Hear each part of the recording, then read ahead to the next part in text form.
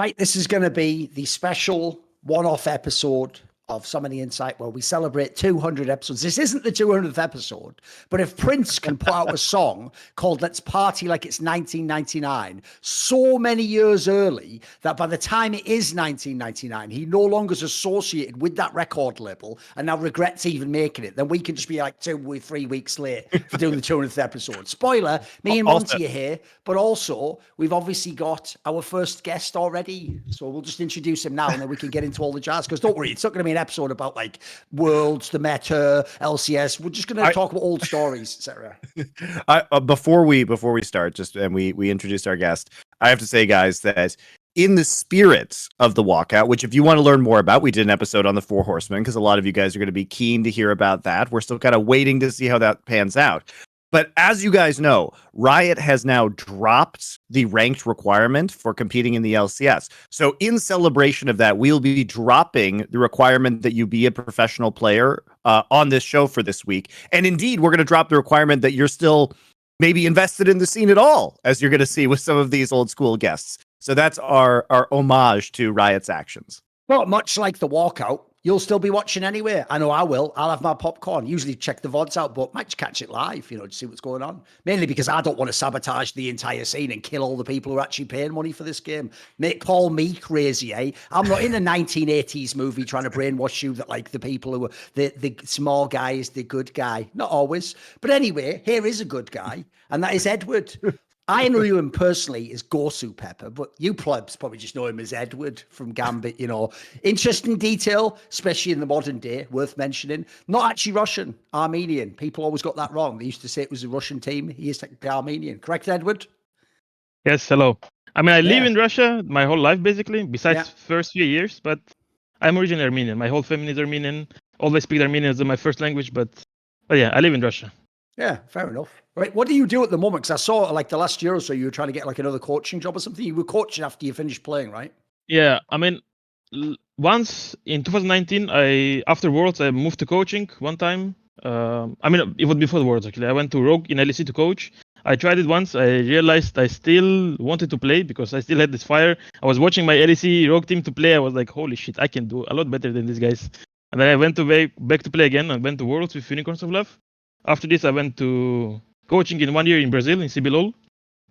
Went back to play in LCL, but then war happened. LCL got cancelled, like League, Valorant, all these LCL things got cancelled, Russian things, Russian leagues. And then now I'm coaching in MENA region. MENA is a Middle East region, new region in EMA. And then I'm coaching there for last split and continuing with this split as well in the team. Okay. Now, obviously, the premise of this show isn't to talk just about Modern League. I said that we'll talk about some old stories. So if people don't know, one of the episodes that's going to hold up the best from the old days is the first time Edward appeared on Some of the Insight years and years and years ago, because that was where I'd already talked to Edward and done an interview with him. So I knew behind the scenes a bunch of the stories. But the famous thing that happened was Monty, as he is wont to do, because he's watching Korean League of Legends, he's watched like the highest level macro. He made that classic mistake where he watched what Moscow 5 did, and he thought, right, this must be genius. What they've done is they've calculated, like, they understand the way the lane works and the way. And what we discovered on that episode, it was my joy to bring this to Monty, was things like in a world where the whole meta in like season 3 and 4 was about like TP, who had it and who didn't. Darian just wouldn't even tell people if he had his TP up, and they would group and be like, Darian, quick, TP in, and he'd be like, I don't have TP now. Edward famously wasn't even timing the flashes because, as he famously iconically said, if they come to lane, I will shit on them. And then if they come again when I don't have flash, I will just shit on them. Which I have to say, that's a kind of counter logic that you actually hadn't experienced before, Monty, was it? Yeah, it's fresh. It was a refreshing new mindset of the way to play the League of Legends. And by the way, you guys have to remember that during this period, Moscow 5 was one of, if not the dominant team, like we've talked about many times on this show, was the favorite heading into season 2 Worlds among most experts within the scene. And then, also was straight up just dumpstering Korean teams at international tournaments, especially the IEM events where they would travel over to Europe, and then they would be, pretty convincingly beaten a lot of the time. Here's a piece of trivia. Aside from, it was actually the last time they played together was in the season 4 spring split of LEC EWCS. That was the only time ever that lineup finished below top 4 in a LAN. So you can imagine, like, essentially a bad LAN for them was come like 4th, guys. That's how outrageously good this team. By the way, Edward, along those lines, look, it's obviously a bit of a wound that we're opening here, but you could have been the season 2 champion, right? You could have won Worlds. Oh, don't remind me. Season 2 was like so bad. It was the time we were supposed to play the day the World Elite and CLGU match was getting DDoSed. Oh, the one that lasted like a day and a half. We were supposed to play this exact day after their match, but it got so delayed, and our match got delayed for 1 week. And during this week, for 1 week, okay. Yes, and we had no team to practice. And during this week, Genja got a flus. I don't know, is it correct word to say? Like yes, tooth infection. And his like his face got like twice bigger on one of the sides. He couldn't really speak, and he was like not playing good after this. Wow. But obviously, like it affected us a lot. Obviously, the team also we had to play was more prepared into it as well. I think we lost the momentum during this tournament as well, during this break. I'm pretty sure if we would play that exact day we would like 2-0 TPA and then easily win the finals, because the final team we were supposed to play, I think it was Azubu or Frost. Azubu Frost, yeah. Or CLG, yeah. Like yeah. they're both like super shit compared to TPA or us. They were obviously very good teams, but we know how Edward talks. That's kind of back then. I mean, compared to normal people, like of course they're like good players, but compared to TPA or us, they were like way below level. I've told the story before because sometimes fans ask questions at the end of these episodes, Edward. Like, if you can go back and you can do one thing, and I always say all I would do is I wouldn't change anything else in history. I would just go back to that day during the semi-final, and I would just come up to you guys, and in Russian I would just say to you basically, ban Nidalee. That's all I tell you. Now just disappear into a time machine. No one would ever know what I did. That's the dream, right? That was Darren special as well. After first game that we lost to Nidalee, we're like asking Darren, is Nidalee a problem? He's like, no, this champ is so shit. Like, I will just play something else, and we will do better. And next game, same things happened. And unfortunately, it was best of 3, not best of 5. So that's true. It was, yes. Semi-finals used to be best of 3 back then. Believe it or not, guys. Yeah, isn't that wild? So Edward, you said that the WE versus CLGU match was DDoSed. I can actually tell you what happened that day if we're revealing things. Okay, go ahead. So this is a very funny Riot story. So remember on that stage, the stage rotated. It spun around. So the idea behind this, guys, was that the teams would be able to, because this was before you had like hot swappable solid state drives. And so the teams would have to set up, and there was a lot of time it took to set up for the next game because you'd have to put in all your settings because the game was super janky, right, Edward? So it took like 10 or 15 minutes to get ready for a match, right? Is that fair to say? Yeah. Yeah. So basically the idea was 2 teams would be playing, and then on the opposite side of this wall, 2 teams would be setting up back to back, and then the stage would rotate and reveal the new teams to... First off, it was supposed to look cool, obviously. And second off, it was just supposed to reduce the setup time on stage so there'd be less downtime between games. So, Edward, what actually happened was it wasn't a DDoS. They couldn't figure out what the problem was that day because all of a sudden they lost internet connectivity to the stage. As I have been told, what happened was because the stage rotated, it severed the internet cables underneath the stage. And so the PCs no longer had access to the internet because they built this stupid rotating stage. And then they couldn't figure out the problem. Okay. It's you shouldn't have told me. I feel worse now. Not the first time Riot Spin fucked up a bunch of their events, is it? So there you go. By the way, I actually just looked it up now. Edward appeared on the 18th episode of Summoning Insight. We're over 200 now, guys. And that was in August of 2014. So that was 7 years ago. We're all still alive. Good job, everyone. I wouldn't necessarily have known that all 3 people in that call would be alive 7 years later, but we all made it. We're all looking good still. All still doing things in League of Legends, shockingly. Indeed. By the way, Edward, we were just telling those funny stories there. Now, someone wouldn't imagine a player like that. Like, you were a very aggressive support player. You essentially just wanted to go in and fight and fuck up the other team, etc. People probably wouldn't imagine you'd become a coach. How have you adjusted to being a coach, having to be maybe a bit more calm or more cerebral about the game? How have you found it? I mean, the personality I had in game that it was always like, why should I be scared playing of like video game? Like if we always went to the game, I mean, everyone in Moscow was something like this. Besides the moments later into the years, we would go, and why would be scared to play a video game? We were always playing aggressive. This was like our main thing. We were not scared to play. We were not scared against like who we play. I mean, what happens right now in as well in big tournaments, like new people go, oh my god, I'm playing against Gumayusi, blah blah blah. Like this gets into people's head. In reality, they just play against the same champion they play themselves all the time.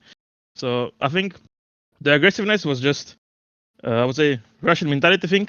But I was always kind of guy who would gather all the information and keep it. I would remember all the stuff. I always helped in my teams. I think after I went to LCL in 2016, I was always and player and coach at the same time in every team because there was no coaches in the Russian league at all, in Russian scene, CIS. Oh, okay. So I was always doing and coaching stuff and manager stuff. I was booking scrims, coaching, reviewing, playing in the same time. So always had this thing. I always like leader personality. I had this always. When I was younger, I couldn't do it because I had like people who Genja, Alexic in my team. Genja was 7 or 8 years older than me. When I was 18, he was like 26 or 25 or something. So I couldn't really do it in this team, obviously. But yeah, I always, when I grew up, I always had this leader mentality inside and outside of the game, and it helped me a lot to go into coaching. And at the same time, I finished university, master and bachelor degree, psychology. So it kind of helped me as well. Wow. Okay. The joke is, obviously, after being in Moscow 5, he was like, I better fucking learn about this psychology thing because these guys are fucked up. By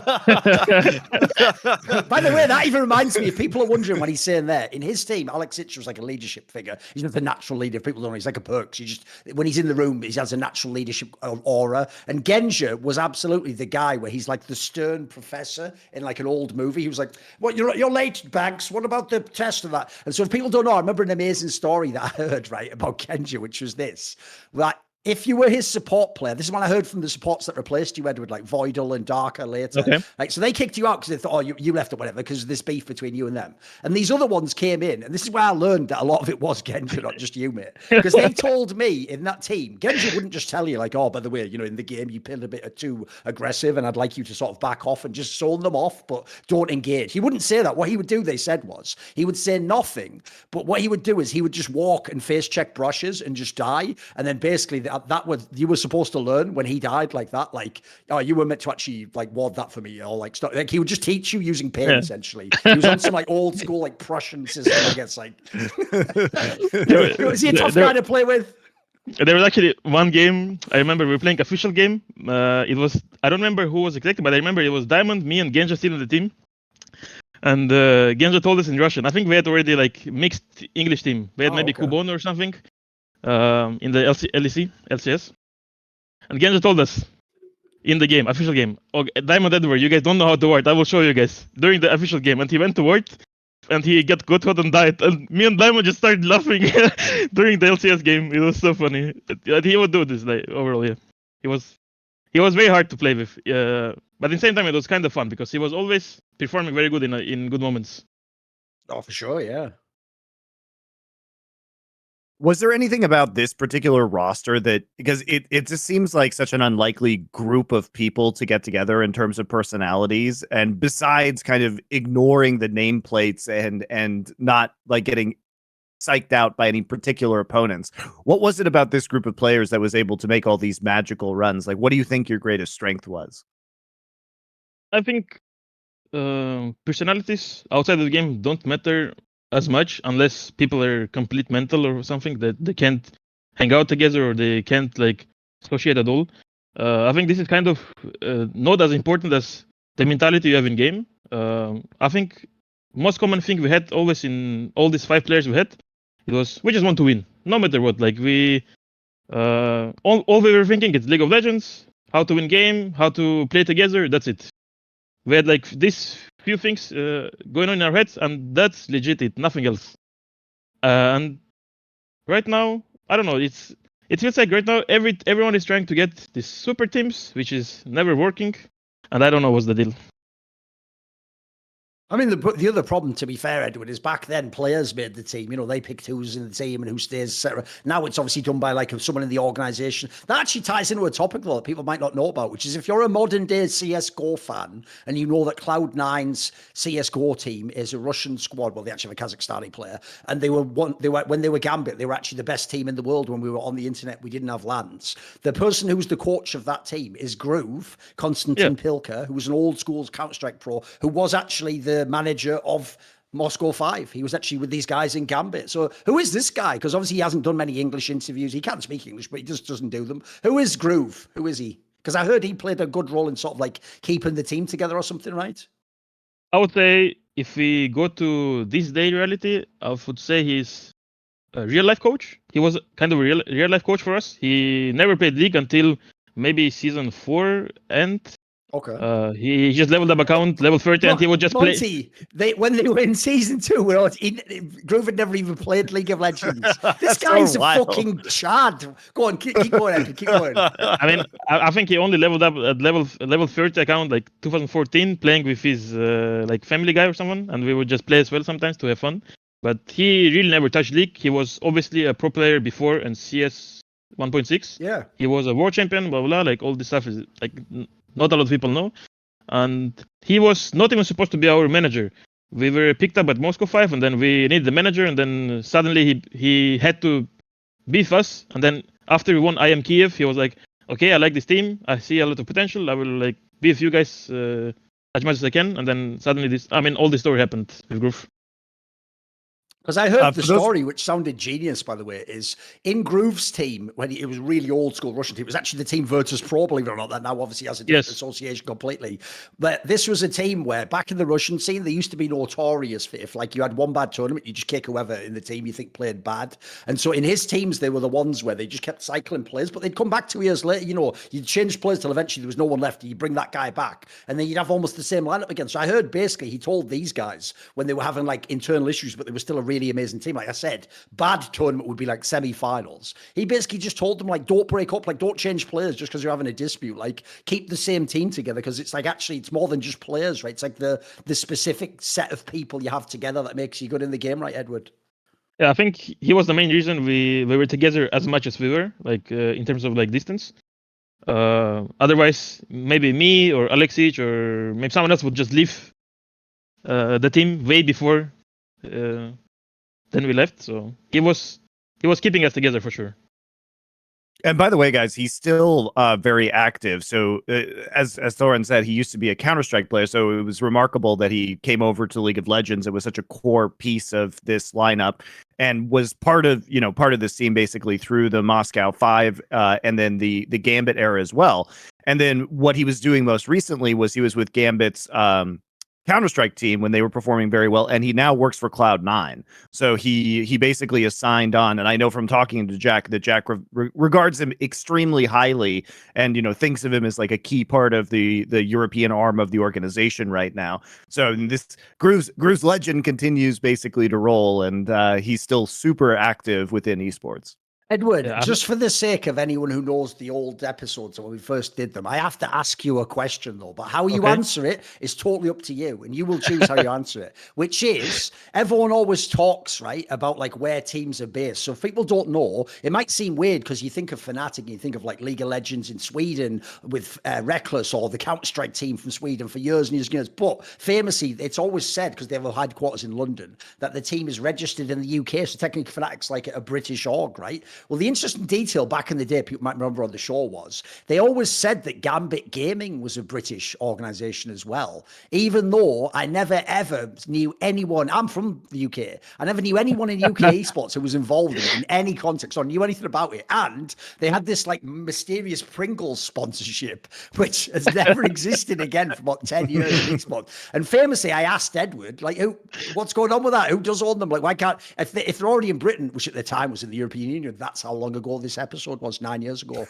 That back then, I was like, how could there be a problem with visas even? It's a British org, and Edward famously didn't want to answer. So I'll ask, in the modern day, can we get any kind of hint? What was the deal with Gambit Gaming? Is there anything you can tell us? I for sure know Gambit, the organization was registered actually in UK, but there was no like a lot of UK, not UK people working there. But Pringles thing, it was like complete fake back then. We I knew it. There you go. I wondered. I was always like- wondered, mate. I think we were sitting at IM Hanover or something, and we're like all eating Pringles, and we're like, okay, let's do a sponsor, like put the Pringles on our t-shirts or like jerseys, whatever it is. Oh my And then Why is this team like a fucking James Franco and like Seth Rogen make an esports team movie or something? It's What? ridiculous. I know, it's mental, isn't it? Did Pringles like send you a cease and desist? Like, what the fuck? and then I think group wanted to contact Pringles, and actually in same time we contacted Pringles and wanted to like work with them, but I think it never happened afterwards. Here's my Didn't dream, work out. Monty. My dream is this is what happened, is that I like to imagine that even Pringles with their global empire has a similar problem actually that the Soviet Union had, which was when you send information from the central headquarters all the way out, obviously it can all get fucked up by the different people it goes through and their motivations, right? So what I like to imagine is this what happened, Monty. Someone did go, wait a minute. Is this the Moscow headquarters of Pringles? Yeah. You guys have sponsored this team Moscow 5, and like that, and like you sponsor Moscow 5, the team that's winning a league. Yes, and you got that deal with them signed. Like, what is it worth? Like almost nothing. Like, good luck. God, like, and then some guy just took credit for it. I want to imagine. I thought, yeah, that is such a mad, because that's what he says. You'd think you'd just get shut down immediately, wouldn't you? That shows you how small I esports was. fucking love it. You know the irony of all of this is that one of the sponsors that has been interested in potentially sponsoring our shows has actually been Pringles. Like that's been somebody. We've been talking to. Was it just actually Edward pretending and calling Monty? What, did the guy have a bit of a dodgy accent? That's all I'm asking. Was that real? Weird. I got connected to Pringles' Russian marketing division. There I you thought it go. was strange. There you There you go. It's just Darian the whole time. The prank went out of control. Edward, are there Pringles in Russia? Can you buy them? Yeah, of think you course. can. I think. Yeah. Okay. I mean, I have no idea. At least, I mean, I think like 95% of brands Yes. left. I think you still can find Pringles, but already everything got changed. Like everything is like because of the either from embargo. Russia. Yeah, but Right. it's legit the same thing, but maybe different name. As far as I know, what they do essentially is if you have the factory and all the ingredients, you just make like a knockoff version. Sure. Well, you're not allowed to make it famously, you know. So I assume they just do Yeah. that. By the way, you actually mentioned Gumayushi there. That you actually watching? Were you watching MSI, Edward? Are you watching nowadays? Yeah, I do watch all the events. I mean, obviously I'm Okay. coaching, right? I've got a question then. What do you think of Kerrier from T1, the support player? I think he's really fucking good. You like his style? I can't say like he's the best or not best because like last few years it's really hard to say like who is the best performing individually, blah blah blah, because it's such a team-oriented game. But in reality, like he's for sure one of the best support players happened in the last like 5 years. He's a special guy for sure. Don't you watch though when they play support now, Edward, and think like when you played, the support was like 5 levels below everyone else, wards only, like maybe you complete one item, and like you just pour and everything's for the ADC. Everything when you see how like dude, there's games now where I've seen supports if like they have like the most damage or they just heal everyone in the whole game. Don't you think support's way more powerful now than it was in your day? Yeah, I think game is so much more shit right now compared to what it was before. Like supports have to do like support job, but now it's so like you can play I don't know 80 carries on supports and be useful and be the best champion in the game, like which makes no sense for me. Obviously it's still fun to play. I mean I think it's more for people who to play like solo queue and stuff like this, like for fun players, because no one, I think originally support was like the least people played this role, right? Yes. It was like least popular, so I think they just tried to make it more fun to play. But for competitive, I think it's just unfun, in my opinion. Like you can't see the actual true supports who is very good. Well, Unless I they're think Unless you're curious. Yeah, exactly. I mean, I think that a lot of the, like you're saying, a lot of the balancing has just been to push more people into certain roles in solo queue, and having no money and no items and potentially dying instantly was not thought of as fun by many people. But I do agree that it changed. Getting a bunch of items for free basically did change the nature of the support pretty profoundly, because it made it more difficult to discover who the really good supports are, and also who the good macro teams were in terms of clearing out wards and vision control. Oh, wait, that just reminded me of one other story we cannot go without saying, because this story involves one of the worst moments in Dom's entire career, which is when he played at the IEM final in Katowice, the one that Moscow 5 won, the Hanover event. Oh, Hanover, sorry, not Katowice. Yeah, Hanover, not when you play this one, that was when, remember, now it's standard, Monty, that a support will roam on a certain timing and plays vision or go and skirmish. At the time, support stayed in lane with the ADC. But in this final, when Dom's Dignitas team was playing, at the beginning of the game, because they picked Urgot for Genja and he could just 1v2 the lane, Edward was just roaming and they just catch, like, was it Dom that they actually caught? They just caught him in the, was it you and Diamond caught him in the jungle, or was it the support you caught? What happened in this game at the beginning? Like, you guys went and just fucked him up in his jungle at like level 1 or something, right? Yeah, I think we killed Dom on red buff, and then we ganked the mid lane, killed Scar, I think. Whatever. Yeah. I mean, but this is not a good example. It was just an A team. Like, even before it was an A team. So No, but imagine being those guys. Like, imagine being Dom, like, oh, fuck, I'm at my first huge slam. Like, team's popping off, Foy Boy's doing a good game. Maybe I can win this motherfucker. Like, level 1 of the game, money. Well, just get my buff. Edward just comes out of a fucking brush with everyone in on him. Then they go gank Skara. Game's basically fucked like 3 minutes in. It's like, oh, well, that's good. the funny part about this strategy is that we came out with this strategy with Genja playing Urgot 1v2, with me and Genja fighting together, and then like during the scrims or whatever it was, like practice. And he said like, fuck you. I said like, fuck you. And then I said, I'm not gonna lane with you. Like, okay, I just left the lane. He suddenly won 1v2 with Urgot. Then I suddenly killed people on mid lane and with Diamond, and then we say, okay, can work.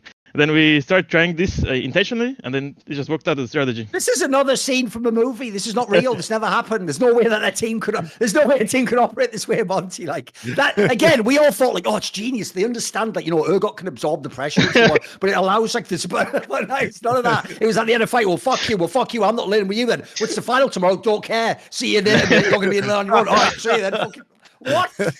I mean, that's what I'm telling. Like, even though we would like, for example, fight, we still would care about the game a lot, and we wouldn't give up, you know, like we would just keep playing, even though we, for example, we didn't want to play that exact game together, but we still would try hard and try our best in any game. I mean, this was just the best. Like right now, people are so tilting so much. I think it's just getting out of control. Like especially this young generation of League of Legends players, it's something special. Like holy shit. Yeah, they're all in the feelings, mate. They're all just like, oh, I'm having a bad game. Oh, I feel bad. It's like, mate, you should go back in time and play like old solo queue where they weren't even banning you from chat restriction. Motherfuckers were just typing novels about how your whole family's going to die. Like, oh, well, you were just like, well, I might. And if you want to win the game and you're the jungler, you still gank their lane because they're playing fucking Nasus or something. So that's what it was like back in the days, boys. You just swallowed it. That was the Russian advantage because they have a long history of writing novels about how your whole family's going to die. There you go. Shout out Dostoevsky. That's actually too fucking funny. Yes. What was, by the way, what was Groove doing during all this? Because you said that you think the team might have broken apart sooner, but when this kind of stuff would happen, how was he interacting with the team? You mean during the M5 times? Yeah, like times? Like when you would have these disputes, what would he be doing? What would he be saying to you guys? I mean, I don't really remember like specific things, but basically, he couldn't be always doing working with us because in same time when he was like our manager, he would also have like visa agency. He was working there. Like sometimes he wouldn't be with us. But every time we had like super heated arguments where we're very close to fist fight or whatever it was, we would just call him, Groove, it's time to come, and then he would just come and fix all our shit. And it would happen like maybe once a week or twice a week, or maybe once or 2 weeks, whatever it was. But yeah, he was just a guy, basically a psychologist for our team, I would say. By the way, that thing you said earlier as well, I also agree with, because that's one thing coming from Counter-Strike. I was so disappointed with people where you would play and they were scared to go in case they got shot in the game. It's like, you know, it's already in, we're not in the Matrix now where you feel pain. Like, it's a fucking video game, just go in. It's why I always play like entry roles myself. Like, just like fucking video games, mate. Like, maybe you actually need to just get your ass kicked on the way home one time. Then when you get home, you'll go, oh, this video game compared to that. It's fucking awesome, isn't it? No one even hits me in it. It's just all fictional in my mind, isn't it? Because I always thought the main reason reason, Edward, why your team was doing so well against the Korean teams. It's actually what you were saying, is that you were one of the only ones that weren't afraid. Everyone else went in the game and they already thought like, oh, they're so good, or like, oh, they'll probably win, or they're just better than me. You guys used to just essentially just go up and just punch them in the face, sort of. I think every player in our team always fought their best in their role, like by far. Like no one ever thought they have anyone to compete with. And I think it was my mentality as well. So I think that helped as well. Like maybe it's a fake confidence, or I don't know what it's called, like what you can say it, but they were all super confident in ourselves, in each other. So it just worked out together. Right, we're going to have to move on because we've got a lot of people coming on here. But we thank you for coming on here, Edward. Thanks, Edward. It's been great lived up to the legacy you Thank you. brought to the show. We even did find out something about Moscow 5/Gambit after all these years. The Pringles thing. The Pringles were fake. I love it. All along. All right, I'm happy you guys enjoyed. Thank you for having me. Yeah, peace. Right, Goodbye. we'll switch to the next person.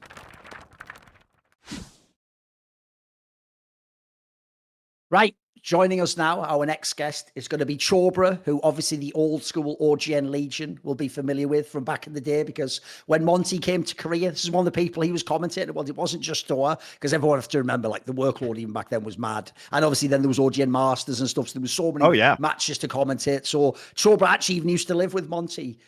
Mm-hmm. They used to share an apartment together. Yeah, way back when, actually.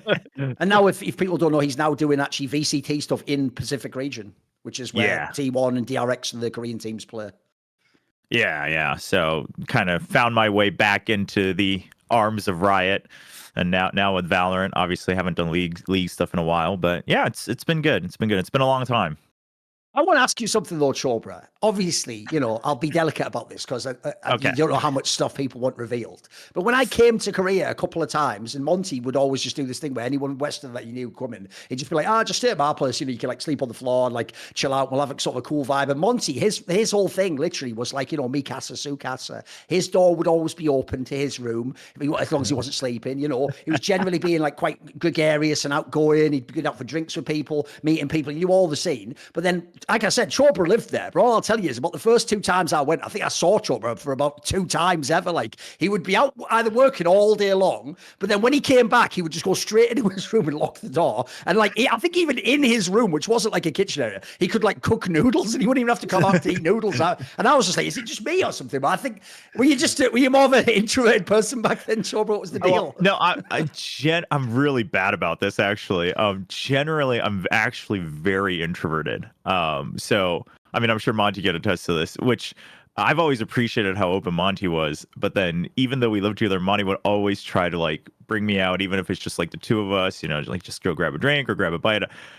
Like my default always just like, nah, like I'm just gonna sit in my room and like play video games or, do whatever, or like sleep or whatever. And I still actually, I've gotten a lot better over the years, but even now, I mean, now I also I live right outside of Seoul for the time being, so I live a lot, far further away than a lot of the other English casters that are still out here.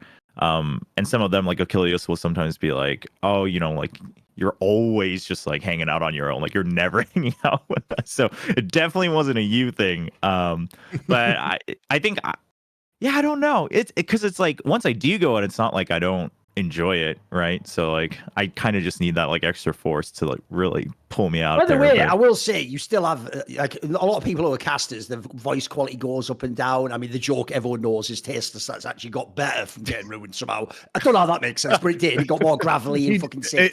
He blew out his vocal cords and his voice actually sounds makes better. Makes him sound way better. But you actually still have the same. You have a great voice for fucking commentating. I think you've got a great voice, Chobra.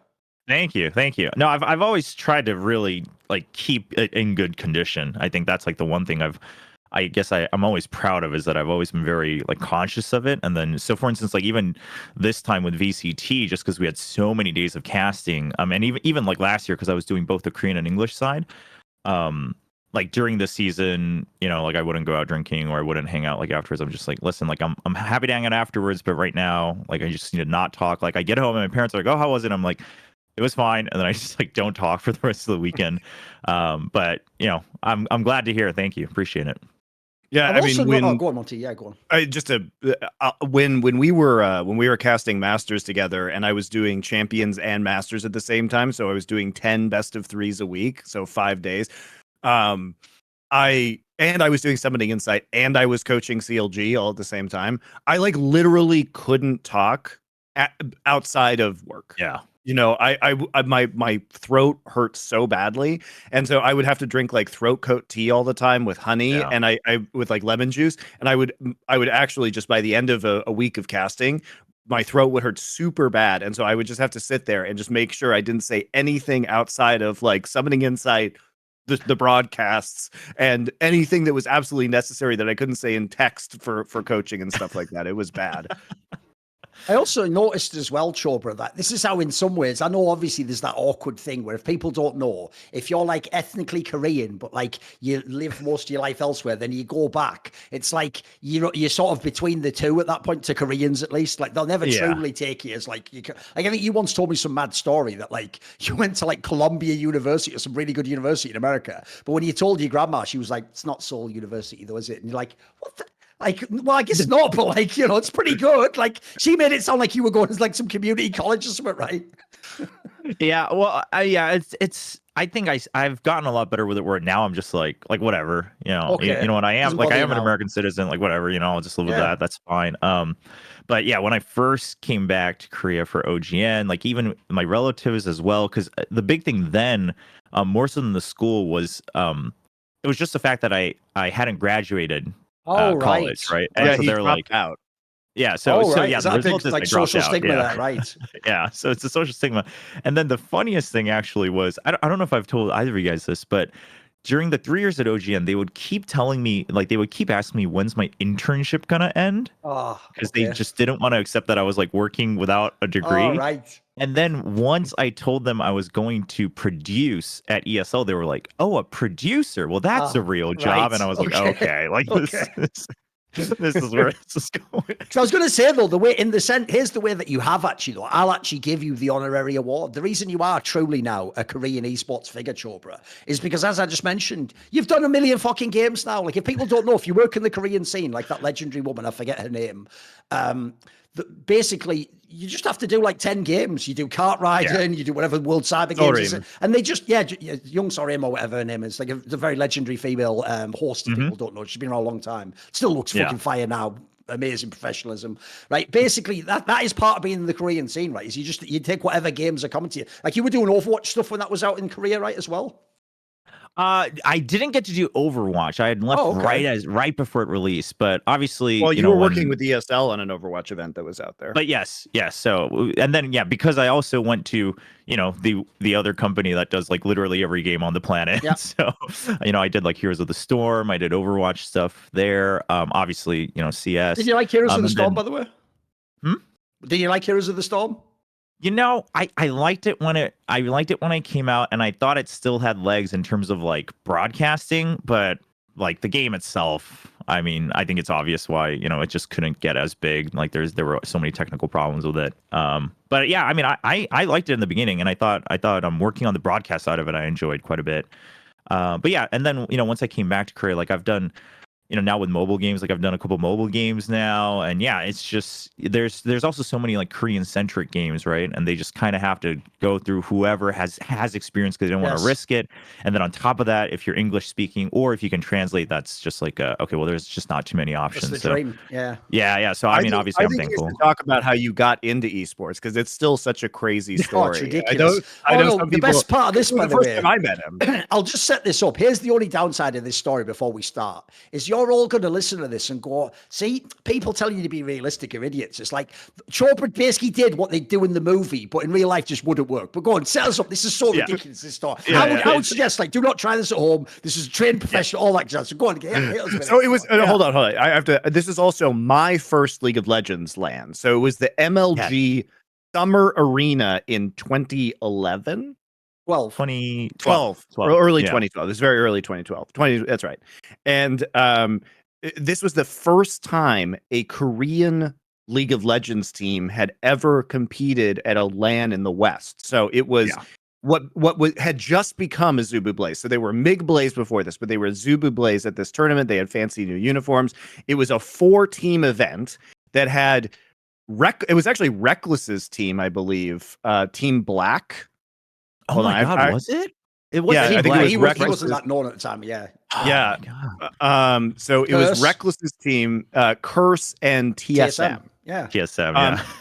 And by the way, this was a very unique event because this was, as far as I know, the only time where coaches were allowed on comms for the entirety of the game. Oh yeah. So it was it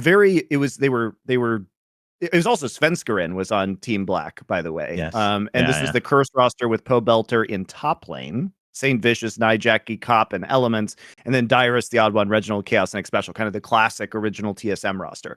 So this was, and then by the way, Reapered, who you guys probably know is, famously a coach in NA, he was the top laner. This was the last event he played before he got kicked off of the Azubu Blaze roster and replaced with Flame. And then it was Helios, Ambition, Captain Jack, and Lust Boy. And so people were anticipating, there's going to be this big match with TSM, 2-0, of course, in the finals, Azubu Blaze, also 3-0 during the group stage. Very easy clap for the Korean roster. This is the first reality check on North American and especially TSM fans. But yeah, it was very interesting because they would allow coaches. So I remember very distinctly that for Curse, Liquid, who's now the CEO, so Steve Aronset, he was on the headset that entire game with Team Curse, because remember, he also used to be a professional player in League of Legends. Oh, yeah. I forget who. I think it was On Air, the Korean manager who was on comms for Azubu Blaze, because he was at that event as well. And I don't remember if TSM had anybody who, I don't think they had anybody who was on the comms. But yeah, very interesting. So anyway, that it was at MLG's headquarters, which was in a skyscraper in Manhattan in New York City on Park Ave. So anyway, you can now tell your story. This is setting up everything. Yeah, I mean it's very important to remember because it's obviously that's so long ago and we just don't have events like that anymore. But yeah, so for those who don't know, I mean back then I was also just another fan. Like I was literally on Team Liquid's IRC chatting with other fans during OGN matches, like during Korea's matches for League of Legends, like talking about the players and being like, oh, like this is cool, like this player's cool. And then MLG, so I heard obviously that the Summer Arena was happening, so I'm like, okay, that's cool. I used to live in New Jersey, so just right across the bridge.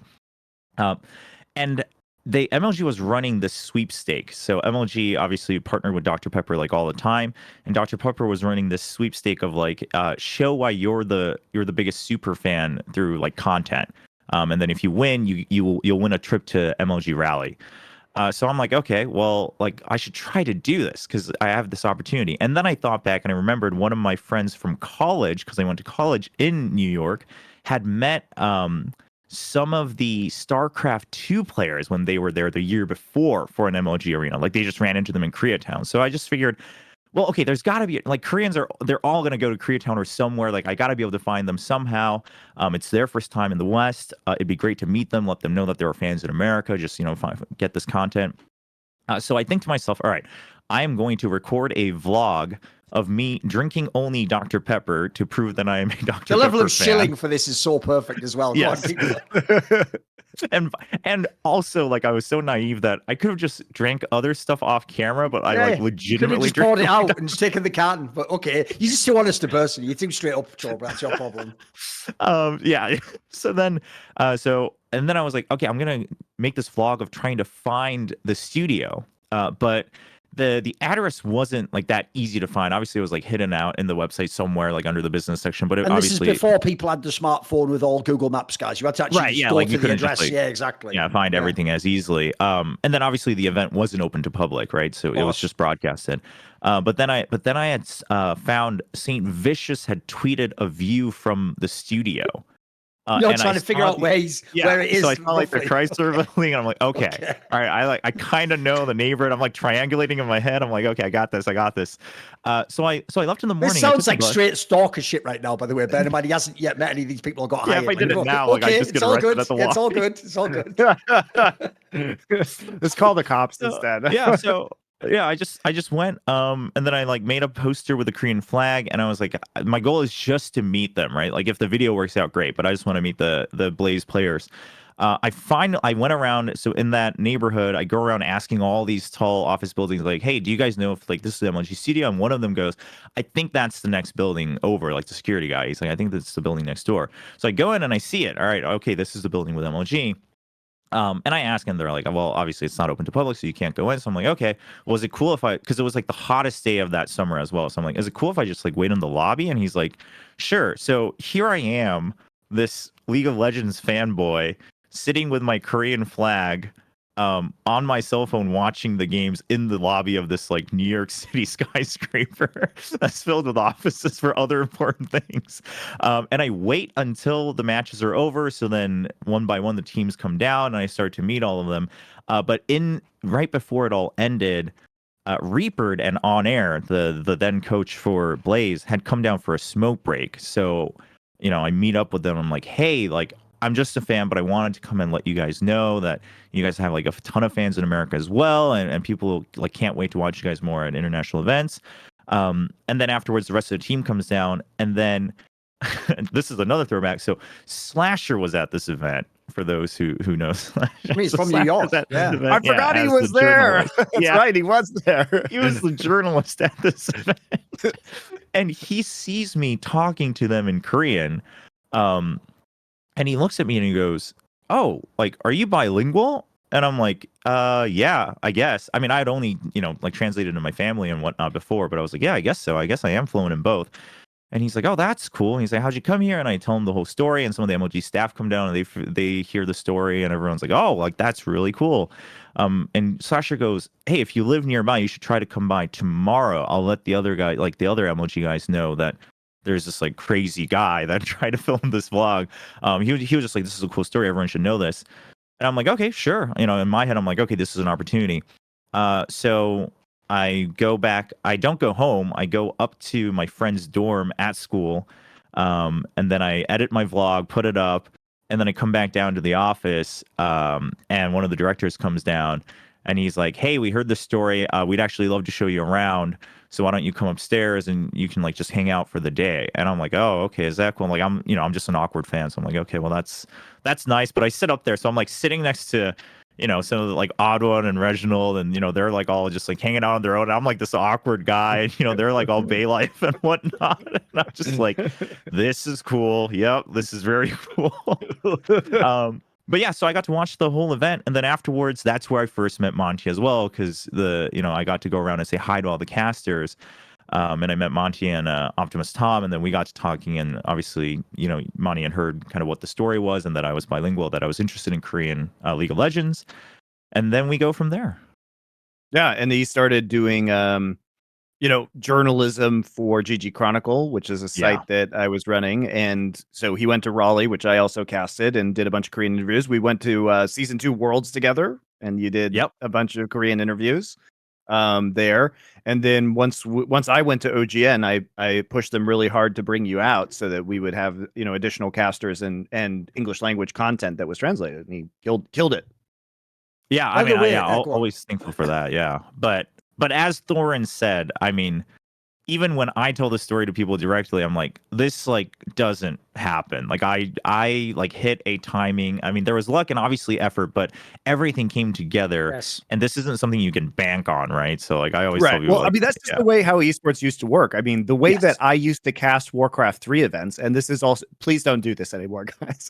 But when I was similarly, when I was going to college and I was in upstate New York, I would literally go to Warcraft 3 events in New York City. I would show up, and because I was a Warcraft 3 caster, and Radio ITG, which was DJ Wheat's casting outfit, they would be contracted to do these tournaments, but they didn't have a Warcraft 3 caster. So I would literally just rock up to like the Javits Center in New York, which is the big convention center in New York, go in, talk to DJ Wheat, say, hey, I'm a Warcraft 3 caster. You don't have a Warcraft 3 caster. And I knew the players, so I was like crashing in their like on the floor of their hotel rooms, and they'd be like, all right, get on the mic, kid.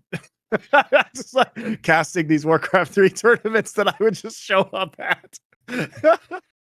Also, the funny thing is, after the period where Chobra left OGN, What's ridiculous is he went and joined ESL, right? And at the time, as well as doing like StarCraft and Heroes of Storm or a daughter and stuff, at the time I remember there was even like I think he did like one of the events that had like Counter-Strike, and I even remember messaging you like, I can't believe you're actually in Counter-Strike, mate, because unfortunately you've picked the one person I can't work with right now, because that was like, if you remember 2015, 2014 was when I was like blacklisted. I was like Voldemort, he who shall not be named, and I didn't come back till like later in 2016. So what's ridiculous is we actually could have worked an event together if the time had been different.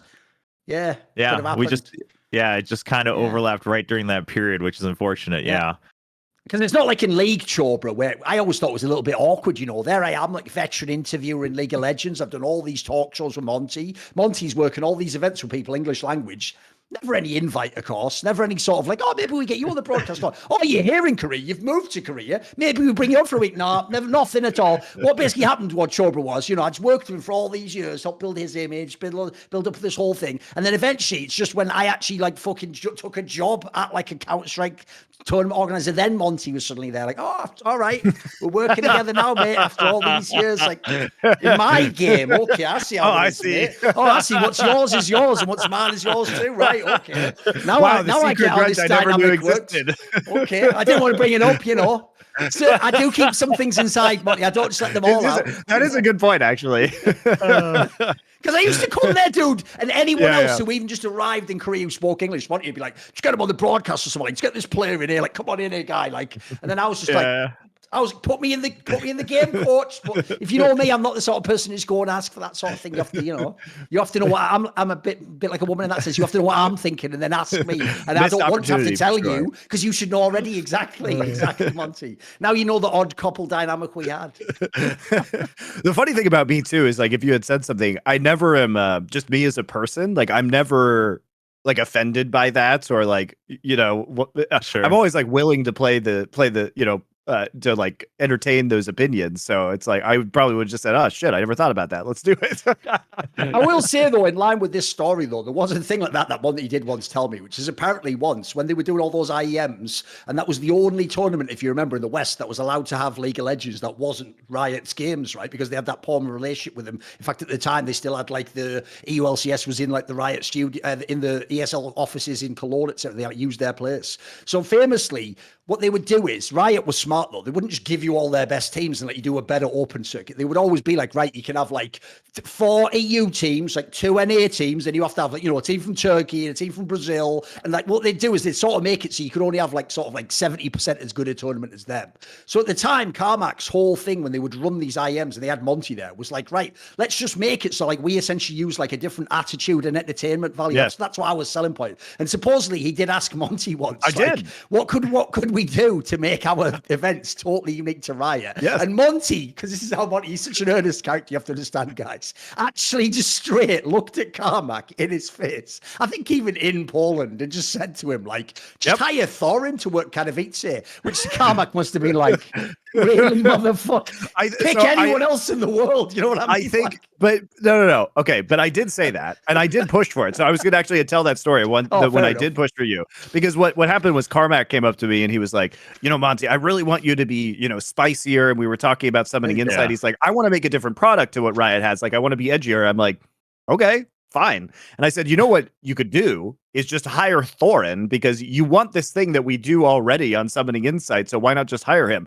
And it didn't have to be Katowice. Obviously, I did a couple of IEM San Jose's as well. That's right. Yeah, true. And I think it was, I don't remember if it was at Poland or it was in San Jose. I obviously knew what had happened at Katowice for Counter-Strike. So, but yeah, I think there was a real opportunity there. But Carmack was like, nah. This just goes to show that people's personal, this is how dumb this industry is that people's personal grudges actually just get in the way of doing something cool.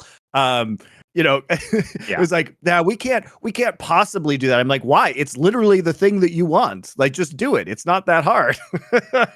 Yeah. So I did push for you. I did. Fair enough.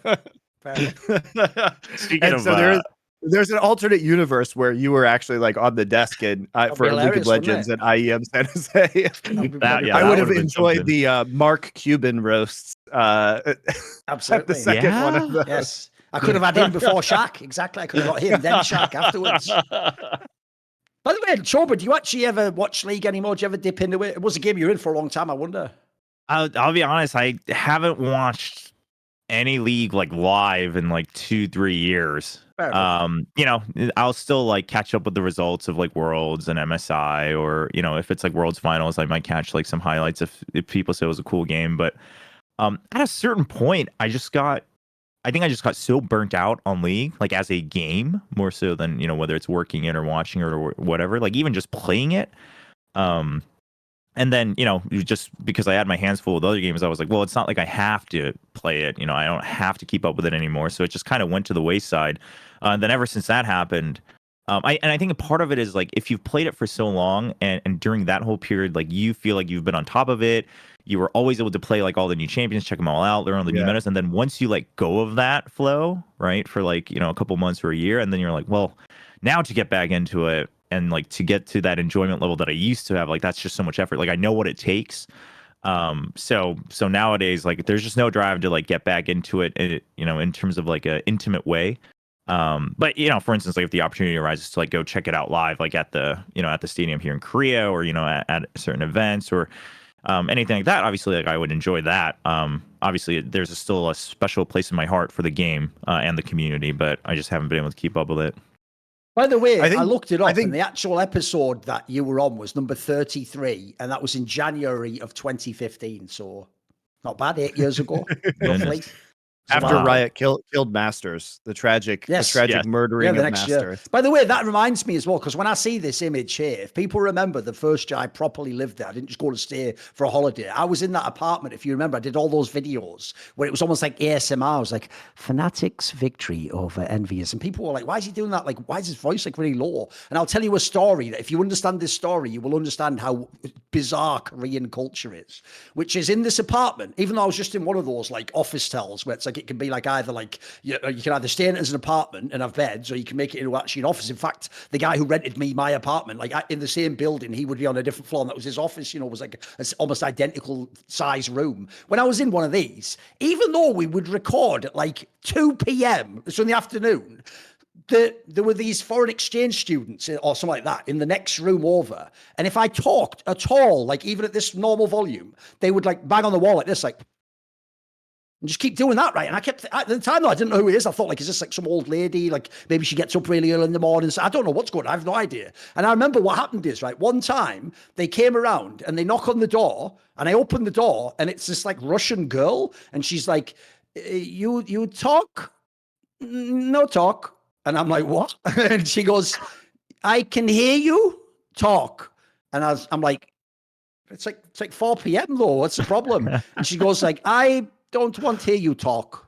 And I was like, it's 4 p.m, love. I was like, if it was like 11 at night, okay, fair enough, I'd stop and say, you know, sorry. But I was like, it's 4 p.m. Like, first of all, I'm just talking. And then secondly, my job is I have to record these videos. So I came in, and because I've been, that's just being from the north of England. That's what you do if someone came and they fucking mugged you off. You'd sort of just tell them, like, shove it up your ass. I'm going back. You fucking come see me if you want more, right? I thought the story ended there. But this part will explain to you how really interesting Korean culture is. Because at the time, I was dating a girl who was a Korean girl, right? And what she told me was this. She told me, like, what will you do about it? And I was like, well, nothing. I've told him to fuck off. I'll just keep talking. And she's like, no, you have to complain. And I was like, to who? And she goes, what you do is go to the person who is your building manager. I'm like, okay. I go to the guy who's rented the apartment, right? And that she says, and you complain to him that they are complaining to you. And I'm like, oh my God. I sort of got it. So I go to him, right? And I say what she told me. I'd say, like, basically, like, these girls are like hassling me. Like, I need for my work to do this, mate. Like, I can't afford to rent the place if I don't do this.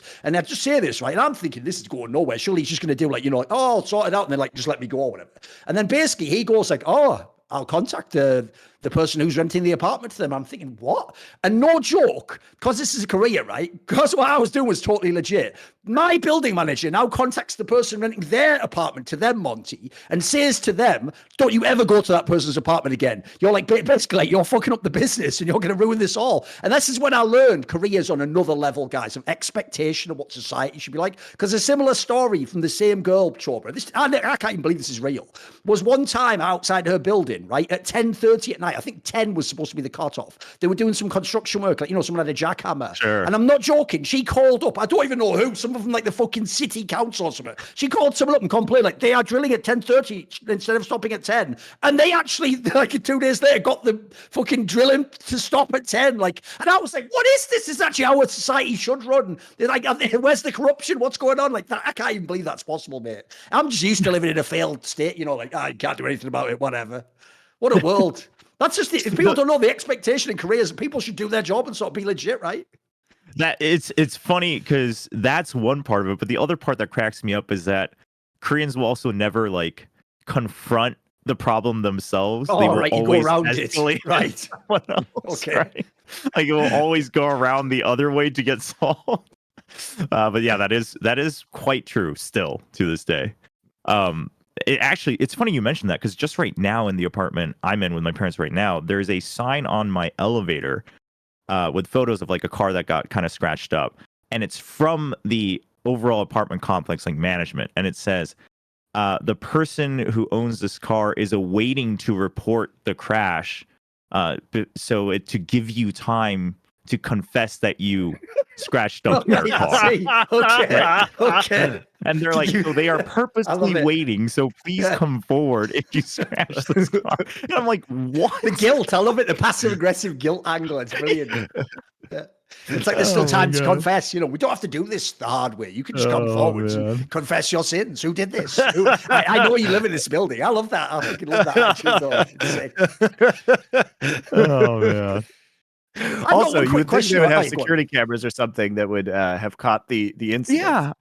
Yeah, that's what I would figure. I mean, all the cars have their own like cameras and stuff too. I'm sure they know who it is, but for whatever reason. By the way, everyone's car has cameras in it in Korea. It's like now that was actually one of the biggest changes over the last few years that I found was that suddenly all of them had traffic cameras in them.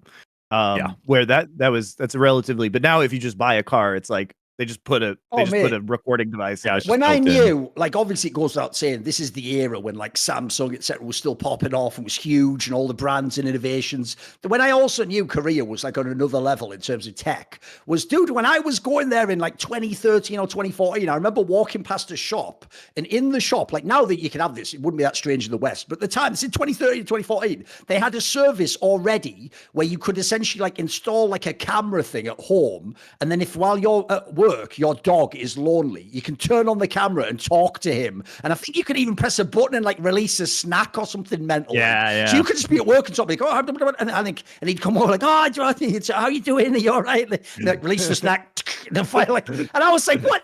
Is this some George Jetson shit? What the fuck is this? It's outrageous, this country. Because what was so weird about Korea is you have this super high tech on one level, but then you also can just take like a detour off the main road, and you will actually see someone who looks like you've gone back in time 200 years, just cutting like a fish up on the side of like a fucking table and then taking it into. Man. Yeah, it's brilliant. It's like the contrast is so wild. Yeah. It's so wild.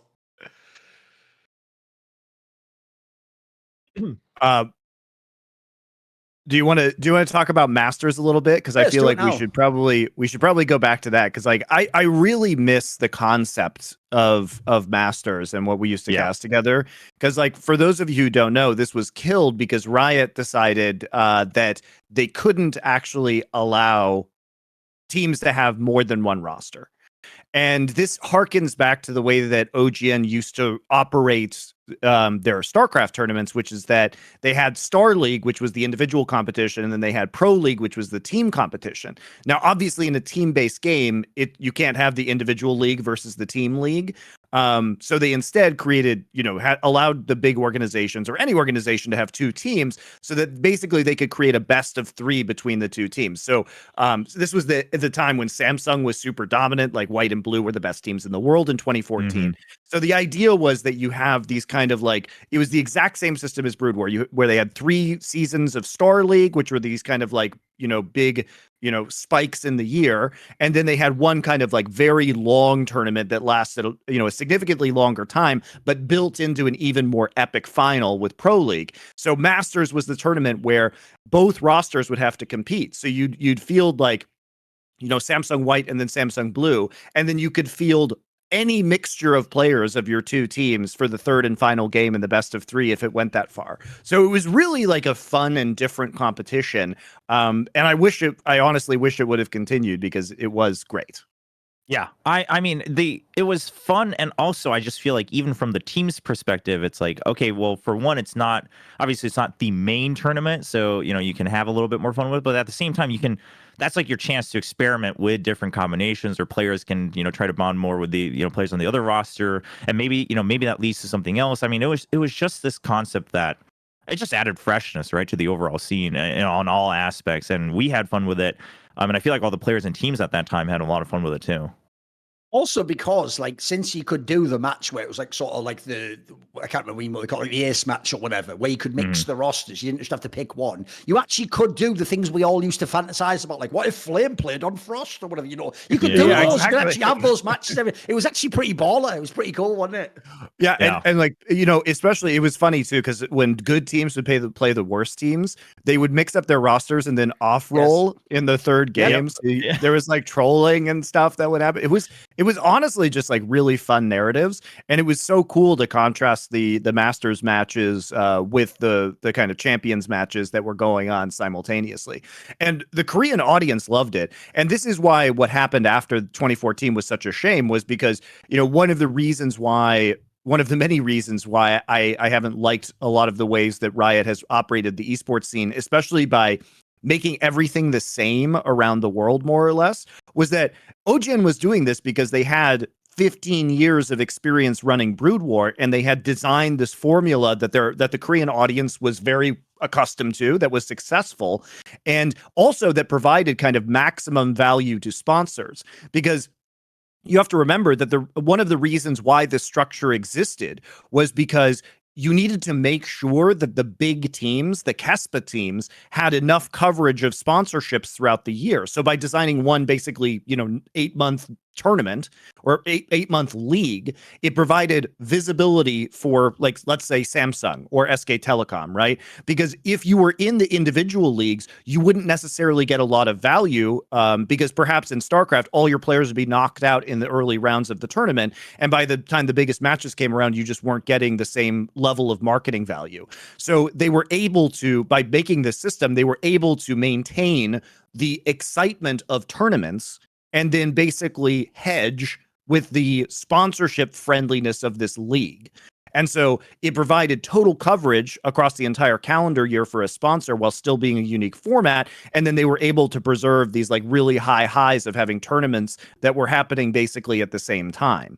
And that way you could run multiple tournaments a year, and it wouldn't matter so much to the sponsors if their players didn't make it as far, because they were guaranteed matches within Pro League, or in this case within Masters.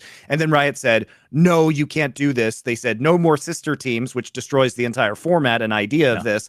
And then they also said, oh no, we have to go to the league with, round robin play, which was not something that the Korean fans were really even accustomed to. No. This was really like an American sports league model that was then foisted upon the Korean audience, and they were not happy with it. By the way, they liked the scene this way. Like, there was a big controversy at the time. Yeah. I mean, obviously, times will change, and people will get used to whatever they're fed, but. And I think a lot of people would agree. Obviously, there's pros and cons to both, but there is that drama and if you're used to that, obviously the entertainment value that comes from that kind of system. But then, like Monty explained, you have the Pro League. I actually never thought about this. It's funny you mentioned that, because I think it just goes to show that it works, because Cartwriter League has been around for so long. Technically, the longest running, because Star League gets stopped in the middle, but Cartwriter also does the same thing, right? Where you have your solo matches, but they used to only do solo matches in the first 3-4 years. And then they realized, okay, how do we make this grow? How do we make sure teams can support rosters, etc.? So then they added team leagues, but it's like in Cartwriter, it's technically the same tournament, right? But they just have the solo division and team divisions, so that even if your players don't do on the solo division, you have your team division, but at the end of the team division, the tiebreaker is always an ace match, right? And you pick on that day, depending on which track was chosen, of all right, today we're going to let so-and-so race in the final, in the final tiebreaker, or things like that. And it just adds so much drama. And that's, I think, one of the other reasons why people still watch that game, no matter how old it is. Obviously there's a new one out now, but because that format just adds to that entertainment value and kind of that exposure as well. By the way, another thing I would say is, because me and Monty were discussing this recently, where what they do in LCS now is, even though like we're so many years into the game, to save money, some of the splits, same as LEC, just take place in the studio for the finals, like of the split. And then even though Monty's angle was like, yeah, but you know, they don't want to rent a stadium. I was even saying like, bro, like you come from Korean esports. Like in Korea, all you do is you go, you find an industrial park where no one's using it on a Saturday. You just clear out the whole room. It's all just big pillars inside, or you get like a high school gymnasium in the office. And you just Or put a in, literal like, airplane hangar. You put in 10,000 plastic folding chairs, literally. Someone unfolds those all at the beginning for 3 hours. You all sit there. They have the fan club. Look, it looks sick from inside when it's lit all people. But if you should see guys at the end when everyone leaves, you're just inside like an empty building. What the hell? This seemed sort of like classy and baller a minute ago. Now it is just, again, a gymnasium with a bunch of folding chairs. Like, it's amazing how much of esports is like the magic of the broadcast show. But it's a bit like people will know that the StarCraft fans. If you ever went and you saw like Gorm or fucking where Tassus and that, it's just the camera angle is the genius. The camera angle makes the studio look huge. But when what you see is that is all the fans. Like that angle just covers all. It makes it look like it's cross section of it. But it was just that there were 300 people. It's just like the magic of the camera, isn't it? Yeah, absolutely. I mean, even the old OGN stadium in Yongsan, when I first got there, I was like, oh, this is like way smaller and like older and poorer looking than I thought on camera. And then you're right, like the GOM TV studios, obviously now the Africa TV studios for StarCraft is just the same. And it's just like you can do more, right? Like you can always do more with the camera. And this is something that I had to fight for so much at ESL for a while when we, had kind of that influx of TV people that came in. But what ESL had was we got a couple people from reality TV. And if anything, reality TV does things even more haphazardly, right, than like old esports. So they were also flabbergasted and like, oh, well, we can't like do a show like that because it would cost too much. And everyone's like, no, you literally just need like 2 cameras and 1 light, and we'll like make it happen. Everyone's like, well, no, we couldn't do that. And I'm like, what do you mean? It like literally happens on TV. Like we have proof that you can make it work. So it's just a shame. And it's funny you mentioned that happens in like LCS and stuff right now, because I had no idea. I was surprised to find out that the VCT Americas and EMEA finals were held just in the same studio. And then for us at Pacific, we like moved to, an actual arena, and just to have that opportunity for the local fans and the local casters, because not everyone gets to go to all the international events. Not every team gets to go to all the international events. It's just like a different experience, right? And it's like, yeah, I mean, yes, sure, I get it. It costs more, and there are logistics. Obviously, like I've been on the back end as well, but it's like, at the same time, the value it brings, I feel like the intangible value it brings is so much more. Okay, right. Well, here's the thing. I mean, you go on, Monty. Oh, no, I was just going to say it's easier to do in Korea, though, because there's a fan culture of showing up to these events. And like, there's a lot more people who want to go. So and also the venues are a lot cheaper in Korea. I did do a video like 4 or 5 years ago now. People can go look where I told Western teams like TSM, make your own fan club and do it like Korean esports, where you book like tickets for them. They come to the venue, they sit together, they have group chat. Literally, people start to do it in CS:GO. If you don't know, in CS:GO, because Brazilian fan base pump viewership massively, teams like Heroic and Astralis have like a Brazilian fan club, and they communicate with them before they go to like an event in Brazil, or if they're coming to like the major or something. And they sort of tell these people, because Korea's figured this out years ago. Like some of that is not organic, guys. That fan club, they have a sort of an agreement, the head of the fan club with OGN or whatever, to like, you come at this time, we'll let you in early and stuff. Here's your section of seats. It's actually very cleverly done. It's a good way to set it up before you get to the point where you're like, European soccer and you can have 100,000 people in a stadium. Yeah, but that is also true. Like that's the other thing that what Monty brought up is all that, and then plus just like traffic logistics and just everyone being so condensed, especially in Seoul, which is why even in Korea, like unless it's League of Legends, if a finals is held like right outside of Seoul, it's always kind of iffy, right? Because it's like, well, that's just not where everyone is, and you can't like stay there until late because the subways will end earlier, et cetera, et cetera. So Korea is blessed with the infrastructure as well. That is true. Yeah, true. I mean, Seoul itself is bigger than some European countries. In terms of population, it's got like 20 million people in the surrounding like Seoul. A little too much, Right. Well, here's the thing, Chobra. It was good to see you. See you in another 8 years. We've got to go to the next guest now. You can go back to your room. See you, mate. All right. Sounds good. Nice catching up with you, man. All right. Right, our next guest appeared on episode 22 of Summoning Insight in September of 2014, before I was fired from On Game. I'll just throw that detail in there so people know I was always spicy. You need to know that. So it's the person who there's two ways this goes. Either he was one of the great cerebral thinkers of European League of Legends, a captain from the support position. He helped define some of the sort of side lane concepts and how wave management worked. Or he's just one of the original people that Thorin built this whole narrative out of. They got really out of control and maybe he was overrated. You decide which of the two it is. I'll meet in the middle maybe. How are you doing, nRated? I'm doing fine. How are you? Yeah, not too bad. Not too bad. Still an First of active all- coach in the scene. Yes. Tell That is us about correct. yourself these days. I'm a coach for Eintracht Spandau. It's an organization that is really based on Germany, making content and events for fans in Germany, which I think is quite refreshing comparing it to other organizations. We've just recently had like a Sommerfest, which was just a little festival with a concert, with some games. Over 1,000 people. It was pretty much sold out and really crowded. Was really fun and really good. And these kind of events just happen on a regular basis with us here locally in Germany, in Berlin, in Spandau. It's our hood. We own it, and therefore we try to make the most of it. We're even in contact with local politicians and so on. It's a really fine thing to do. Besides that, I'm obviously still coaching. I went back at it. Was starting again with Rogue, where Freddy is head coach.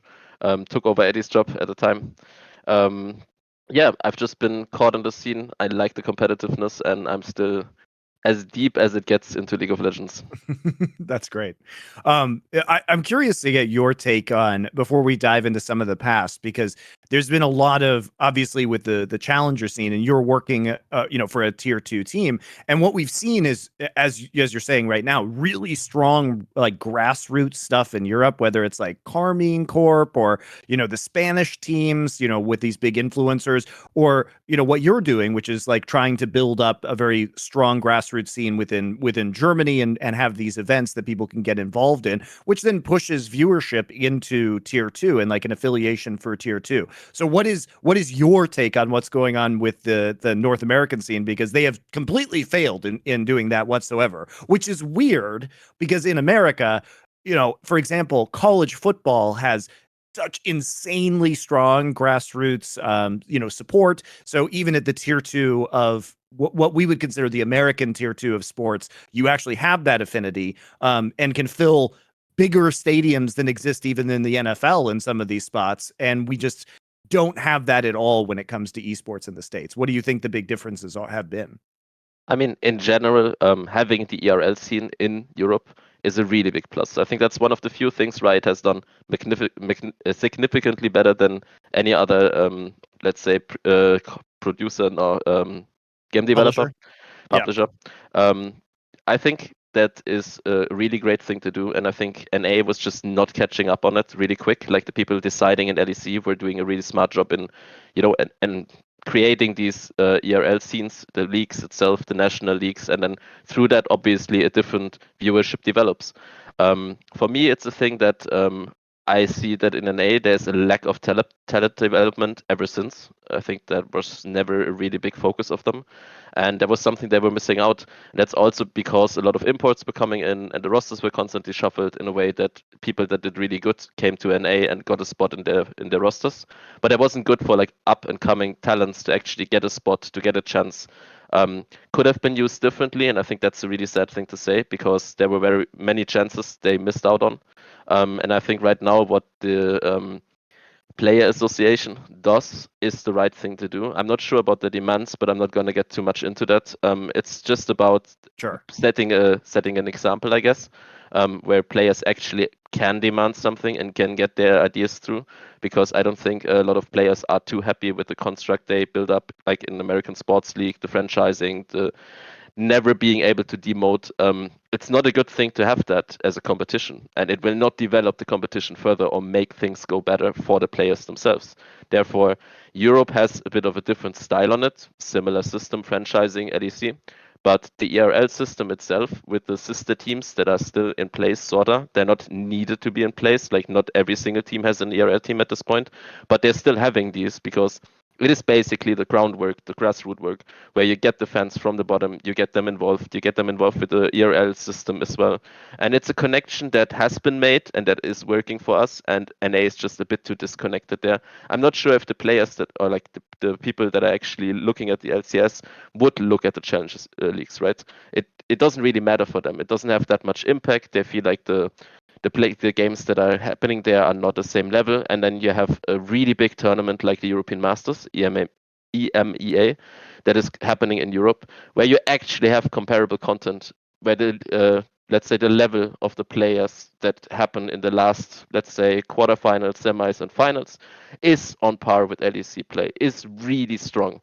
And then you have an actual competition happening, which is exciting, and obviously fans want to see exciting stuff. And then I think this is just a major difference, where they have a disconnect between what they want to achieve and what they should achieve.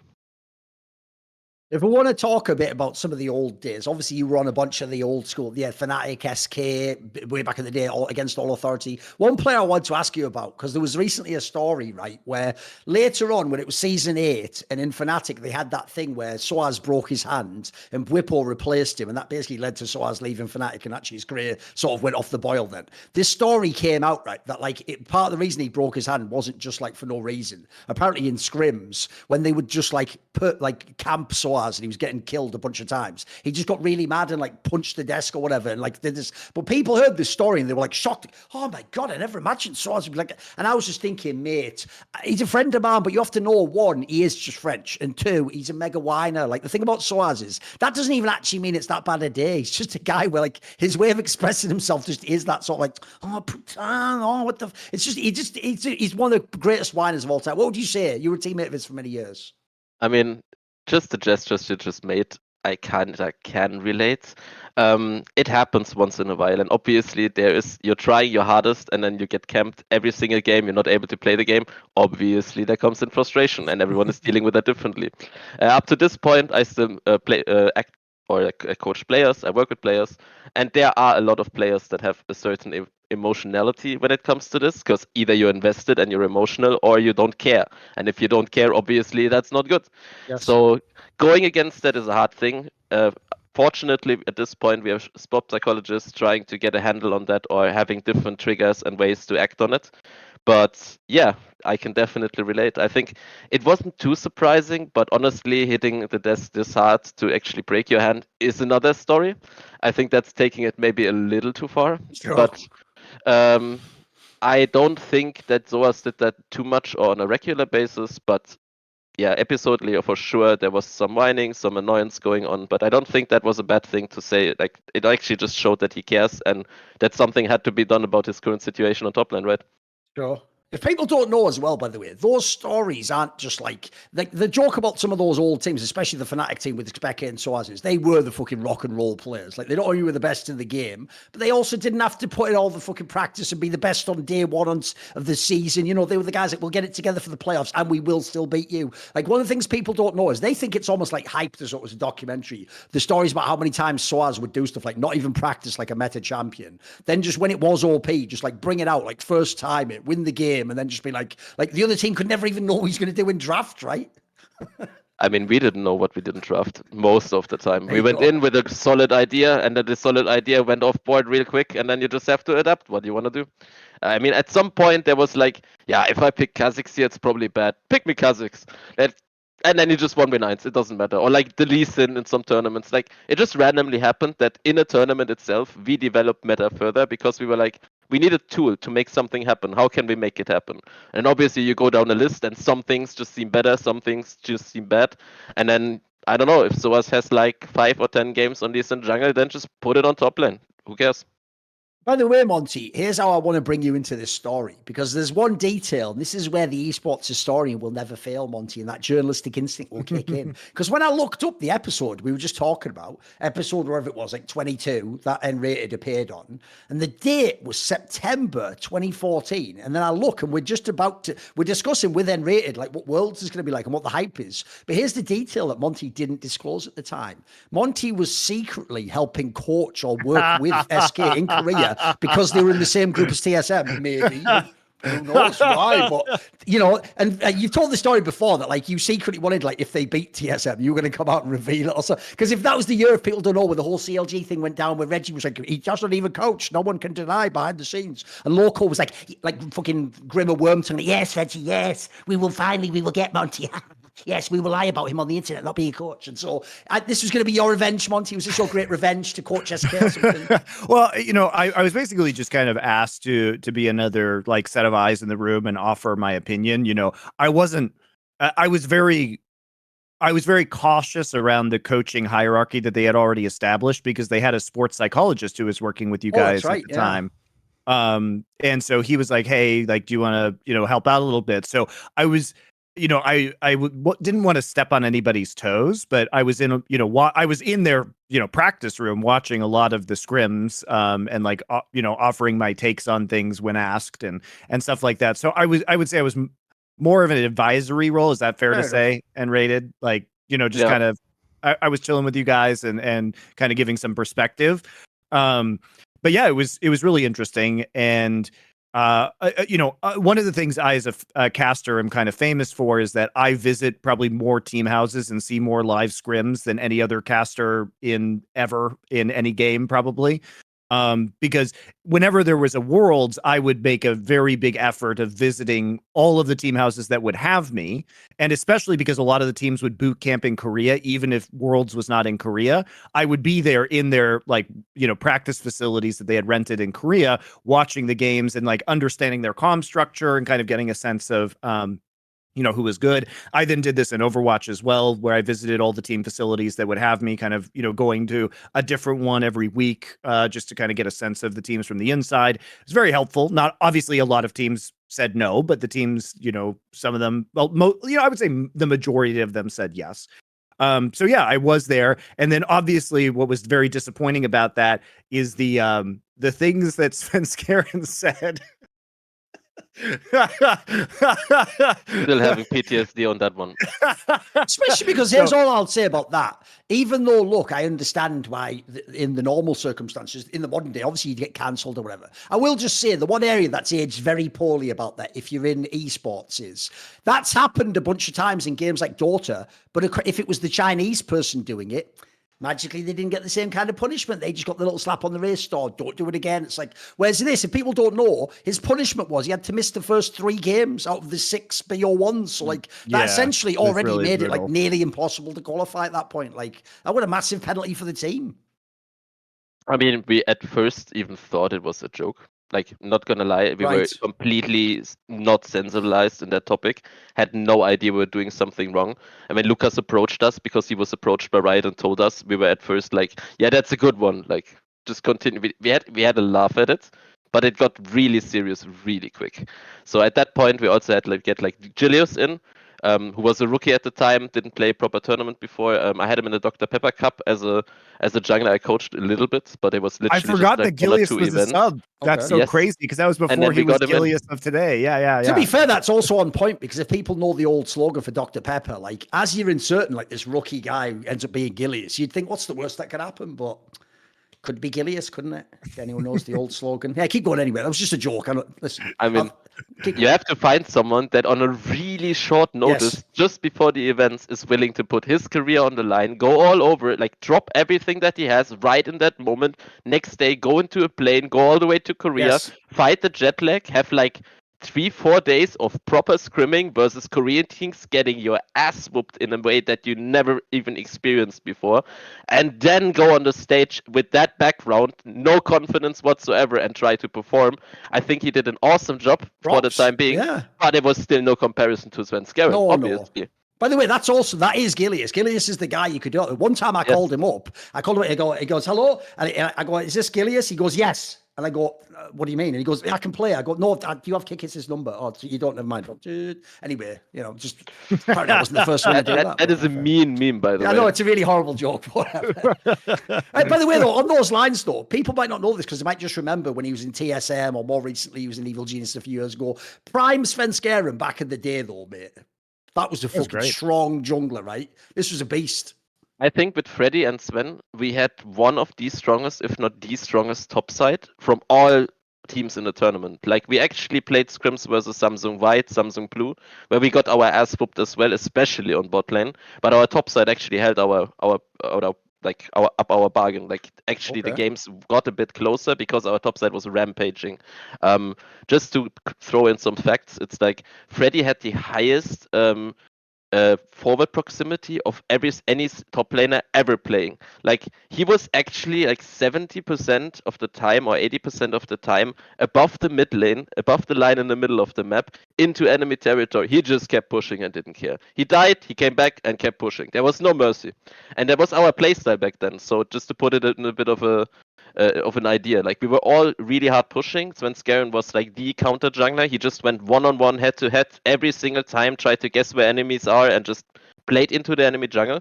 And at that point, the lanes really cried for help, but there was no help. So that was kind of our playstyle. Dwayne said that like a sick Dwayne said movie it's line, didn't he? I amazing. know. He goes, they try. And it's also the German accent. I can't lie, because of movie history. It's like they would cry for help. There was no help coming. There's nothing for you now. No. I love it. I fucking love it, mate. I love That's it. so good. And also, I love that logic there, because in a normal game, you're like, right, keep track of the jungler. You don't have to. Svenskeren's fighting him in his jungle. You can just lane. It's just lane, boys. Just Yeah, lane. and what was so disappointing about that was that you guys ended up losing all the games without Svenskeren, but you won 2 of the games that you played with Svenskeren. And if you guys want, this was glorious, by the way, because they did beat TSM in the group stage, and you could see a world where if they had Svenskeren this entire time, that they might have gotten through instead of TSM. But I distinctly remember that game because Candy Panda was playing Vayne. Vayne Morgana. You were playing Morgana, and it was so SK versus TSM. It was like a 45+ minute banger where TSM was like killing your Nexus turrets, and you won a fight at your Nexus turrets, and then killed their base right afterwards. But it was such a close game. It was like crazy close. It was one of actually probably the best games of that entire Worlds in terms of excitement. And you guys came back and. You ended the group stage kind of on a high note, but it was one of those what if things. But I will give you credit. If you hadn't won that game, then potentially TSM would have gotten out in first seed of that group, which means that they wouldn't have played Samsung White, which means we wanted to end them. We wanted to send them versus Samsung White. Like it was already clear before we went into the game that we played no matter what until the last teeth is falling, like everything dropping. We didn't care about winning. It was just about making them lose, and that was just our main motivation at that point, because we were already halfway out. Like we had our bags already packed, and we were on the way to the airport, and so on the way out, just give them a little punch and have a laugh at them. That was all that was left. Like, don't take that too negative as well. We were having a little fun with them. We were literally like boot camping together, also pre the event in the Riot offices in Seoul, and so we had a good laugh. We were going out for food. Like there was friendly banter going on. It was really nothing negative. So yeah, us having that idea in mind, going on stage, having a big smile on our faces was probably not the nicest thing for TSM either, because they knew we knew. I love that you basically set up that match with Samsung White for them, though, as a result of winning that game, because it was a very memorable game for me, because like obviously I was psyched that TSM was losing. By the way, one thing I want to ask you about is when you think of players, sometimes this happens in football, and you think, right, like that, like for example, if someone had told me that like Expeke became a coach, that wouldn't surprise me at all. He's like one of the most genial people you ever meet. He draws people in. He's a people person. But if someone told me Freddie 122 was going to become a coach, like I even interviewed this guy, and he's one of those guys where it's like he didn't talk to me until like I was like right live, and then he was like hello, and then like at the end, it was like goodbye. There's like he's just one of the most introverted people you ever meet. Not only is he a coach at nRated, but he's been mega successful. Like he's had like about 5-6 seasons where his teams won 13-14 games in the split. Like he's actually become. What did this surprise you that he became a coach, a head coach? A little. On the social side, I'm definitely with you. Not at all when it comes to League. Like he's a very knowledgeable guy. He has great understanding of his position, his role in the whole idea around it and how you develop it. And I think bringing that understanding of what we did as a team into another team environment and developing it further, I see him there, definitely. On the other side, obviously he's not as outspoken, but what I experienced with him is, he developed, right? He's still the same person as before, but when it comes to these other aspects, like taking care of someone, noticing certain stuff, even going into a social aspect, like clarifying problems, going at it. He has a well-versed coaching staff around him as well, where he has the strings in his hand and he pulls them at the right time and sets up everything in that rogue cosmos or koi cosmos at this point. And I think he does a great job at that. I wouldn't have guessed so initially, for sure, but I can see him there at least now, and after the first steps I already saw a lot of potential coming from him. There's a name I feel like we have to invoke. And spoiler, I did look. There was a world where this character would actually, you're all thinking it's impossible. It would have happened. He would have appeared on this episode, but he actually couldn't. He had like some problem where he's on like wireless internet at the moment. And he just couldn't appear, basically. You had the infamous Forgiven, and you had him in his MVP split, the one where, like the first 8 games, he never died, and he was just a Graves god, and if he got Caitlyn, all everyone remembers what the split was like. But here's the key details, Guy. Even though the team did finish in the regular split in first place, and he was the MVP, so you're all thinking this must have been a great time. The infamous like collapse happened in the playoffs in game 5, and then he wasn't even in the team after that. And then, like as always, somehow Forgiven gets kicked or has to leave every team. So in some ways, this is a microcosm of his whole career. What was it like to play with Forgiven? What were the challenges? What was good about it? Give us some thoughts. He was one of the few AD carries I literally have to fight with in order to get into a common ground and basis to work on.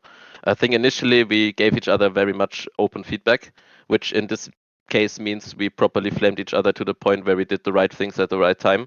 That was as much on him as it was on me. Like mechanically at the time, I wasn't really caring too much because I knew I had enough stuff that I would do that would make me win the game regardless of how I perform in lane. His primary focus was I want to make sure we get ahead in lane, and then afterwards I kind of carry no matter what somehow. We had to align that because it was very contrast at that point. So at a certain stage we sat down and we got to a really, really good personal level where we were able to deal with each other in like character-wise and emotional-wise on a way different scale than we could have before. And at that point, he was one of the most favorite guys I was working with. It was hard work to get there, but initially, I would have said it was almost unbearable at a point because I needed feedback and I got it, but in a way that no one else would have been able to act on it. But I think afterwards, we actually developed into a good friendship where up to this point, we sometimes write, or I'm actually genuinely interested in his well-being. I think he as a person is very polarizing. Either you like him or you don't. And a lot of that stuff also comes into the team, no matter what. Like he doesn't only bring the good stuff, he also brings the bad stuff with him. But as I said about Soas, like the way he actually acts on things he sees and how he points them out is just his way of showing I care and I want things to change and I want to win no matter what. And for that, he would walk over corpses. He would literally tell someone that it's about to cry that he's doing shit and he should stop. And if the guy stops, then that's on him. And if he actually steps up, then he gets what he wants anyways. It's a rather difficult way of dealing with things, and I am not approving of it. But for him, it was working out in a way where he had a lot of initial good responses in other teams, and he was working through that. So I can't really say too much too negative about this. The initial phase was very rough, but we managed to come together and make it work because both of us had the same drive and just wanted to win no matter what. And arguing about how to win is never a bad thing in the first place. One of the problems he had, because I knew not only him, but I knew a lot of his teammates and all the different teams he was in, was he didn't realize sort of socially that you can't just hard shift between states. So when he's in the game, by the way, he's one of those people where outside of the game, he's not arguing people and having fights like this. Like he's a chill guy. But the problem is in the game, he's like the mate that you don't play like board games with because they're going to fucking flip the table if they start losing. It's like that guy where you know the people who've got that streak. You keep it in like, the friendly, just the social thing. So what he didn't realize was this. He would be in the game, and as you're saying, to his own team in like scrims, he would be saying stuff like, "What are you doing? You are not human. You to let them be 3 kills up. This is disgusting." He would say all this, right? But then when the scrim would end, he would get up and he would think in his mind, right, well, put that down. That's the game. And he would say to them like, "Hey, dude, do you want to get a drink or something?" And they'd be like, "Fuck off!" Like, no, like they'd still have the emotion and still be up here. And he never got that, dude. I don't know. Listen, I'm sure it's very different now. It's years later, but at the time, there was a disconnect there. He didn't sort of see that like people don't just leave it in the game. They need like the social component at all times. They need a team morale, right? I mean, I had a growth that I wouldn't have had without him. That's all I can say. Like definitely, at least in laning phase, there was a lot of steps that needed to be taken that I wasn't taking right. Like I knew they were there, or I could have played towards them, but I didn't have the prowess to actually go for it all the time, every single time, reliably. I did it at times, but I didn't do it reliably. So when I did it once or twice, he was kind of counting on it. And the moment I didn't do it, he was furious, and it was obvious. But for me, in that time, it wasn't as obvious. So yeah, a really hard scrim block. Nothing really worked. We clashed all the time. We were arguing every review whatsoever. We go out and he's asking, let's go dinner, whatever. It took a long time for me to actually get to the point where I could, because at that time my mind was polluted and I was like, I need to get the hell out of here. Like, give me some space. But I think that is something that actually makes a team really great if you're able to clash on a personal level, but still be able to be good on like an individual level and make sure that as a group you always function. It's more like a family than a team, at least what it should be. And I think at that time we felt like that on botlane. Like, Monty, this might shock you because I think it might only have even on camera been revealed in the interview I just did with Yankos on my channel. But a detail I knew is when Forgiven famously got kicked out of H2K, but then he went to Origin and it went so badly, but H2K had problems with Freeze because he had his like RSI. And remember, they brought Forgiven back, they made the playoffs, they made Worlds, and they went to the semis, right? A detail people don't know, and this is so ridiculous, is the only conditions under which he was allowed to return to H2K, because people like Yankos were like, I don't want to fucking play with them again, was he wasn't allowed to be in the same house as them. He would be in a different apartment, scrimming. He would play the scrim, then he would just go. They as four would go and review the game. And that was it. Essentially, he like didn't exist. He was like an internet like presence that would just come in the game and play the game. So like, and all you need to know is even before they played the semi-final of Worlds, one of the deepest runs any Western team had made, I was told behind the scenes, like, look, mate, they could win Worlds. He's not staying in the team. Like, this is over. Like, so this just shows you what a unique figure this was, because It's like he's so talented. You make it work if you can. Was the point? It's like how they keep Hannibal Lecter in prison, but he helps them find other serial killers. There you go. Okay. It's like we need you, Hannibal Lecter. Exactly. That goes a bit too far, but I get the notion. I get the notion. Yes, Yeah. obviously. Listen. To be fair, nRated is German as well, so the humor aspect can get out. I've told this story before. One time, I came to the LCS in season 3, right, and Yellow Pete was there, who probably is the most ridiculously stereotypical German person I've ever met. And I said to him naively, as a British person using colloquial English, nRated, I go, "Who's going to win this game?" And he turns to me. He's not joking, and he goes, "How could I know? How can I know the probability of what can happen in the game and the draft even? I could not even know. How will I know what the bot lane matchup will be? And then what if this team is the favourite and they are ahead in the game, but then they throw at the Baron? Like, how could I know who will win?" I was like, what are you feeling? What are you predicting, mate? And it was like, holy, I realised there's a different world. Like, certain people, there's certain lines, ways of thinking, boxes that were in here. So it's all good. It's all good. It's all good. I mean, Monty was just being flamboyant with that example. Of course, he's not like Hannibal Lecter. Of course not. If you did that to me, the German in me would have literally started to analyze every single matchup, and no matter what I have to do. Like, that's just how I would handle it as well. Like, let's be real. There you go. So I want to talk about like a very interesting tournament, because this was when we still had the international events, and this was when you guys were on your hot streak in 2015. Because you and I talked a lot at this event. I remember us hanging out at IEM Katowice, and when we were like, to put this in context, guys, it happened in the middle of the LCS season. So it wasn't called LEC back then, it was called the ULCS. And they would have these international events, and the leagues would actually take a week off to send teams. So you were 11-3. So you ended this split in first place in the regular season. So you were 11-3, like the pride of Europe at the time. You guys were absolutely dominating. As Thorin said, you started off with this 8-0 streak. Then you lost, a few games, but then you were bouncing back by the time this tournament started, and you ended the season after you came back, winning all of the rest of your games. So you ended 15-3 overall. So you guys were in what was genuinely a very hard group at IEM Katowice, because you were there with Cloud9, the GE Tigers, and the Yowie Flash Wolves. And Flash Wolves had Karsa, Maple, and Sword Art at the time, so some really legendary players. And unfortunately, it was a best-of-1 double elimination, and so you beat Flash Wolves, but then you lost the Tigers, and you lost the losers bracket match to Flash Wolves. My question is, like, how was that event for you? And when you came in, how confident were you? Because you guys were legitimately, I think, a very world-class team at that point in time. I don't think necessarily confident in the sense of we're gonna rampage all through and they have no chance. It was more like, hey, we want to actually see how we match up versus these Eastern teams, these Asian teams, no matter what. We want to give it our best and see how we can actually like claim a throne there, right? For us, it was more like we proved ourselves through EU games, but we weren't really matched in the sense of laning, at least. And so going into that tournament, it was very interesting to see, hey, how does Cloud9 do? How does Flash Wolves do? How can they match us? And how can we actually play versus them? And the G Tigers at the time, they were first in Korea, and they were a real powerhouse. Like they were actually what Samsung White or Blue was before the Worlds where they won. It's like they're actually someone that you have to look out for, and you have to actually prepare all your draft and the way you're playing the game towards them. Otherwise, you will have eventually problems to play it. So we were going in and we knew G Tigers, that's a rough one. We knew Flash Wolves, yeah, we can beat them, but it will be hard as well. And Cloud9, yeah, we said we stomp NA. So besides that, we will have at least 2 enemies that are actually meeting us face to face, and that's something we weren't used to. So we're not going into like very relaxed, knowing that we're gonna run through, but rather a bit tense. And then everything went really well. Like even scrims and everything we did went super well. Like we didn't even think we would do that good.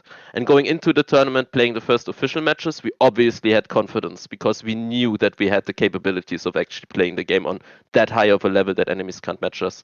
When we went versus G Tigers, though, they did something no one else did before, and that was actually the downfall, which led to the season not ending very well.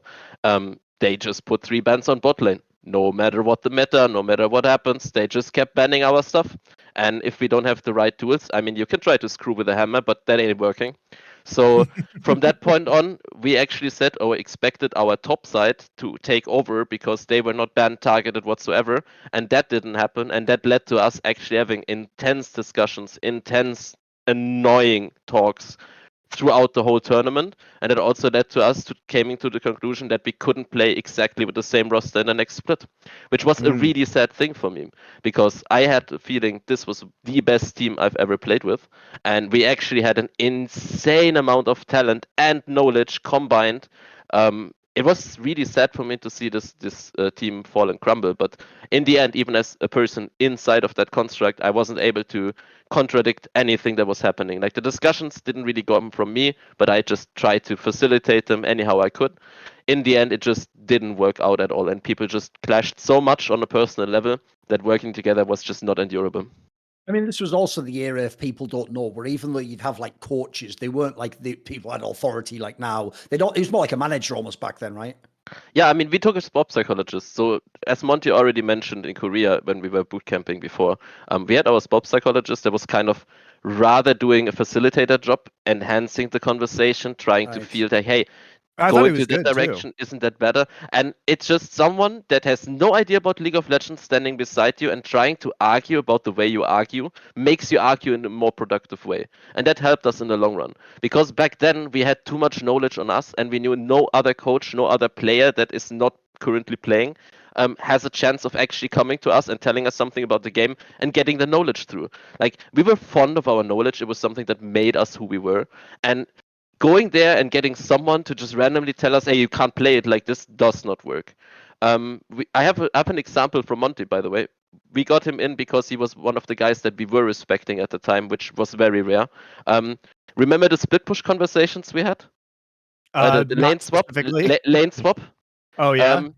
We I you mean, this was the basically year went that for European the lane swap was invented. Yeah. Not exactly. It was a bit before, but we refined it Okay. a lot. At that point, Monty comes in with the idea of, hey, Koreans play it like this. Has to be the optimal way.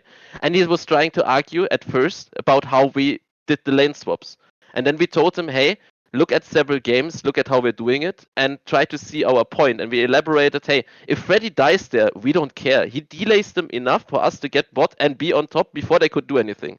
And that was something no one else did at the time. So it was very hard to grasp at first, but seeing it over the course of like 10 scrim games, 15 scrim games, and it came to the same result every single time, you obviously had to know there's something at it. So Yeah. there was a lot of parts of the game that we just redeveloped into something completely different, and enemies couldn't adapt to it because we adapted to what they wanted to do. And that was just happening constantly. So it was very hard to find someone that was actually a coach that we would Yeah, respect fair and enough. take his input in the first place. And even with Monty, we were arguing about stuff that on another note we would probably just have swallowed and tried to adapt to. Isn't that one thing you mourn the loss of, Monty? Stuff like lane swaps or even the possibility to do things like I mean, I think it was.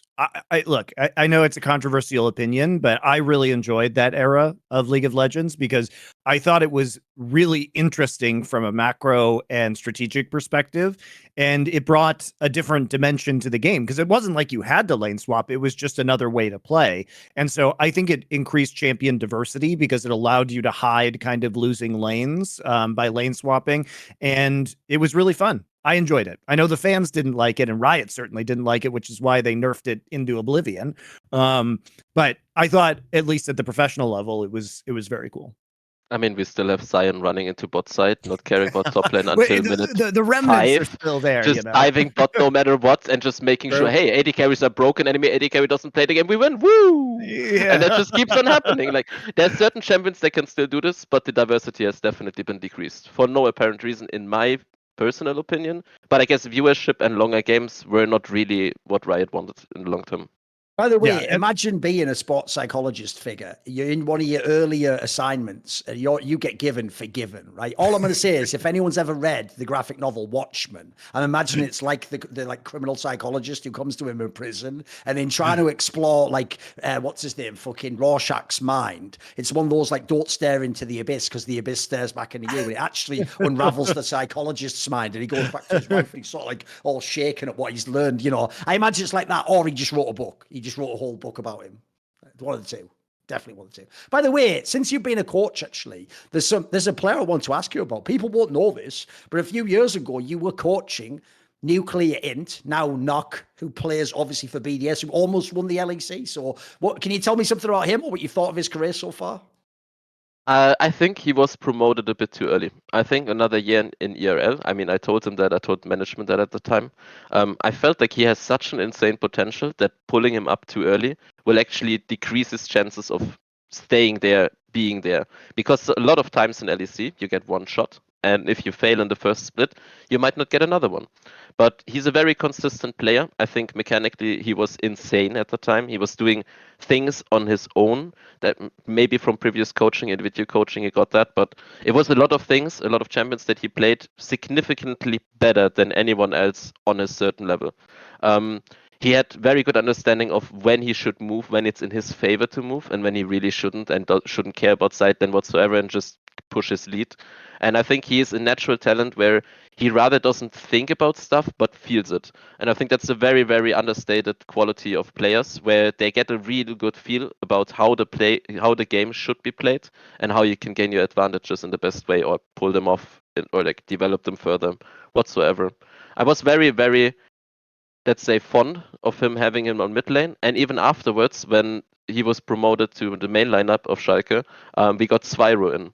And I think if you compare those two players, even Spyro winning EU Masters, right, before, he is a very, very, very good player also individually. But I think if you make a straight up comparison, Nuclear Int is a standalone talent that probably in the next years will still go further. Something like Caps ERL going into Caps LEC. You need to give him time. You need to let him develop even further. I think he's not at his pinnacle just yet, but he definitely has the chance to be on top for a very long time if he does it right. Right. Do you have like one last story or something from the old I days? have a be very nostalgic? important Go on. question, Thorin. I have a very important. Can you show us the sponsor on your shirt, please? Is that Is that real? real? Is that a real sponsor? By the way, our slogan is "Here is real." There you go. There you go. So you have the real Pringle sponsorship because Edward told a story earlier. I don't know if you heard it, but Edward told us a story that Gambit. You remember how Gambit used to have the Pringle sponsorship? That was fake. I know. I know. But we get crates of Pringles. Like our office is stacked. So don't worry about that one. That's the real one. Do you think of one last story you can give us? Maybe something from the old days or about some player that we might know, some legendary figure. You've been around a lot of great players. I mean, now I have to dig, right? Is there maybe an Expeke story or a Cyanide story, a Yellow Star or Reckless? You had a lot of great players around you at the time. Oh yeah, that's a good one. Paris Games Week. There was not really Fnatic itself, but we got HiQbot from SK in, and Okay. who else was playing? I'm not sure, but we had to make sure we had 3 French players. So we had Yellowstar, we had Soas, and we had HiQbot, and Peke was there as well, and me. And the night before, Meltdown, the bars actually opened or had This was like an a grand esports bar. opening. People don't know. Yes. Yeah. So we got invited to like the first back VIP area thing where we go there, have the first drink in the bar before it was officially open, and went out with the casters, Chips and Noir from LFL, the ERL. So we went out the night and we took it way too far. And that was the only tournament I ever played drunk. So I barely saw anything. I went on stage. It was only the final match to be played. And I went there and we played this, and I shot crowd for the life of it. It was like almost the best game of my life, even in Okay. hindsight. I played out of my life, and I couldn't see colors on the screen. I wasn't even there. Okay. And in hindsight, afterwards, I'm like, did we win? Okay. The joke being that was just a normal day for Soas. No, Yeah, that the was- other one is, if people don't know, there's actually a famous story, Monty might know about it, from like 1960s, where there was a famous baseball player who claims he was on LSD and he pitched a no-hitter. I mean, the joke must be, as he was throwing the ball, he was probably seeing all like civilization grow and like fucking like humanity. Like, you know, you can imagine. But yeah, apparently he claims that was the greatest game he ever played too. So there you go. Basically don't know. cosplaying Stefano, apparently. Well done. You went to Meltdown Barely- bar, got pissed drunk and won the game. Awesome. Barely alive, but never did that again. Well, sometimes I think the weird thing about that in terms of human psychology is like you almost go back to just muscle memory at that point in time. Yes, completely. And you don't overthink things, right? And sometimes it can come out really well. Yeah, if I was playing versus someone that was messing with me and actually knew that I was not in the best state, and they started to shift stuff around that I couldn't really read, I think we would have lost that. But it was very one-dimensional, streamlined. go. Let's play it Okay. down, you know, and it was an easy go. I will say, Monty, one of the reasons why I actually totally understand that like people in League are toxic. I've told you this story before. Is the only time I play League nowadays is if I'm really, really high. And I won't lie, one of my biggest problems when I play is if someone on the other team is playing a champion I play a lot. Sometimes in the team fight, I do accidentally think I'm them, and I think I'm doing awesome, and I realize, oh fuck, I'm the Janna this time, not the Pike or whatever. Oh, fucking, and I'm thinking, oh, it's sick, yeah, and I'm gonna go to him as well. And then it's like, oh. Bloody hell, whatever. So basically, if you queue up with me, I won't tell you my name. Spoiler, I'll lock Pike in immediately, no matter what. But bad luck. If you queue up with me, bad luck. Bad luck for you. They should have just picked the champions I was playing in the game before, and maybe they There had you a go. chance. Maybe. There you go. Exactly. Right. Okay. Well, thanks for the time. Obviously, Yeah, thanks, man. we It was really enjoyed fun catching reminiscing. up. Maybe it's since you're a coach, actually, maybe we can have you on Summon Insight for real. That'd be and great. Talk about some of the games in the modern Anytime. better.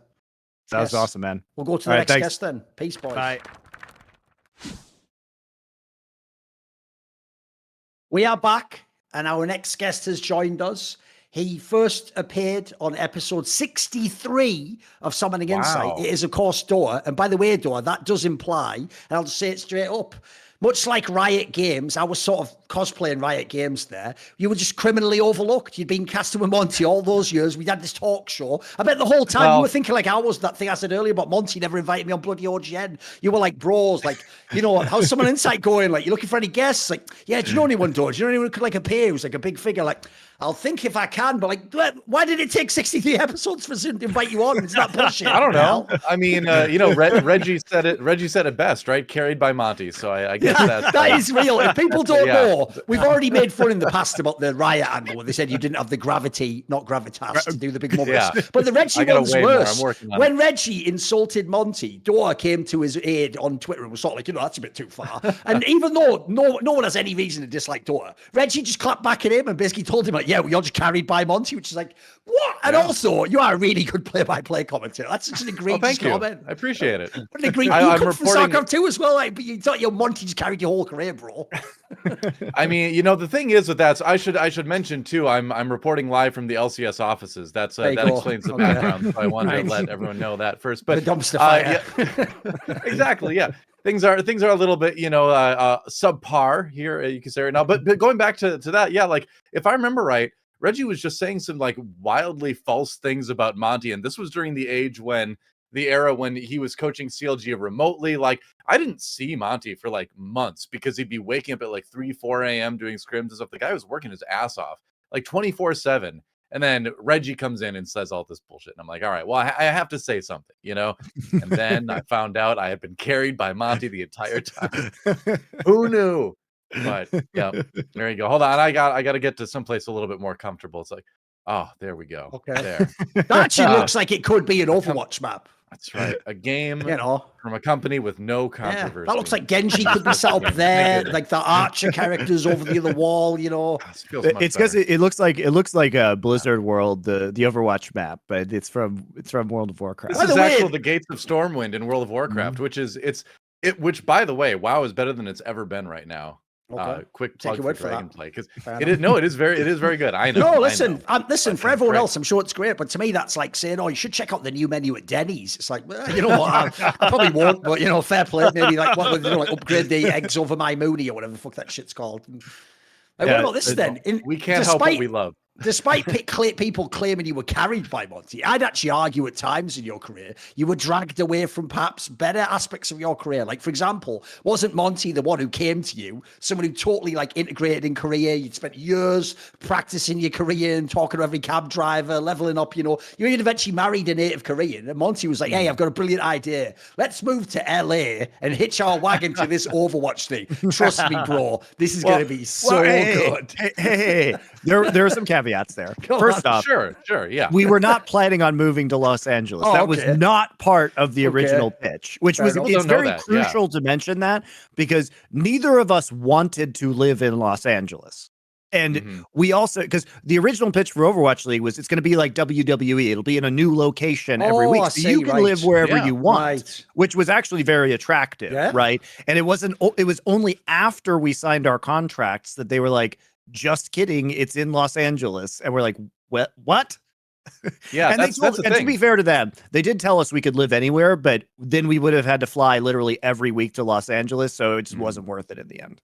Like a lot of people don't know, we signed our Overwatch League contracts at the end of 2016 because the Yeah. league was supposed to begin in 2017. And then basically what happened was it just kept getting pushed back and pushed back. You know, we were talking to Blizzard and we're like, well, when should we come to the US? And they, you know, it kept getting pushed back. And we finally came out in May because they were like, well, come to the US because consulting was part of our contract. So like you can, you know, be in the offices helping us prepare with the league and all that kind of stuff. So we did that. And then they were like, well, I guess we need to have something this year. So we're going to have that big World Cup, which World Cup 2017 was probably my overall favorite time in Overwatch. I mean, the first year of the league was really fun too, but that World Cup was great. And the hilarious thing with it was that Monty and I had worked into our contracts that we would get business class flights for any intercontinental travel. And Blizzard was like, all right, sure, why not? We're probably never going to use that, right? And then That was this World actually Cup so thing clutch. happened. So we literally circumnavigated the globe in business class, and we never thought we'd get to use it like that, but it ended up working out really well. Which also should Got to be cosplay standard. Testosterone for the day. It should be Yeah, nice. standard, but it It was should not. be standard for casters because the expectation a lot of time for casters is that, you know, we're going to fly you in as late as possible and you're going to have to perform in 1 or 2 days with, you know, a 12-hour time difference.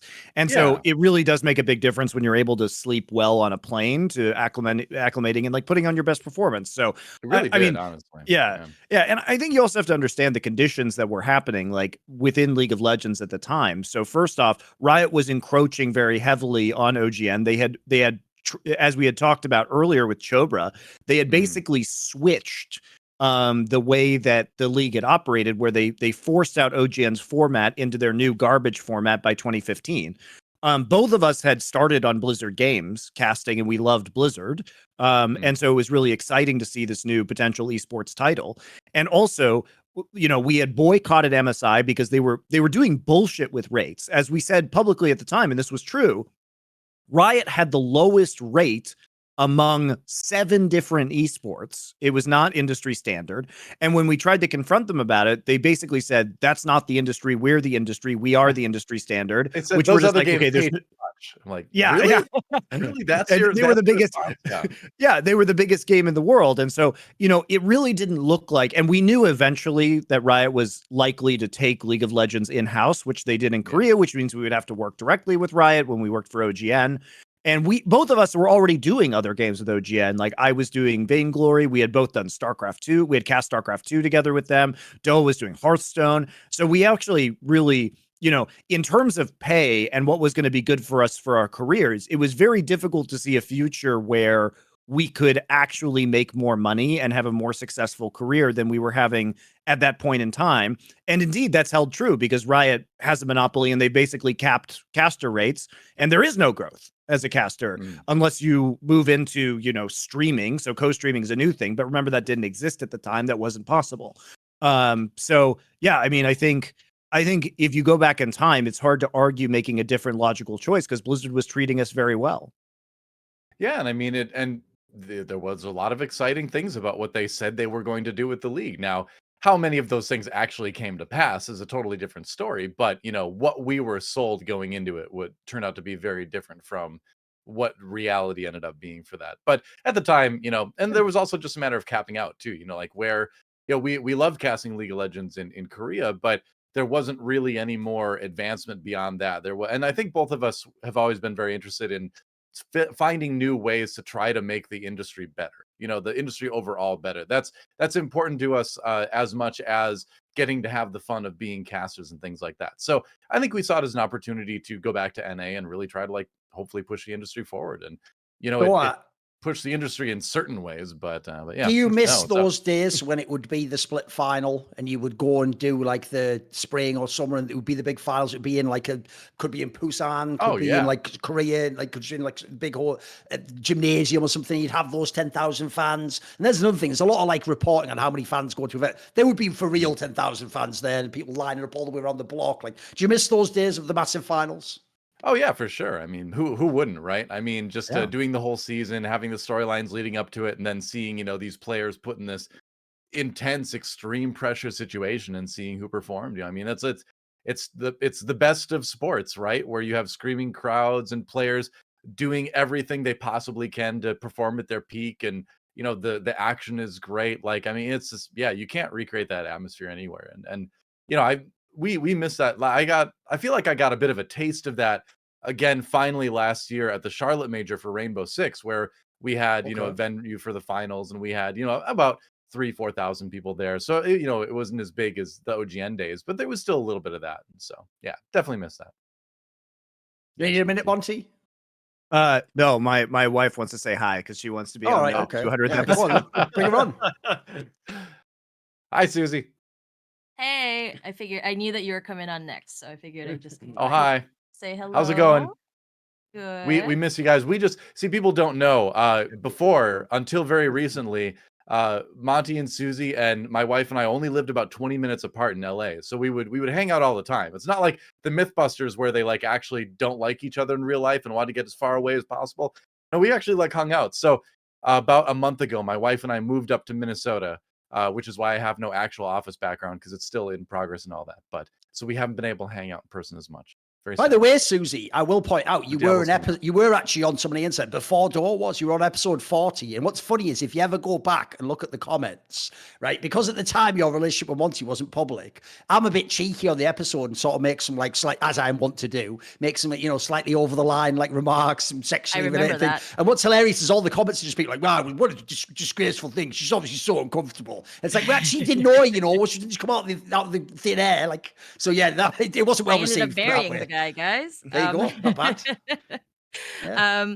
But yeah, no, Doa, we miss you a lot too. I mean, I think we were saying how I think we've been living near each other for 10 years. Yeah. Or more. Something like that. So yeah, definitely family. To get real for a second, I've spent more time with Monty and Susie in the last decade plus than I've spent with anyone in my actual blood family. So yeah, that's absolutely true. So when it's inevitable that you'll move up to Minnesota at some point, and then we'll be able to be closer. We'll be close-ish. I don't know if we'll make it all the way to Minnesota, but but anyway, Summoning Insight has been a big part of my life as well. And I'm really glad that everyone has been enjoying it and that it's already hit 200 episodes. That's incredible. So I'm gonna go. I think I have a phone call from Max's school actually. So okay. Bye guys. Nice. See ya. Oh boy. Obviously, what's he up to now? the next level has to be, we have to get, maybe it's 500, have to get to enough episodes that one day Max appears as a guest on the show. At which point in time, like the Meta Barons, he obviously has to fight Monty to the death, and then he inherits the throne and becomes the new co-host of Something Insight with me. That was always his destiny, you know. Which Meta Baron is fine with Monty that. most like? That's a conversation that I think we need to have. That would be What do you fine. think? Is it Steelhead? He's more, he's more like the one that like got that like head of a poet put onto himself. If you remember the one that we're talking about, but that was the way he like. It's won been a while people since I read over. it, but yeah, that comic is crazy. Mega, I'm sorry, isn't it? graphic. The art's so I- good in it as well. Graphic. I'm going to enjoy Yeah. that my son will absolutely hate esports and video games just because I'm a part of it. I'm actually just Yeah. poisoning the entire. It's kind of amazing. He won't be able to like any of the things his friends like as long as I'm involved with them. Oh, what's great, Me Monty, and is I my saw daughter today. too. I don't think she's gonna get into it. We'll I see. saw on Reddit there was a story like this where there was some kid who like is apparently like super good at League or something. It's like a streamer, and they asked him something like, well, you know, what do young people think about League? Like, are they into it? And he basically said like, oh, none of my friends really care about League of Legends. In fact, among the young, League is sort of a meme for me that you're a loser who doesn't get any girls. It's like, oh god, they're onto us, guys. They're onto us. I mean, the Zoomer well- generation's figured it out.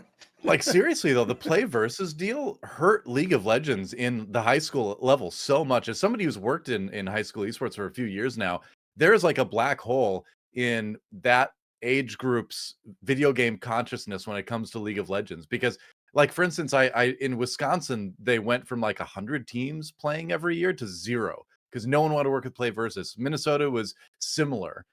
So kids just stopped playing League, and not too many are picking it up again. And that's a big problem that people haven't been talking about a lot with League of Legends in North America, is that this play versus deal really damaged that game at the high school level, which is where all your viewers, your prospective pro players, the 2 or 3 of them that are in LCS are going to come from someday. So that is a thing to talk about too, I think, where that play versus deal does a lot of in a way, like I agree with you that one of the demands from the LCS Players Association should be around more robust high school esports as well for League of Legends. Totally. Because as we've discussed on previous episodes of Summoning Inside, the problem with Play Versus is that Riot was an investor in Play Versus, and then they gave exclusivity over the high school thing to Play Versus. Play Versus then charged very exploitative fees to potential high schools, which then drove them all out from participating within League of Legends. And here we are. And I do agree with Doa that that's been a core part of the lack of talent development. People want to point fingers at Academy, but Academy can't field good players if they have no coached players at the high school level to choose from. The other thing to keep in mind too is that with Play Versus, it wasn't just the exclusivity and the money; those are big things. But also, from what I've heard from people who've used the platform, was that it was just bad, and they had statistically the highest forfeiture rate of any high school esports platform, which means when 2 teams are supposed to play each other, one doesn't show. So that is kind of damning as well, in that they had this format this platform rather that people just didn't seem to want to use too. And that matches that were scheduled weren't even happening. So even the teams in the schools that were part of it weren't following through and actually, seemingly playing very many of their matches. So that's it was a huge mess, and it's good it's finally gone. But I don't know if we're ever going to really get high schoolers interested in League like they were before that deal, unfortunately.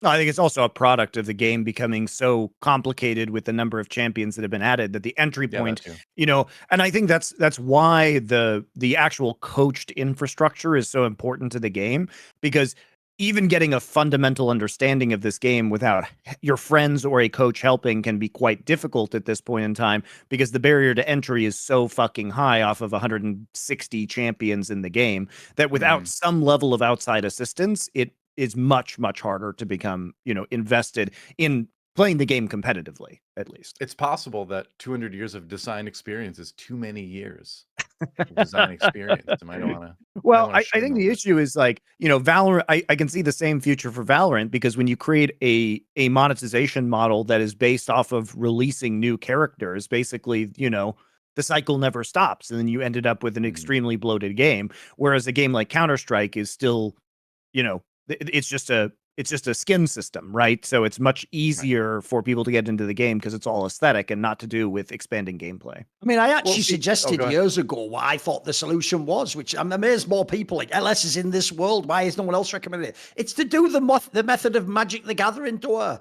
Like, why not make sort of like sets? Like, you decide, right, here's like the 45 champions that are in this season. And, you know, then you could sort of like put some favorites in, take some out. And the idea would be like a new player who's like the up and coming rookie. He doesn't have to know 150 champions or whatever, you know, the crazy old school shit like that he's never played before, like a Teemo pick or something. So I think an approach like that could work, surely. Like, that's already, it's actually a staple of, like I say, Magic the Gathering, except the idea that you have a limited set, or you can only draft certain things, right?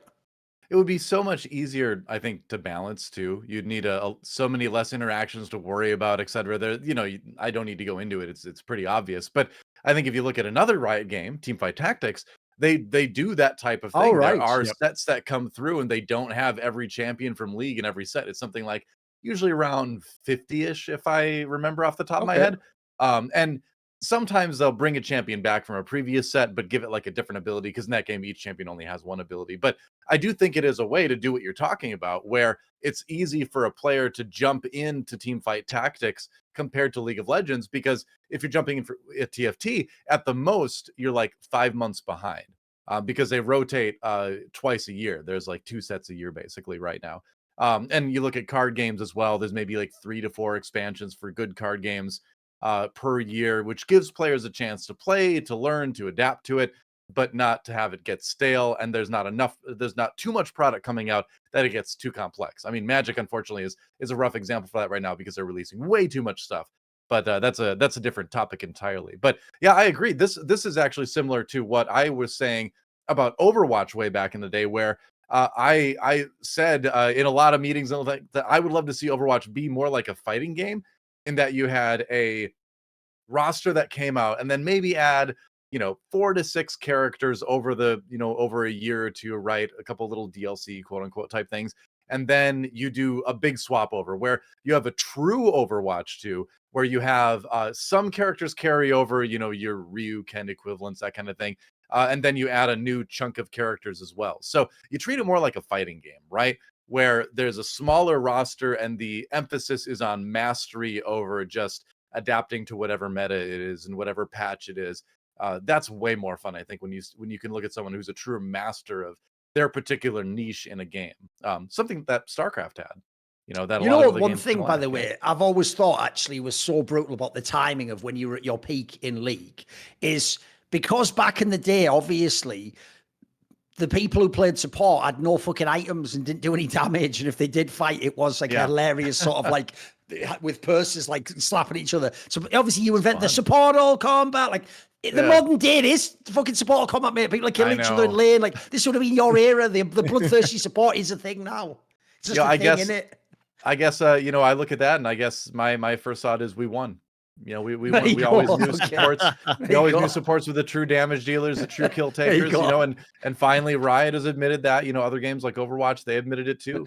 Yeah, true. So I do miss those days to a certain extent, but I kind of feel more like Conan the Barbarian sitting on his throne. That he's conquered everything, and it's a bit melancholy, right? Because there's nothing more to conquer, but you got the job done, so you've got that at least.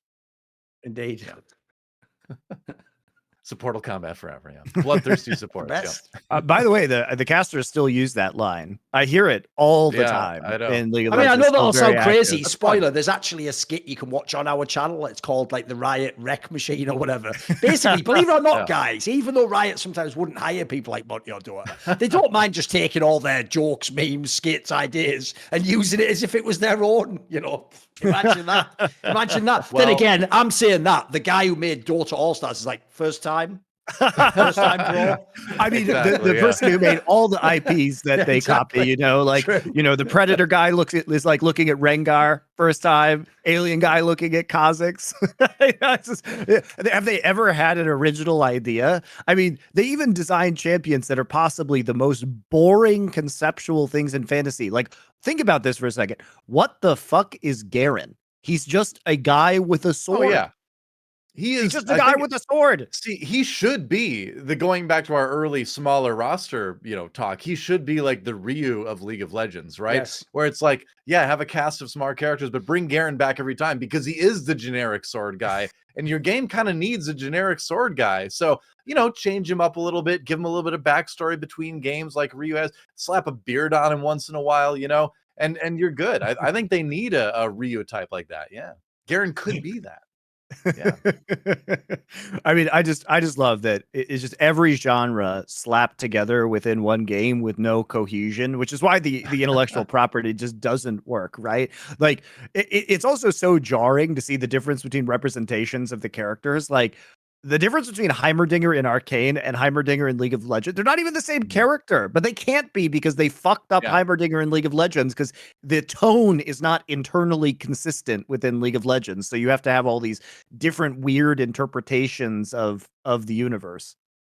It is interesting, and it makes me really wonder if that MMO is ever going to come out because it has got to be insane Ghostcrawler to try left, to put man. this together. So I don't know. I saw that. So I mean, and don't get me wrong, I want this MMO to come out because I love MMOs. I've always loved that genre of game. I haven't played every single grindy Korean MMO that's come out because there's a new one every month. But every other big AAA MMO that's come out, I've played at least a little bit. I love that genre, so I would love for it to come out and I would love for it to be good. But yeah, how do you reconcile League of Legends with sort of putting it in a cohesive world? There has to be so much retconning and changing again, but will this be I wish it was all like Arcane. I think they did a very good job with Arcane. Arcane's great, yeah. I agree. Yeah, I mean, but that's but it's not. That's the problem is that game to game it's inconsistent. And by the way, guys, if you're holding out hope for the Riot MMO, let me just run through this thought process with me. One of the biggest MMO veterans in the history of MMO game development, who is Ghostcrawler, famously came from World of Warcraft, was then working at Riot for a long time. He was then selected to head their new MMO project. Remember, Riot has infinity money. So if you are an MMO guy and you are given infinity money to make an MMO, why do you think he would leave? Because there's nothing new to do in the genre. It would have to be the most it's revolutionary not going MMO great, ever. right? No, it's not going great. Well, yeah, because you make an MMO and then you realize that there's very little to do to really truly innovate the genre right now, unless it's something no one's ever thought of, right? So yeah, I think it is a kind of it does feel like people just want to play massive classic, red etc. flag. People want to go back to the old days. By the way, I've got a story I can tell actually about Riot that people might not know. Monty was there, but I don't know if he even knows this. Last time when we did all those Summoning Insight episodes in LA, in that fucking NFL inside the Red Zone studio, whatever the fuck, when we had Loco there, we did the Nines Summoning Insight, if people remember. And we had in fact, we had Dora on an episode. When we were there, there was a night where Loco, because Loco always knew loads of people within Riot, got us to go to a party where it was in someone's backyard, but it's almost like a cookout type scenario, you remember? And it was there was loads of people drinking beers and stuff, and there was loads of Riot employees there, and I don't know almost any of them, right? I only know my secret sources that I have, but aside from that, I don't know a lot of the rank and file or the big names, and I wouldn't know the developers or the balance team by sight. And so what happened was, when I was talking Loco or whatever, and then he was talking to some girl, imagine that Loco just sniffing around all the girls. Oh, hey, Sue. Hey, Jenny, Sue, Mary Sue. What up? I'm Loco. Doing his fucking act that somehow he just mumbles around and then one of them just accidentally shows she likes him or something. I don't know what his fucking game is. Put it so he won't be doing a pickup artist course anytime soon. So during this, right, I thought, whatever, I'll just, ingratiate myself with the crowd. So I see there's a group of people there, and one of them looks over hey, and I'm like, all right, what's up, mate? And he goes, do you want to play this game with us? And I go, what is it though? I don't know what the game is. And then they were playing some sort of card game, and you'll know this game. It's a college game. He goes, oh, it's this game called King's Cup, where it's one of those ones where you play a game, and I think the idea is something you all put alcohol into a big thing, and someone drinks it at the end. It's one of those you're drinking games. Yeah. So we're playing one of these games, right? And as we're playing it, I've been playing it for 45 minutes or something. Everything seems to be going fine. Everyone's being quite nice and amiable, and they're all playing. Oh, so who are you? And what is the thing? I'd already let the guard down. Oh, I'm Duncan, I come from the UK. Well, I never said I was Thorin or any of that stuff. And I'm hoping, right, maybe they just work in Riot and they have no idea about esports. We'll just all have a cool time and have some drinks. And some guy walks past, right, and then he just feels like a mad double take, And then he looks to one of the guys there who invited me in to play this game, and he goes, "Dude, is that Thorin?" And then the guy goes like, "Yeah," and then like sort of like nervously looks away, and I'm like, "What?" And then he just says to him like, "Holy shit, does he know who you are?" And then he's like, well, no, we're just playing the game, whatever. And I was like, whatever, mate, we're just playing. And I never actually asked, right, who it was. But as far as I can tell, for real, the implication was like, if I knew who it was, I'd go mental or something, right? So I assume it must have been for real, like Meddler or Ghost Crawler or like fucking the guy who made the Neonomicon or Morello or whatever. It had to have been one of these fucking guys. So all you need to know is there is some like crazy story where it's possible I actually like played a game with them without knowing, and then they just pretended not to know who I was the whole time. So see, this sounds like a great like this is like a great movie or sitcom setup where it's like Thorin and a prominent rioter end up crashing on an island together. They don't know who each other are, and they have to learn to like live together, and they grow really close. And then one day during a deep personal conversation, it comes out, and then there's this great rift, you know. It's sort of like an esports Enemy Mine, if people know the reference. Yeah, that's a great movie. Nobody knows about that movie, but that is a great movie. This is a great movie. It's a very unique plot. If people have never seen it, check it out. We won't give a spoiler. Give you. Yeah. Just imagine me and a rioter doing that, basically. I could see that. Which one would you be though? I'd be the Dennis Quaid character, the human, obviously. They'll be the alien character. You know, quite adapt to my world or whatever, because, you know, metaphorical. You'd have to take care of their child later in life, though. Maybe we'll see how that turns out, you know. Well, that's the joke. In the end, they make Valorant, and I'm actually the one who has to come and save Valorant, obviously. So the theme, it all checks out. I was from Counter-Strike anyway. There you go. I always knew. Yeah. But do you have a parting, by the way, do you have like a parting story for us or something? You've got like one last tale you can tell us or something to reminisce about? Well, let's see. I mean, there's been so much stuff over the years. I'm trying to think of something that like hasn't been said. Is there a good Monty story no one knows about? Put it this way, the statute of limitation, a lot of this stuff's passed. So is there a good Monty story about behind the scenes or something ridiculous about him? So I'll tell you something. Maybe I said this on stream before, but this is something about whenever you know, I don't play a ton of games of League of Legends with Monty.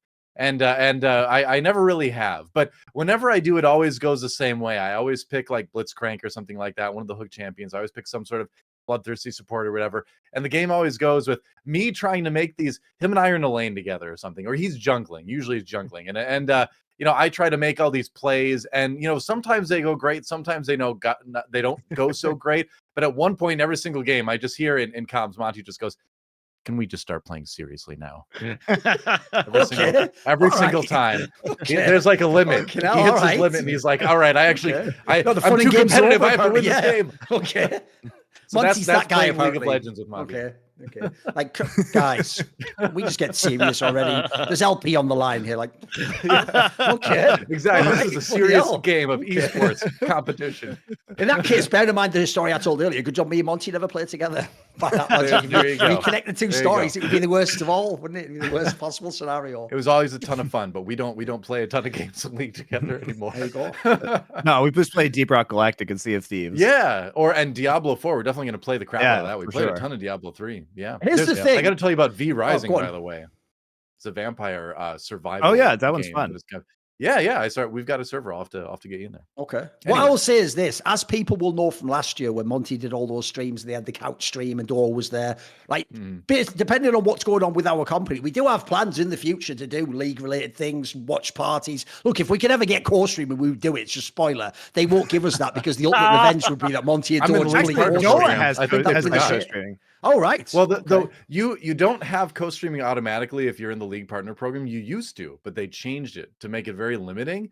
This was right after I had Monty on my first co-stream I ever did. I don't know if that's connected. They said it wasn't, but anyway. So I don't know if I actually can, but I am still in the League Partner Program, which they might have forgotten, but I am currently. So we'll see what we can do.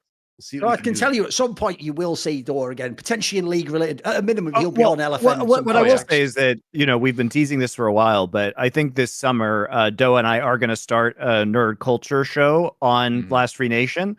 So that's going to be tracking, like, basically whenever a new season of whatever garbage comes out, Rings of Power, whatever sci-fi or fantasy show, House of Dragon, House of Dragon. What else is coming out, Doa? You know better than I do. I mean, we're in a little bit of a drought for a while now because all the stuff more has Star Wars just stuff eventually, out. right? Like, Yeah, there's Ashoka coming out at some point. There's a Skeleton Crew. I mean, Picard season 3 would have been a good one to talk about. But The new season of Strange New Worlds is coming out too in the middle of June. And also like we would both watch Fast X and give our opinions on that. I just saw Fast X last night and it was amazing. It was everything I wanted it to be and more. Don't give me that look, Thorin. You know I love that series. It is a great series. It's a great series. Anyway, the point is that Doe and I are going to do a show together soon where we're going to start talking about that. As we said with Last Free Nation, we want to do non-esports content as well. So we've been talking about doing this for a long time. It will probably go with me getting super angry, Doa trolling me to make me more angry, and then Doa being a ridiculous apologist for whatever whatever is going on. Just my perspective. But we will have to go back and rewatch. And I don't hate everything. Like we didn't do one on Andor, but I quite liked Andor, for example. I actually like Worlds as well. I enjoyed season 1 of that. It wasn't as good as other Star Trek, but it was all right. Yeah. Picard season 1 and 2 were trash television, but season 3 was great.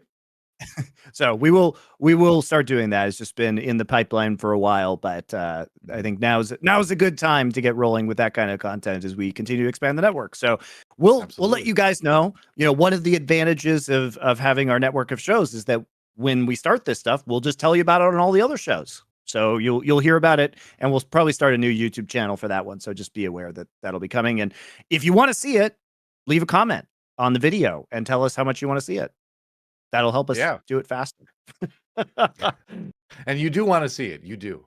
Yeah, and also give us Twitch Primes now. That all helps to contribute to these things. Subscribe to our Discord, Last Free Nation Discord. We get a nice cut of the money. Basically, these are all things you can do. If you want to see, it's like a hostage scenario here. If you want to see Dora again, healthy and doing games you like and topics you like, give us the money. Otherwise, maybe there's less of him next time. Exactly. Maybe it all goes up in flames at that point. Maybe Monty has to burn the whole thing down and get the insurance money at the end. There you go. Well, it's been fun. Congratulations to you guys on your 200th episode. That's a mark that not a lot of shows in not just esports, but I feel like any of the podcast sphere has to hit. So that's pretty huge. So thanks for having me on. I also don't know like how many views we've gotten, but it's just like it's insane. Probably hundreds of millions or something. 3 or 4 at least. Like millions and millions of viewed hours. I mean, this is regardless, like this is the biggest esports podcast of all time, period. So it's fun. It's fun to be able to get here. All right. Yeah. Thanks for having me on. Thank you. Go to break. Right, we're going to try the tag team format here by having 2 people at the same time, just the scheduling when people are available. We've obviously got Amazing here, who actually appeared on episode 68 of Summoning Insight back in February of 2016. Think it through on the timeline. So he was in TSM in 2014. Like, this is basically when enough time and distance had been put in the past that Amazing came out of his PTSD from like seeing Summoning Insight streams go up and, and what about TSM this week, Monty? And basically, at that point in time, he'd been in Origin enough, he'd chilled out, he'd obviously let out of all of his aggression with the fight club that was happening with him and Mithy every fucking practice session, apparently. And then after that, he came to Jesus, and finally he brought the prodigal son came back to European League of Legends Special. By the way, I just saw the headline of that, of your latest, that Reflections interview, and I haven't had a chance to listen to it yet, but I feel like there's a good tie-in here about what the were you fighting with Mithy? Like what the fuck? No, like I mean, no. Me and Mithy, we're arguing really loudly, right? So like we're just like people just left the room at some point after like half an hour. They're like, I'm good. I don't need to listen to this. This is not productive. But we never fist fought. Actually, I don't know if I can even say this. There was never a fist fight, but there was someone that might have punched a table before he punched the table another time. Imagine that. That's why the joke is when I heard that story about that certain French player who doesn't like Renekton, I just thought, mate, that's just a day and in the why. What are you talking about? It's fucking Soaz in it. We all know who he is. That's just who he is. Like, he's a sick player, There you go. That's all you need to know. Basically, and then the other guest, of some- course, is YamatoCannon here, who actually, I will say, a travesty is, even though he was in European League of Legends all these years, didn't get to appear on this show till something mad like 2020. That's how long it took before. Wait, we brought really? him. Fucked up, Yeah. man. Maybe he might have been on like one of the predictions episodes. Somewhere. I will say this though: congrats to YamatoCannon, because people are going to think we talking about he's jobless at the moment. He's doing no, because actually his girlfriend Tifa just won a League of Legends Cup the other day. So at least within the family, there's still some success there. There's still some championship mentality. You know, there's something going on there, mate. Okay. I can't hate on that. I'm her biggest fan, so I can't hate on that. Yes. No. Tifa, let's And go. all I'm going to say is just like everything else you've ever done, Yamato. Big fan of your work. Well done. I keep it real, mate. You know I am. Let's keep it real, mate. I keep Man, I'll it take real. it. I'll take Yeah, it. You there said you worse go. shit. You said worse shit. Yeah, you know. Obviously, was a huge fan of Final Fantasy VII. I guess who knew, right? You know, we all fell in love, right? Let's Oh, wait. get- Whatever. Go on. I want to get this. I want to get this straight. Tifa has actually won a title before you did. Yeah. It was like a Nice. cup, but yeah. So, you know. Well, That's rough. I won some go for lows in my Yeah. days, you There know, you some go. go for There you lows, some go. 4PLs. He won a couple against me. He actually won a couple against me. Oh, With shit. Heimerdinger's Colossi. With Heimerdinger's Colossi. What I'm Oh, going to man. say is, to be fair, she does play in a team that is literally called G2 Hell. And I'm not talking about the contract prison people like Mickey X used to be in. That's for another day. He's still on the team. It's all good. It's all good now. It's all forgotten. Water under the bridge. That's true, actually. People forget back in the day, Yamato. Here's the one part about your character that I can't believe you've gotten away with, mate. People obviously said, like, you know, oh, he's just got the voice or he's just doing the speeches. Why do they never bring up that you were part of some of the most infamously toxic groups of players to ever play League of Legends? Like, were you you must have been spicy as fuck back in the day when you were a top player, mate. Come on. I think, honestly, I was very spicy, but I was clever about it, you know? It's Okay. like, I made sure there was no screenshots left behind, you know? It's There like, you go, right? Okay. it was all in the TeamSpeak rooms, you He know? deleted the evidence. He learned how to deal with lawyers. Yes. It's like you never write the email, you always make the phone call. Yes, indeed. It was just a part of the vibe, you know. Back then, it's like you just had enemies in every team back then. Yeah. It was just a part of it. It's like I remember. I mean, Amazing had enemies on fucking talk shows, so fucking they're just everywhere. There's you know, enemies everywhere. It's like I remember Amazing. You were an Acer, right? Acer. Yeah. I hated your top laner. I don't remember who it was, but I hated your top laner. I don't even know why. We were enemies. He hated me, he's probably. nice. I hated him. It was just enemies, you know? It was just part of the game back then. You know, someone writes some shit, someone ints you, and then you have enemies. It's like there was int lists and shit back then. Like, I remember there was, what's his name? Linak. He had me on his int list, and every time I was on his team, he picked Randu. He would walk up to me. He would pillar me while I'm laning, and he would write dildo in all chat. And he would just do this every fucking game. I love it. He was just pillar me and just write dildo in all chat. And that was I love it. that was my punishment, I guess. It was just And fuck. this is why esports was more fun back in the day before the chat police came to destroy every game that you had. By the way, if you guys didn't know, this was before the Trundle rework when his base skin was called Pillar of Filth, but everybody just called it shit dildo. Yeah. Pillar of Filth sounds like a fucking black metal band as well, doesn't it? But it was so gross that everybody just called it shit dildo, so that they turned him into an ice champion later to stop the disgusting trolling that was happening to Yamato.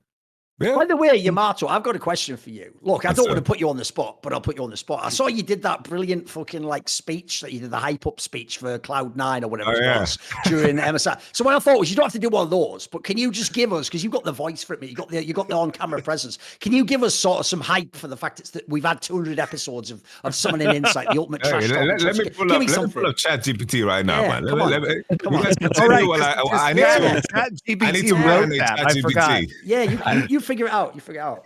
Let me It's gonna be marinate good something comment. while you guys just continue. I'll marinate something. So in the back. Amazing. You know, back in the Bring it. day when I would make videos and post tweets, and what would happen is people would just like not only misconstrue what I was saying, they'd read the worst intentions into it and they'd think I was a villain or a bad guy just for some tweets. Out that age then. How you feeling me? Isn't that the world you live in right now? Isn't that the last few years for you, mate? Isn't people I hating think on at you this just an point- occupational hazard at this point in time? I think my Twitter's so dead that I don't think people even hate on me anymore. Okay. It's like the opposite of love is indifference. I think that's Yes. where they're at right now, you know? All right. Okay. Fair enough. No, it's interesting, no? Like that if like when you're like at the top of what is when you're kind of like popular, what is everything you say, like nobody what is like, oh man, this guy's so great, you know? It can be the worst tweet imaginable. It's still like, oh, people will defend it, and as soon as you're like somewhat in the bad breath of people, suddenly like everything you say is just, you know, Yes. like it has nothing to do with what you say actually. It has just to do with how people perceive you, and I find that absolutely fascinating. You know, I don't think I changed at all. I think I've always been the same way. You know, I think you have always been the same way too. Like there's like you might have gotten like a bit more like, you know, like doing this once in a while, you know, a bit more aggressive, a bit more passive, you know, but still, you know, like you're going through waves, and it's fascinating. I gotta say, you know, like, but I'm happy to piss off the people I'm pissing off at this point in time. So I think you might be too. I mean, I just have the vibe. It's like that movie Dazed and Confused, the Matthew McConaughey character. It's sort of like, you know, that's what I love about these fucking League of Legends plebs. I get older, they stay the same age. It's the problem, Alright, innit, you know, alright, that- alright. Exactly. You know? Well, also amazing as we see the beautiful background that you're in right now. I mean, you have more freedom because you don't, you know, the League of Legends professional career is now behind you. So what are you up to these days? I mean, he's besides literally being jungling, outdoors? apparently. He's in the fucking forests, you know, he's checking stuff out, you know. Still open diamond proxies around the corner. Yeah, not again. No, I mean, I've been studying a bit now. Like I've been taking as many classes as I can to get to a psychology degree as soon as possible. We'll still In take a couple of America? years, obviously, in the US. Yeah. No, it was great to come here. Like I thought about it for a long time, what I want to do in like after this whole debacle of the last couple of years because of you know, I don't know, just like going from 6-figure salary, whatever it is, and then, you know, going to basically zilch. And I don't know, like thought about studying, and then I thought about the places, and I was like, well, if I do it, I gotta do it in North California, you know, because I fell in love with North Carolina in general. So I just picked out the places and tried to make it as memorable of an experience as possible. Now, just traveling around for my semester. What is it, like the end of the semester? Kind of like doing some outdoors camping and whatever it is. So I don't know. I just the freedom that I've gained by not being in esports anymore has enriched my soul, to say the least. Here's the thing, Amazing. I know how you can get the most banger thesis of all time for your psychology course. You just hit up that old Greek AD carry you used to play with. Mate, you could you could probably like win some award for that or something. You could get like a Nobel Prize if you forgot what was going on in his mind. What the fuck he was like. I'll tell people a quick story from something Insight that Yankos told us years ago. And if you know this story, you know the actual, you think Forgiven was just really good, all you fancy. He was just really good and a bit troublesome. If you know this story, you will know he was on levels of crazy no one's ever reached. So Yankos, one of the best junglers ever, was his jungler, and he would say that Forgiven would lane, and you know you always wind about being 2v3 because the jungle comes. No, he would say that if Yankos came to cover and counter gank, he would be like, why the fuck you come here? Like, we will win 2v3. You should have farmed another camp. And it's like, if you're the jungler, what the fuck are you talking about? Like, and so like, if the levels he was on, mate, he was on another level. There's no right decision with Forgiven. You know, you come down to cover, you should have found another camp. You don't come down to cover, you should have come down to cover, and then he's going to flame you anyway. So, like, you kind of have to be in this juxtaposition of like farming and covering at the same time. You know, so I think the crab being in the game, like on both sides, has actually really helped Forgiven. You know, to kind of like mitigate it. You know, so he's like, oh, my jungle is a river. Yeah, he can come. So he's basically like that meme of the dog where it's like, throw this frisbee, and then it's like, don't take, but throw. He's like, but his for now is like lane, like gank, but don't gank, but farm, but be ready to gank, but don't be ganking because you should be farming. It's like, please. There's 3 other people in the game I've got to deal with. Every game is such a surprise to Forgiven too. That's the funniest thing about it. You know, every game is a surprise to him. You know, like you play with him, you know, he leashes you, so obviously you're going to be on the top side, and then he's surprised that you're not going to be bottom level 3, you know, he's like, how did this not happen, you know, he's like, it's like, and every time he flames the same way, it doesn't change, you know, it's not like he advances somewhere, it's like, well, this is now a change of mind, I should probably alter my gameplay a bit, no, it just keeps going the same way, it doesn't matter, it's not new game, new rules. I'll just say, by the way, just for completeness, I saw someone in the chat tried to like tag on to the joke, as they always do, like, I'm helping, like, you're not helping shit. Someone went, and then he died 2v3. It's like, no, you moron. Actually, you've missed the whole point of the story. Forgiven was so good. He would win 2v3, but then here's the problem. He would come out of of the game, and if you're the star player, you're supposed to like spread the love around and be like, you know, thanks guys for helping me. He'd come out and be like, well, I fucking won 2v3. What were you guys doing? Like, so you can never win with this guy. You have to understand. It's why in some ways he was great, but he's also a very unusual figure. You know? Have you got something for Yamato? Come on, you must have something. You mean like the ChatGPT thing? I wanted to say about Forgiven. I remember I ran into him and Vander at like an after party. I don't remember which event it was. I think it was when they played like third place match against Unicorns of Love or something. Okay. And then it's like, I ran into them at the after party. They won. And then the whole time, Forgiven just talks about how he has to educate Vander on everything that he needs to do in the game. And I can just see how Vander, he doesn't react. Stood there, right? Stood there, as you said. And he has accepted a long time ago that this is just what he does. Yes. He's sitting there, he has his drink in his hand, and he's like, Vander, you know, I have to tell him all the time what the fuck he needs to do. He doesn't do it if I don't tell him. And Vander's like, this is just my life. It's whatever. It's all mad, isn't it? Oh, man. Okay, I cooked something up. Up for you. Come on. Well, ChatGPT did, but I'm just going to deliver it, you know? It's like, all right. Are you guys going to cue some music, or we're just going to do it? Do we have that technology? Do we have some music we can play for him? Hold on, we're talking to a producer. Yeah, the Interstellar song. Do it. Go on. No, I meant more for the homies, for the people in the video. But make sure it doesn't get copyright struck or some shit, you know? Oh, right. it will. Yeah, true. Don't worry. We can do it a cappella. Fuck it. Let's do it a cappella. All right. Ladies and gentlemen, esteemed guests, today we gather to celebrate an extraordinary milestone. The 200th episode of Summoning Insight.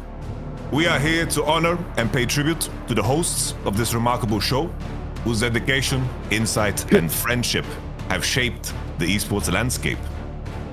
For 200 episodes, these hosts have guided us through the highs and lows of esports, providing unparalleled analysis and captivating discussions. But what sets them apart is the genuine friendship and camaraderie they share, inspiring greatness and uniting us as a community. Today, we express our deepest gratitude to these hosts for their unwavering commitment and their unwavering friendship. They have poured their hearts and souls into Summoning Insight, and we are the fortunate recipients of their wisdom and humor. Let us raise our glasses, apparently, and toast to these extraordinary hosts whose dedication, knowledge, and friendship have made Summoning Insight the iconic show that it is today. Here's to 200 incredible episodes and the lasting legacy of Summoning Insight. There you go. That's why he gets paid the big bucks. Cheers. It's a cheer, apparently. It's a cheer. Score. Cheers. Prost.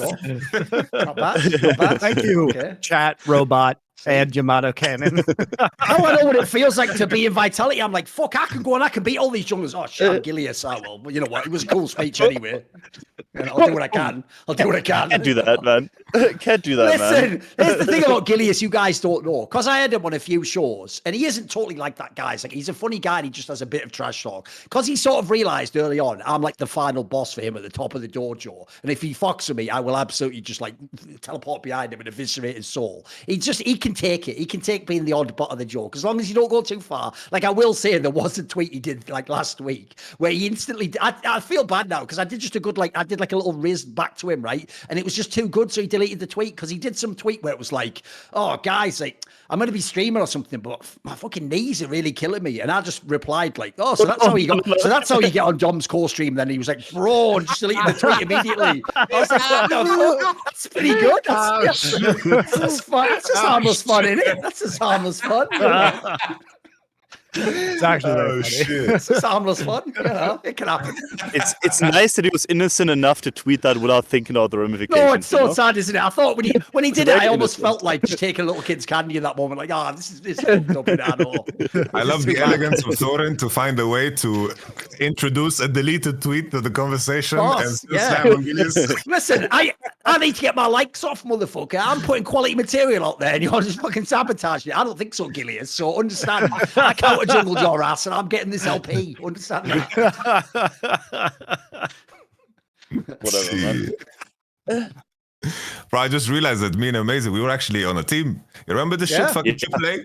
We played with these fucking three bozos. Jesus Christ. Okay, we played one tournament and it was for AAA it was Gfinity. That's when we actually like, in the first game we played against Curse Academy, I think, right? Like I was like 4-0, you were like 2-0, and like everyone else in like my mid laner who was playing Anivia, he was I don't know what the fuck he was doing. Was it Lego Maego was his name? Yeah, and he had like AD runes on his AP Anivia, and he lost by 20 CS, so he couldn't even last it with those. Oh yeah, it was Cobelter on Jace. And then we asked, why the fuck do you have 80 runes? He's like, I wanted to match his AD. I'm like, what the fuck does that even mean? Jesus. Oh man, it's all coming back. Shit. I remember the owner of Go ahead. Sorry, go ahead. You kind of in contract hell at the point. Like I tried to convince you to stay on for that tournament, you know, and then like you actually stayed on for that tournament, and then we get a free flight to London, which is not bad. We got a good hotel too, you know, like whatever it is. And the owner of AA was really nice, you know. I gotta admit, you know, he was nice to me at least, you know. Like, but that tournament was absolute dumpster fire. You know, you got 0-3, and we're out basically, and then we went home. Bro, we could have won 20,000 or 30,000. Giants with like like they were like 40 years old back then. They were playing against. We lost against Giants. Lost against Curse. I remember we walked in and like I saw the Call of Duty guys like play the tournament like right next to us, and I just saw how they were like standing up between rounds like you, woo! And I was like, holy shit, I want to do that. We were playing against Curse, sitting right in front of them, and I'm like, I solo killed what's his name. It was like this. The guy was like 14 years old or some shit, and I just stood up. Yeah, fuck you up. Take that. It was a complete fucking mess. And I remember at the end of it, it's like the owner of AAA, he brought his wife to the event, right? And like I was like 16, I was like 15 or something. And then like she greeted us, and she was like, actually in France, you greet with a kiss. And I was like, well, I don't want to take the owner's money and his wife. And this was like the worst comment. This was the worst comment to make in the moment because AAA didn't pay me shit. Like they didn't pay me. They still owe me money to this day, and I think it's because of that fucking moment in time. So at least I have a story to share. Amazing. Oh man, yeah. Gfinity, man. And then AA actually disbanded their League of Legends thing afterwards entirely. I think, like right after, like we played that tournament, they're like, "Oh, it's good enough, you know. We don't need to watch it. You know, more payments. It's okay, you know." Oh man. By the way, Yamato, have you ever actually had like good NA offers? Have you ever thought of doing the NA trip and going to a team? Well, back in 2020, right, when COVID was like peaking, I actually signed a contract with Team Liquid. I signed the contract in Liquid for 2 years, but then we basically we agreed if I have to work remotely, fuck that. And it was like right when Trump was like escalating things, like closing off borders. COVID. I mean, you couldn't get visas at the time. It was a mess for Europeans. And then I just pivoted and went to Sandbox, right? So that was like one moment. Like 2016, I had like a ridiculous like money offer from probably Energy or something like that. I think it might have been Immortals, like back then, like 2016. But I was like, yeah, I'm gonna continue in Europe with the Splice Boys and see what happens, you know. So there's definitely been like moments in time, but I think just in terms of the opportunity cost, I was always like a lot more careful. Like if that came like back in season 5 and I had some like fat NA offer, that was like the dream time to move over to the North America. It's like the 5.5K meme, you know, came from somewhere, right? What about though the current time period? Because I've heard your name was in the mix of a couple of the jobs of like the failing big teams that people might imagine you might get brought in for, and maybe you said no, or maybe they didn't have the money you wanted. Well, will we see you soon as a coach again, do you think? I think I've definitely I've declined a couple of offers. Yeah, I think now I've gotten a lot more selective in where I want to work, because it's like I don't want to fucking pour myself into something and get rug pulled, you know, 2 years later because the direction fucking shifts, or you know, they are being pushed from a different direction. That has happened many times. So I'm a lot more selective, and it feels good to like build on my own foundation, because like you always stand on someone else's rug, you know. It fucking feels like shit sometimes when you know coming into the off season that you have very limited power, you know. It's like I was in Vitality for 2.5 years, right? And then they chose to go in a different direction, which is fair, you know. That's their option. But the entire offseason I was spending building what I believed was the future of Vitality. And then I went a different direction. And then it is what it is, you know. It's just a part of esports, I guess. Yeah, it's a very weird juxtaposition to always be in. Like when you're in the off season, like you kind of think that, let's say you have a 1.5 year contract or this, and then suddenly like just literally just take it away from you, and you're mentally preparing already for the next season. You think about, oh, we fucked up this season, that's what we did, and we should have adapted in that way. And you try to do that in your head, and suddenly you get like, and you're gone. You know, like very next day. I don't like it. For sure.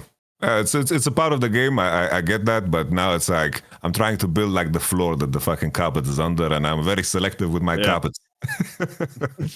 So to speak. Well, plus, I mean, to be fair, some of the teams you were in, mate, the carpet ended up having a few bodies rolled up in it that were dumped behind a fucking dumpster, and we don't speak about some of the players that were on some of these teams. Mate, some of the players that you've been with in the LEC just disappear from LEC forever. Where the fuck's that bot lane gone? Where's Reckless? What's going on? Where are these people? Wonder, are you out there? Has anyone seen Wonder? Put an APB out. Fucking hell. This is mental. Where are all these players? Maybe the experience is just too good with you, mate. After you, they're like, you know what? It's not point in playing league anymore. The coach doesn't even know how to give a speech. Honestly, that is probably what it is. Yeah. Exactly. Well, I think also, I mean, you've been streaming a lot, and your content creation stuff is going well, right? So, you know, do you need to? You don't have to be. You can afford to be picky, I guess, is what I'm saying about. No, for sure. Because like you're keeping yourself very busy. By the way, as an aside, here's a a little story about Yamato that people won't know. Here's how I actually know he is legit. Because you guys do all think he just does like the fucking good on camera, and maybe he's even a coach, whatever. All that fucking crap from 4 years ago is still a topic, right? All you need to know is this: when he had that year off where he wasn't coaching anyone, right? A lot of people have tried like hitting me up, like, oh, I might do some content, like, can you give me some pointers? And what I do is this: I never like give unsolicited advice, so I'll just give like a very basic, like, yeah, I don't know, maybe do your own show or something, you know. And then what you do is you see if they're gonna like either put some more energy into it, or they're going to pick it up and run with it. And he actually was asking me all stuff like, what do you do when you do a show? Like, how do you structure it? What do you do like this? Like, and I even gave him, this is how you know he's legit. I even gave him one of the rare scripts for a Thorin's Thoughts. But I will say, part of why I did it was like this, Yamato, because everyone thinks, oh, fucking hell, this must be the shit when this comes over. It's going to be like detailed. But the reason is I also send it low key to like maintain dominance and intimidate other content creators, because what you find when the script comes in is it's just like single words on like a thing of like talk about team play and that, like, and I'm just it's good though, isn't it? Because here's the thing that you learned about is if you actually did a script, you'd be reading it and it wouldn't be interesting. But if you do it this way, it structures your thoughts, but you flow between them, don't you? Talk between, if you can talk, especially, you keep it rolling and you just find a way to go between. So yeah, no, I saw immediately you did loads of videos. So yeah, you were one of the few people who actually took it to heart, mate. Fair play. No, for sure. It's like, I remember I had that conversation with you, and I remember that to this day. And I remember also with Monty 2015, like when we were fucking doing the world stuff. It's like, I remember we went outside for the fucking cigarettes, whatever the fuck, and you told me stick to fucking coaching. It's going to fucking pay off. And I remember those fucking words to this day. I also remember we were called a toxic cesspool of negativity. I remember everything that went down. By the way, that story needs to be told now, because that one's like too fucking funny, actually. Okay, so basically, this was Dash's first Worlds, and like we were in group stages or something, and Yamato and I were on the desk, and we were just like power shitting on all of the teams, and like we were having this meeting where just about the desk and like what we were gonna do that day. And I think like Dash was like, I don't want the desk turning into a toxic cesspool of negativity. Was that right? I thought it was Riot Magus that brought the message to us. Oh yeah, that's right. Our favorite guy, Monty's favorite, of course. You know the old law. I thought he was favorite guy because Dash was chill. You know, Dash was cool. Yeah. Dash was cool. We were drinking and shit. You know, we were. This was Dash's first Worlds. That's right. So he was, he was kind of like feeling it out still. He was new at the time. Yeah. So anyway, yeah, you're right. It was the Riot management who was like, the desk is a toxic cesspool of negativity. And so like it just became a joke that Yamato and I have now said for years back and forth, like our private meme of like being a toxic cesspool of negativity. Dude, if we ever in the future, if we ever get the budget, because you got to have that fucking prime cheddar, the fucking skrill, if you want to get Yamato involved. I've heard some things behind the scenes. If we ever do a show that Yamato features on, we'll have Monty and him on it. It'll be called a toxic cesspool of negativity and shit, or whatever that line is. That'll just be the fucking name of the show. Yeah. Nice. There you go.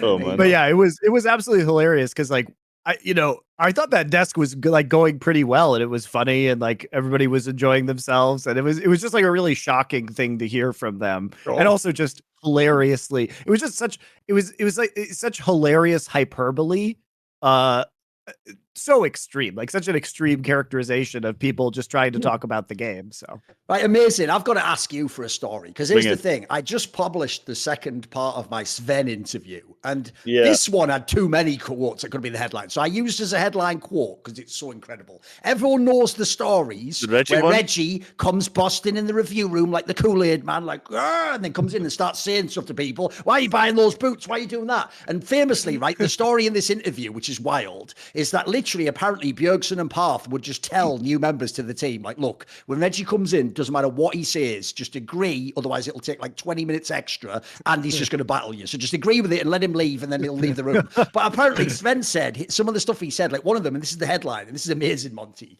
is he actually would come in and say stuff like, he'd like go around the room giving everyone all their different thoughts, why didn't you buy those boots? What are you doing with it? And then he said, for real, he apparently told Sven once, why aren't you dodging Kaiser Q, which is a targeted ability. So I wondered, does amazing, that's fucking amazing, by the way, is the story. But do you have any fun stories about Reggie? It doesn't have to be a bad one. Do you have a fun one for us? Come on, there must be something good you can tell us. A good story.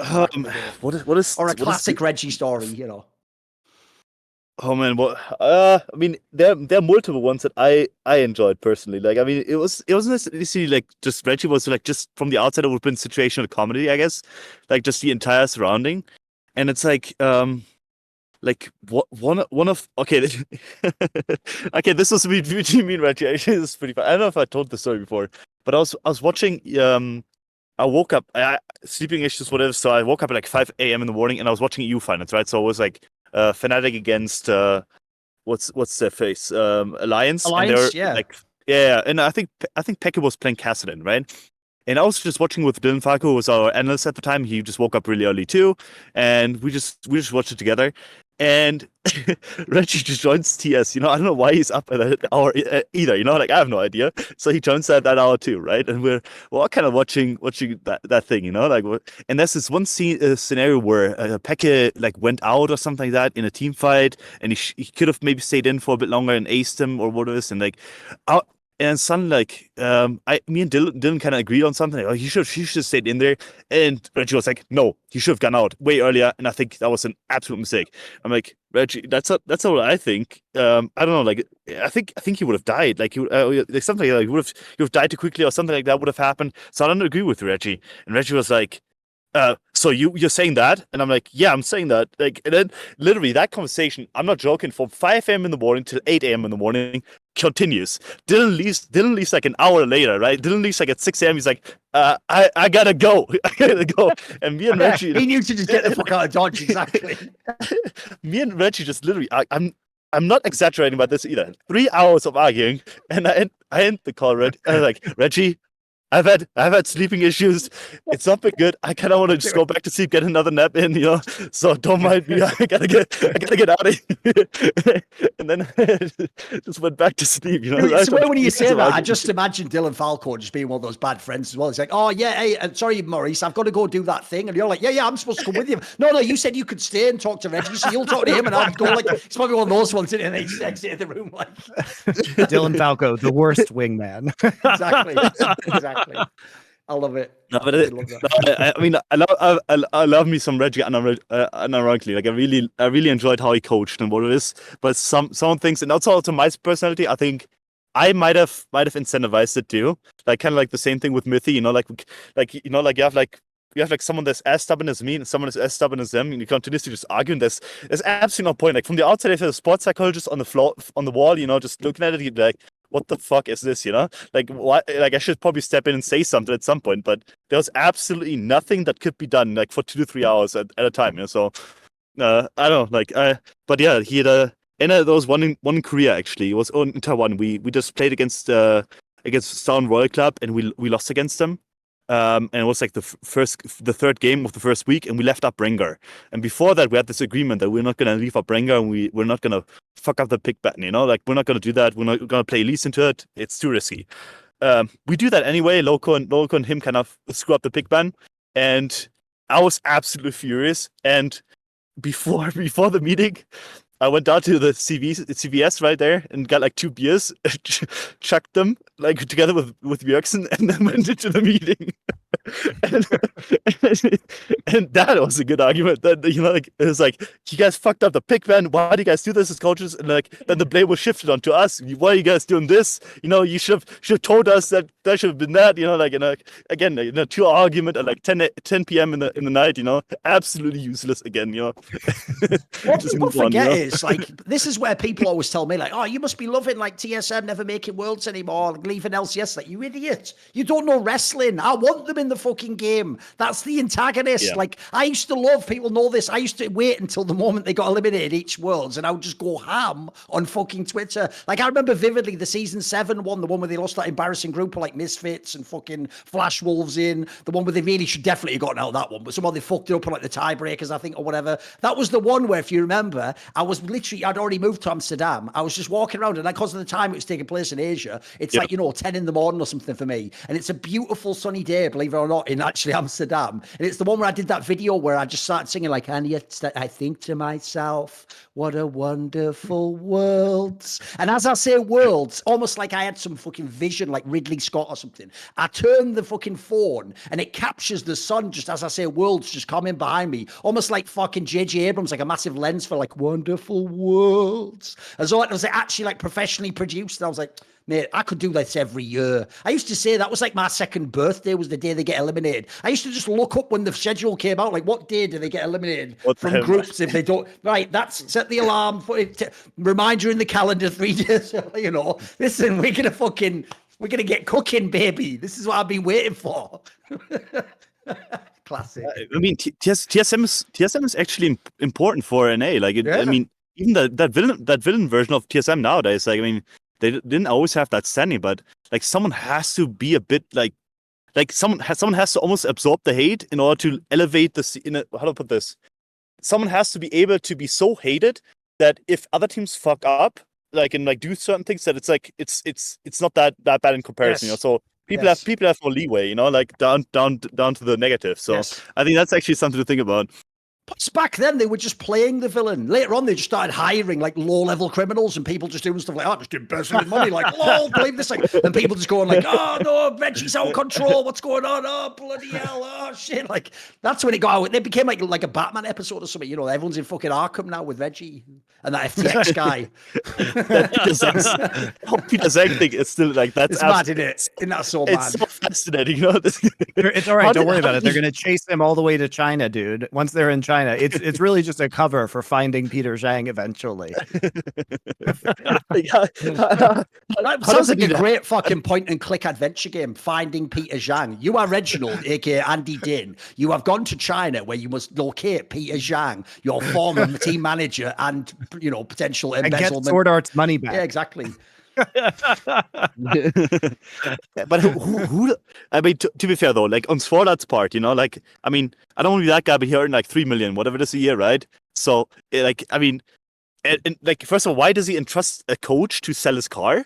Like, that seems kind of like dumb, maybe whatever, you can do that, like, instead of just doing it yourself. But like, to even be, I mean, at that point, like, you earn 3 million, could be like, oh man, yeah, well, I guess I lost those 30,000. Oof, that's less than half a month. That's like a week of pay. That's actually less than a week. That's literally 3 days of pay or whatever it is, that he had to run after. So I don't know, man. It's a mad thing to be mad about,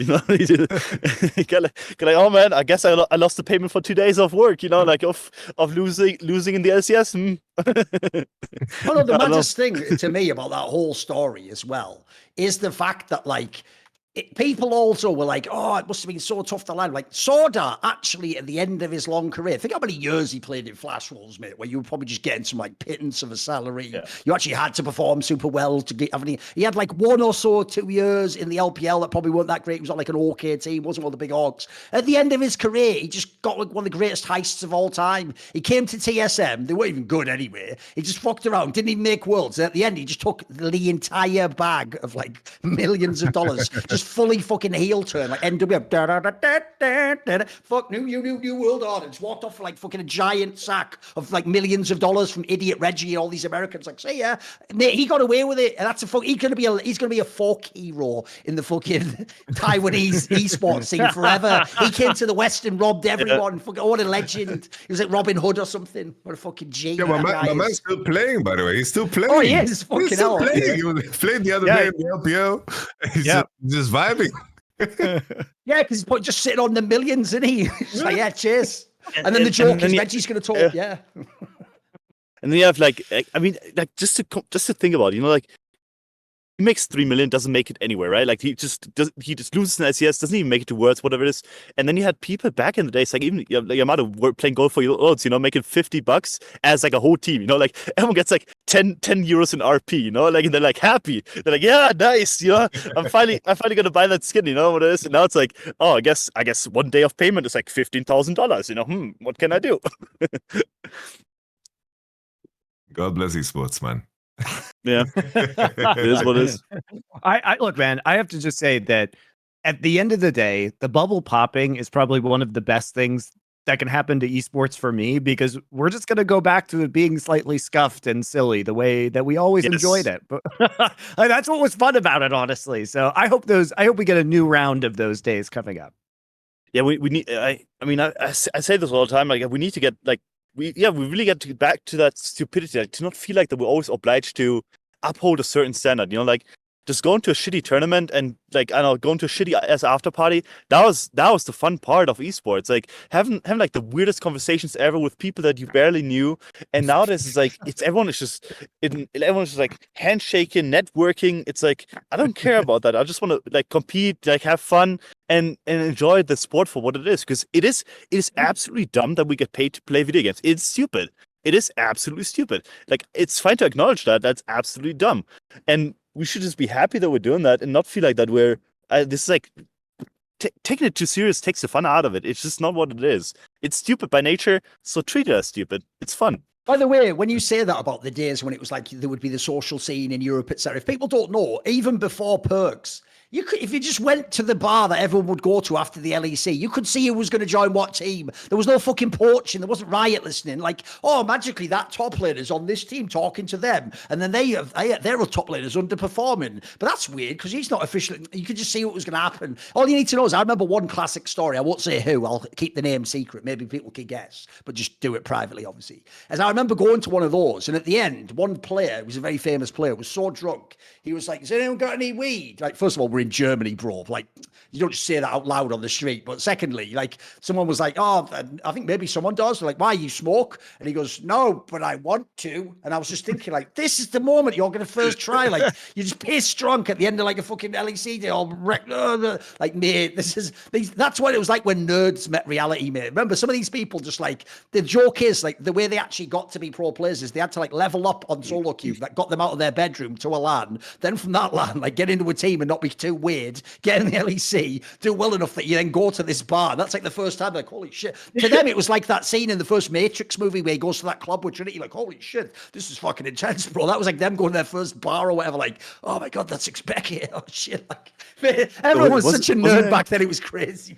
There was a picture of Frogner, I think, uploaded on Reddit or something like that, of him like sleeping on the sitting on the curb, like completely drunk and lost, like at 5 a.m. in the morning. You know, sun is up, he's sitting there, doesn't know what's happening. He just looks at the street. You know, like. All I'm going to say, and I'm going to phrase this very carefully, Yamato, is there's a lot of pictures of Froggen uploaded on the internet that I wish I could unsee. If I had that device from like Men in Black, you know what I'm referring to. If I had that device, I would delete certain images from my mind. You know, that is a deep cut, man. That is a deep cut. If you don't know what I'm on about, it's fucking I know. wild. Oh my God. Actually, I literally do not know. Yeah. I don't know what you're talking about. Don't worry about it. Don't worry about it. I have no intention of looking it up too. I just remember the whole what's under the blanket, you know, like that whole thing was good enough for me, you know, and that wasn't wrong. There you go. That also. There you go. Oh man. All I'm going to say is this. I'll just say this. there was a certain year when Froggen actually had a like uncharacteristically bad year. But if you just knew what was going on in real life, that's not really a surprise at all. Like that was exactly the year where you would be distracted. Let's just put it that way, you know, other things in life could get to you. Who knows? Not everyone's built for the rock and roll lifestyle. There's the other thing. I actually had to learn that for real, by the way. Yeah. I used to think people like expecting that, like, oh, what the fuck? How is he like fucking around, just drinking, partying, all the girls, then he's just winning the game? Like that is a skill in itself, you know. Not a lot of people can do that. Like to actually be able to like manage that lifestyle and then to still sort of like flip the switch when you can. Dude, there's not many people who are built like that. There's a few and some of the greatest champions ever, by the way. And some of the best. I can expect it was just John Jonesing at every fucking finals. Exactly. Yes. Dude, the joke is he really could have said that shit where it's like, you know, like John Jones famous, he did say to Daniel Cormier, like, dude, I beat you when I was on cocaine. Like, basically, Expected could just say to people, like, well, I was just fucking hungover, still with your ass, didn't I? Like, see that championship, yeah, that one's tequila, that one's fucking Sambuca. Like, give me a break. Like, this guy was a legend. And if you don't know Soaz, spoiler, if you never followed his Twitter, there's a reason all the music he posts is always like fucking progressive house music, like he's just Soaz is also just the guy with the collar out, like, right, where we going, boys? Like, you know, like these are the best guys to go out with. I'm telling you, though, these are the best stories. You know, they're not the ones like the Forgiven story. Like, so anyway, there's another thing that Vander does wrong in lane. Like, bro, we're trying to have a beer here. Like, can we get a break? Come on, can we just get a break on League for 5 minutes? By the way, give us one parting thought or anecdote or something, and then we got to go to the next guest. So come on, Yamato, what have you got?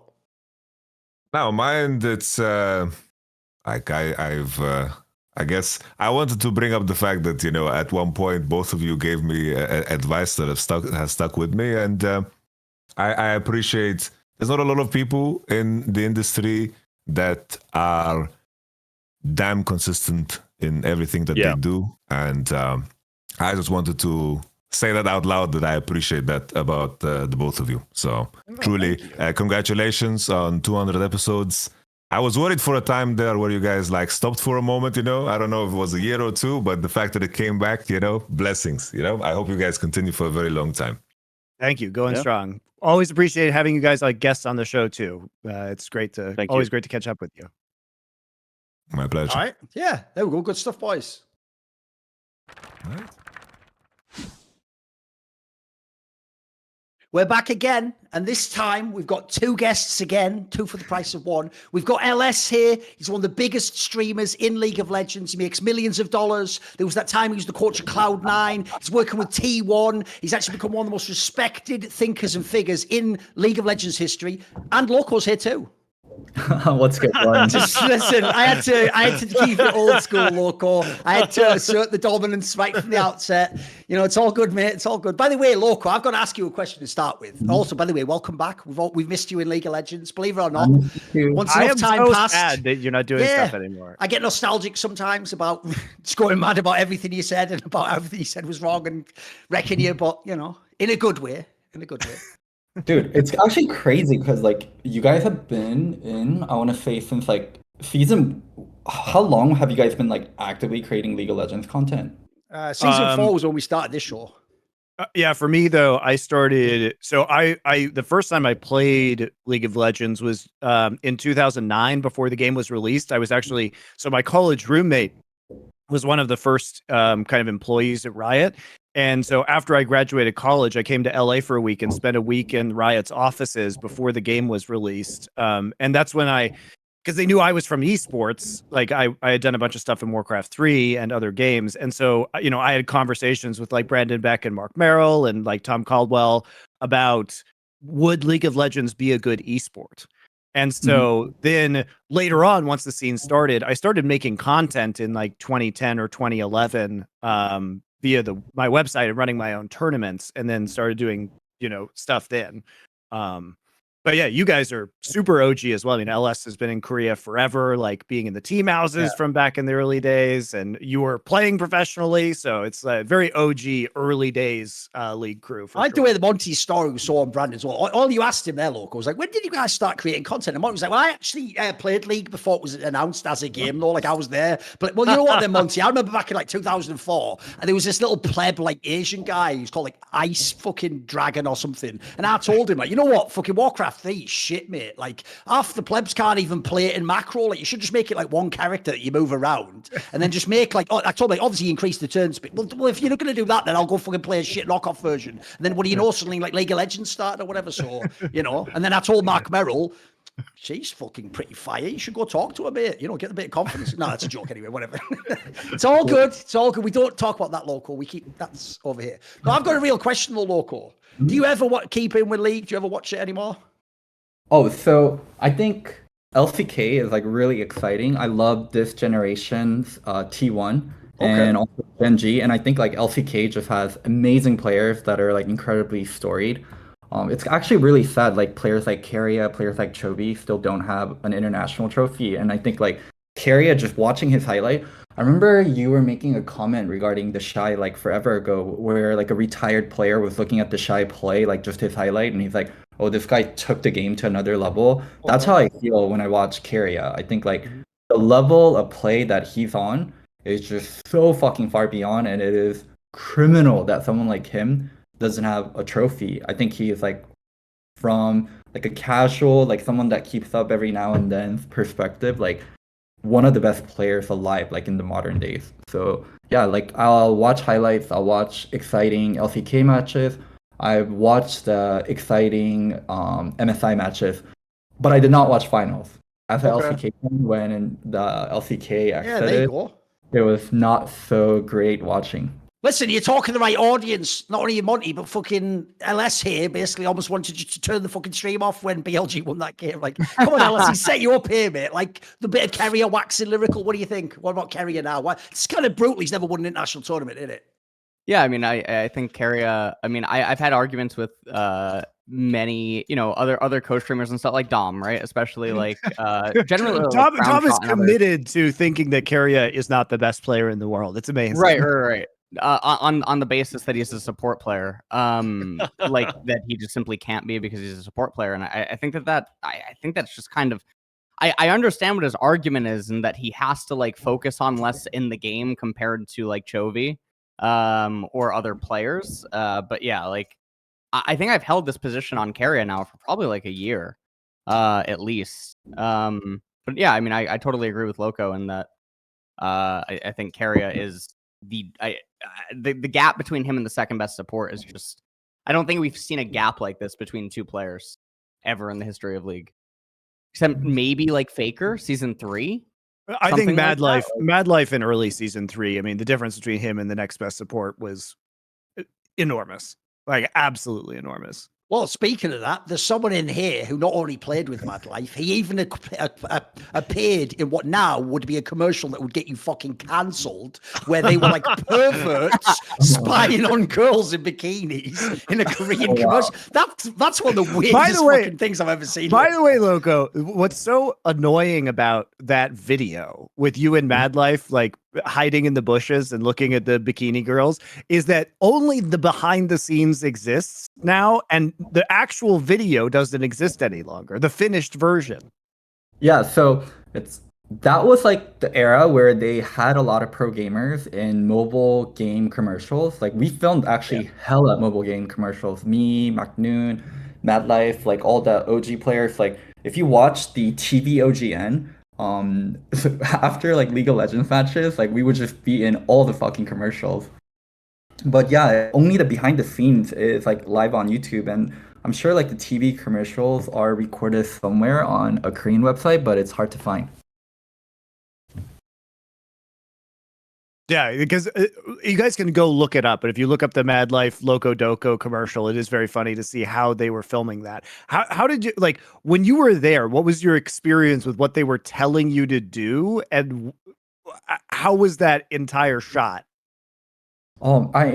Honestly, like I was pretty excited at the start of, like, I think that was like the very first commercial that I did, so I was very excited, but we had to drive like 2 hours, like, and also a 2-hour drive in Korea is forever. Like if you live in the Seoul area, you never have to drive like more than an hour to do anything like within that area. Like, so having to drive 2 hours to middle of nowhere, doing the makeup and like filming like almost the entire day, like it was just got kind of annoying, and I got more tired as the day went on, and I was Loco, go on Discord and put streamer mode on so it won't make that notification sound when everyone messages you, because it's just feeding back, it's all. And if you know me, mate, I'm about this close to going fucking mental. So just turn that, put the streamer mode on and stop the notification. There you go. All good. All good. Thank do that you. real quick. It's all good. He's completely he's gone full boomer ever since he stopped doing esports. No more headsets, notifications, sound notifications on his stream. By the way, we actually did a stream local where, because we had a weed sponsor for real, like a bong that's like sponsoring our podcast. We did an episode for 420 where we watched a bunch of cringe content, and you can imagine what interview of yours we watched. The one with Hot Bid. Oh mate, that was fucking primo. I forgot how good that one was. It was hilarious because that was also where you talked like you were on meth. You were just like, yeah. And the thing about Brewdog was like the way that fucking the hydrolysis or whatever, and like Hotbit's just like, who the fuck is this guy? What's going on here? Like, it was great though. It was really good. Mate. It was great. You're very entertaining though. Come on, hit us. What Always you have been. The thing is, like, I really fucking love, and I still love StarCraft. It's just so hard to get into nowadays. Like, there's still GSL, and the old school players are playing again, but the depth and history of StarCraft is still almost unrivaled. Like, maybe games like League, CSGO, Dota comes close to it. But the Korean scene back then, like 8 teams, like A tier players, B tier players on each roster, like each with like full on history, like double leagues going on, team league going on. Those were like true golden days of esports. I don't think we'll ever get close. That was your era, right? When you came up, LS was StarCraft Broodwall. That was. Is that game still dear to your heart? Yeah, StarCraft. I mean, I will still tune in for finals of StarCraft 1, like ASLs and whatever. If I like catch the tweets or if I know that they're coming up, I'll still watch it. And like I talked to NYOCAN. NYOCAN actually comes on my stream sometimes. And he still plays Brood War and like casts it. Okay. And NYOCAN will like keep me up to date with like what's going on in the Korean scene, because there's a lot of overlap now because the scene, it still exists, ASL, but a lot of Korean pros run into a lot of non-Koreans nowadays. Oh, okay. So a lot of non-Koreans get to actually play a lot of the top Koreans. Cool. They all get slammed. Getting to play like Bisu and stuff. That's Yeah. So wow, there's a lot of overlap, and we literally do get to see that the absolute best foreigners will play the best Koreans 100 times and win 0 games. So it's really cool, you know. By the way, Loco, I was just looking up on the episode. I've been saying which episode people first appeared on some of the Insight. You appeared on episode 10, actually. It was quite early on, which, if you remember, was the one where you were still like coaching his alliance and you were going to join TSM, but you hadn't joined yet. But here's a detail that I have to explain, because the first episode LS appeared on was episode 32. And I actually remember, because I have a memory like this, that on this episode, I made a really mean joke about Loco that, you know, some would probably think is crossing the line, where what I did was I made a joke about like TSM coaching stuff, and then I just said that's fucked up, because I'm sure what they'd really say is more like, I love you, Bajurgith, and then basically people immediately knew. There's the one thing I have to ask you, Loco. How the fuck did you coach Björgson when you could never say his name? You always said it like Bajurgson or something fucked up, didn't you? Wasn't that awkward? Most of the time I just said Björg, but there were definitely, like, I remember when I first joined, I remember saying Berserk and getting corrected where I did not realize the J was silent. It's a natural mistake. It's just a Korean thing because they don't have the letter J in that way, right? I'm actually curious about you guys. Did you ever encounter each other in the very early days of League of Legends when like LS was in the MVP house and like, you were in the MIG Frost house? Because like there was a lot of grassroots stuff that was going on like way back in the day prior to when I got to Korea. I don't think LS in MVP and me in MIG overlapped. I did hear about a foreigner player. What is it? That probably was LS. Oh my god, it's so fucking far back. Yeah. Honestly, my first ever interaction with Locodoco was in Heroes of the Storm. We did play. We played HOTS together. Yes. We played HOTS together. Yeah. He used to have the HOTS for Loco. Fair enough. A lot of us did back then. He used to look a lot better. He had a haircut. He had the little earring in. You know, he was looking for suave. He was like a young crown. That was it. Dude, But yeah, oh, no, I don't think we ever had. Yeah, we didn't have any overlap back then. By the way, listen. Just in the spirit of fun, LS, we have to tell some old stories. I'll tell a story about LS and my first interaction with him, because in many ways, this will tell you a lot about LS, but also about me, and essentially about how wild esports used to be back then.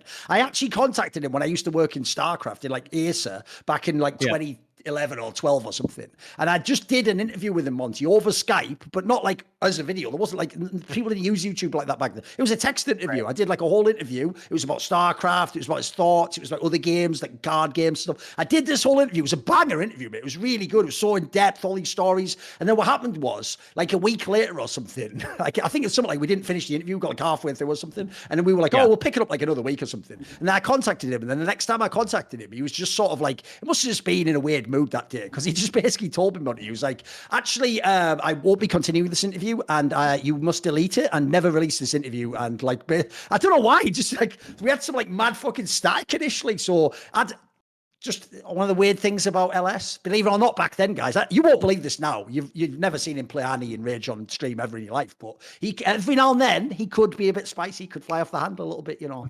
It could happen, right? Just from time to time, occasionally, you know. All water under the bridge now. It's all good. That I do remember. I remember that happening. I think that was in my break period where I disappeared from like the StarCraft scene for like a couple of months. Right. Okay. Yeah. Dude. Yeah. Come on, I mean, Loco. towards all three of you guys, I wanted to ask a question that's been on my mind for a while regarding League and esports in general. Okay. So one thing that happens and why esport works is whenever a team plays, there's value created. Like there's sponsorship, there's eyeballs. But for me, the true value is when a game is played and it's watched. Users are developing an emotional connection with the game, the story, the teams, and this turns into prolonged interest in the game and also microtransactions. So like the old theory was NBA fans are worth like $300, $400 a year per fan, and then a League of Legends fan hopefully will be worth that much. But in reality, they don't spend on the esport part as much. Like what can you do? How many jerseys can you buy a year, and what else can you spend on teams? Like there's subscription models now like Cloud9 Stratus, Liquid Plus, but it's actually the microtransactions that are happening in game. The longer you play League, the more likely you are to spend on skins and other cosmetics. So if there is value created, Riot is capturing almost all the value, and there's so little value that is being captured by the teams and the players themselves. So that's why esport works for the developers, and developers get massively rich. It's not just off the franchise spots, but off the prolonged interest coming from players. So I think where esport is kind of getting fucked right now is the actual operators themselves. Well, there's no real tourney organizers now. It's the developers doing it, but the teams and the players and the sponsors, they don't capture the value, or they don't capture anywhere close to the real value, and it's so asymmetric. And they're dependent on the developers to feed them the cash. And was curious where you guys. Not only is it asymmetric, Loco, but the problem is that nobody has any idea how much the publishers are making. Right? It's not just like, oh, we can tell that they're taking 75% of the money. We have no idea. Right? You know, there's a world where they're making 90% of the money. There's a world where they're making 10% of the money. There's a world where they're losing money, and this is a vanity project that probably should be killed. Right? You know what I mean? In terms of an actual business. Now, I don't think that's the case, because why would every publisher want to push these esports programs? Why would Riot, do a big esports program for Valorant if the League of Legends one was failing? Like, it doesn't make any sense logically why they would do that. So they must be making some amount of money.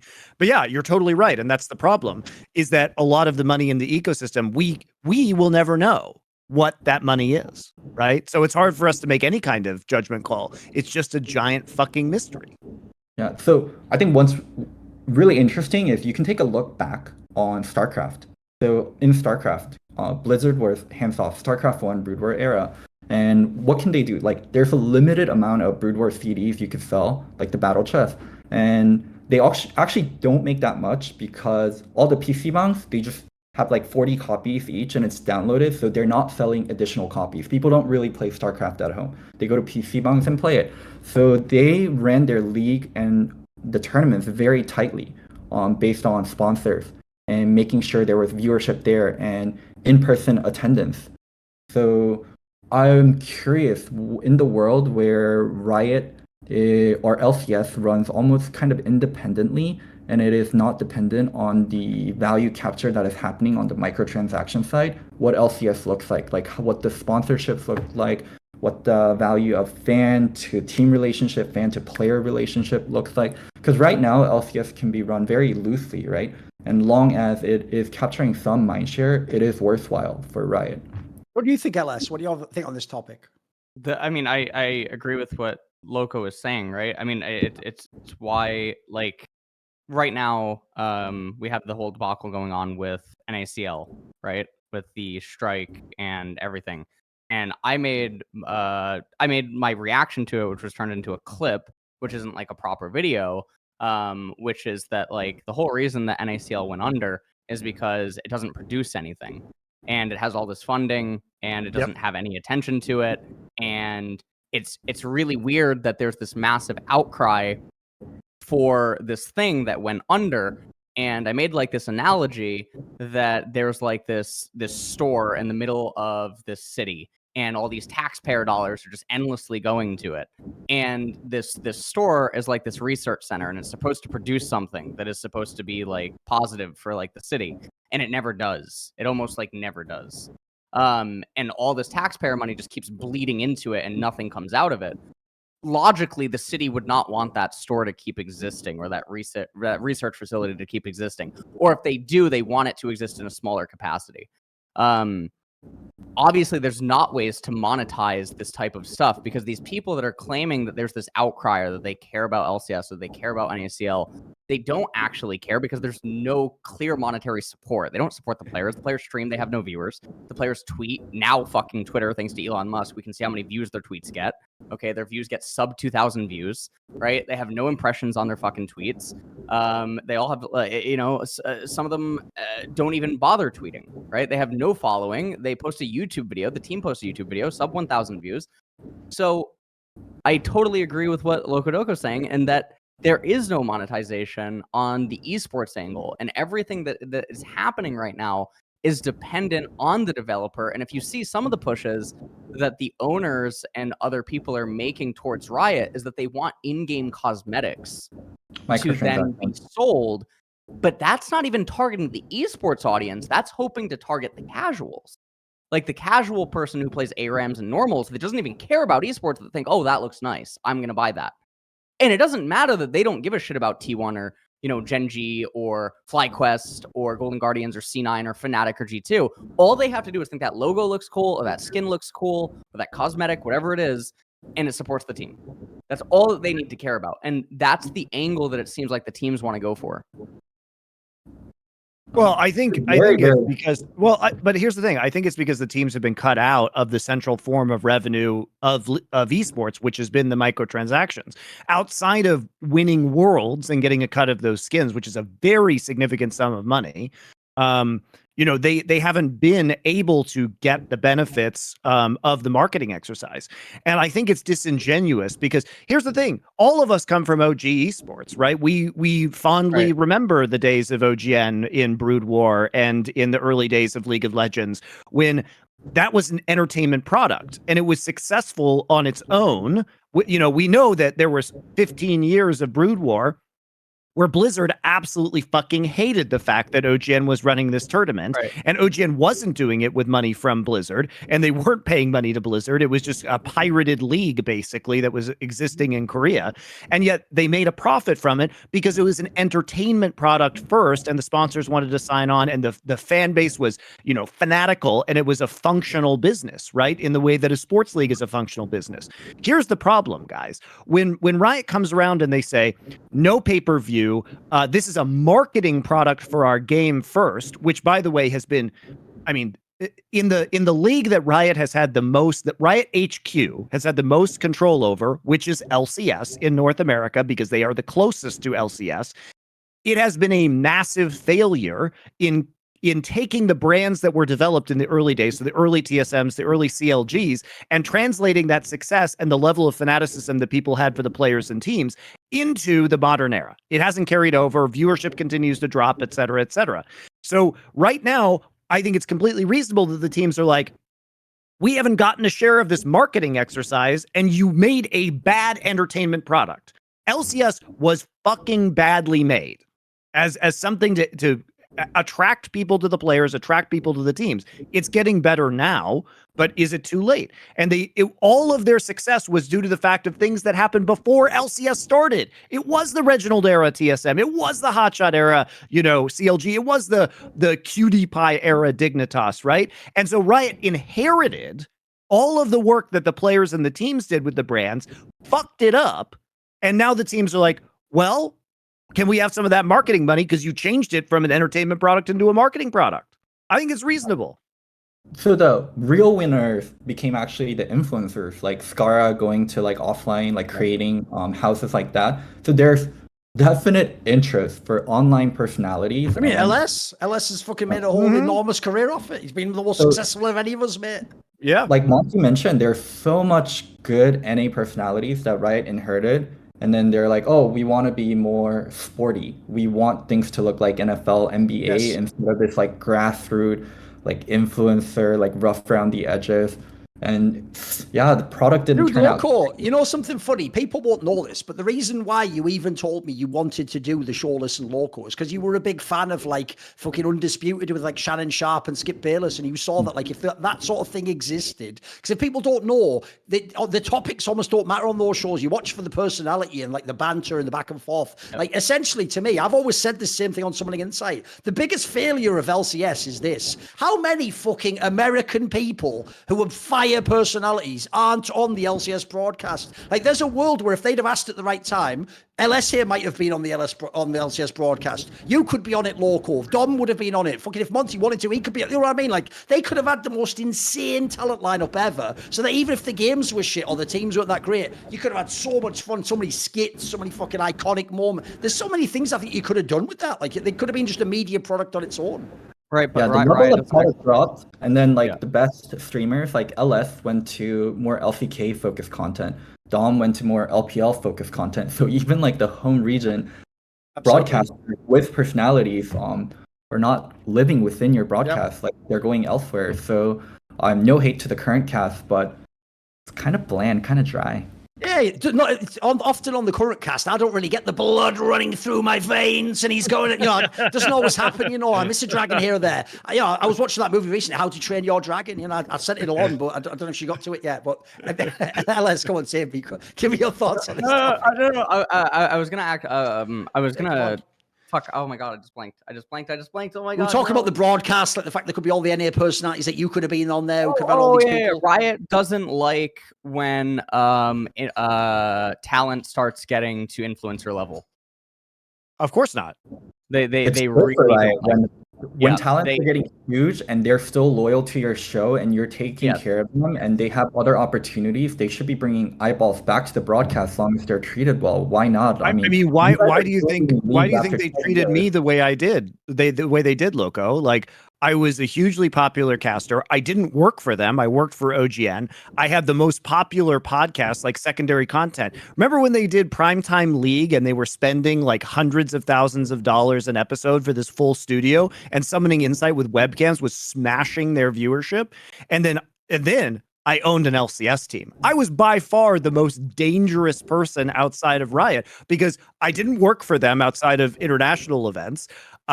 I had my podcast where I got to say and criticize them however much I wanted. And now I owned a team in their ecosystem. Like, that was terrifying for them. So LCK actually turned out really well. Like, they have huge personalities like Wolf. They have huge personalities like Cloud Templar, and they're all insular to the broadcast. Like, whenever they want Wolf for an international cast, he's there. I mean, Cloud Templar works full-time for LCK. Yeah. I loved what that scene turned into in terms of all the big personalities grew. They do other shit other than League, but they're still very much insular, and it feels very collaborative, where in LCS, everyone splintered off, where like, you either got cut off by Riot, or you went into different games, and only if you fit in certain criteria are you still working for LCS. Here's the thing. Go on. Yeah, go on, Ellis. Come on. No, I was gonna say in Korea it does seem to operate a little bit differently. At least from like what I've known from like Riot Korean employees that have since like left the company, that have told me some of the inner workings of the hierarchies that exist within Riot Korea, and how certain things work. I think Riot Korea is its own entity, compared to like LCS, LEC, maybe even LPL. At least like from conversations with Dom, because LCK really does seem to care about the broadcast growth first and foremost. It almost seems to only care about that, which is why I think like they don't care about. The only thing that I think that anyone could ever point to where Riot Korea has done something that doesn't make sense is like when Apto offered to like donate 100,000 to charity, right, to get unbanned, and they still said no. Like something like that. That's like really fucking weird.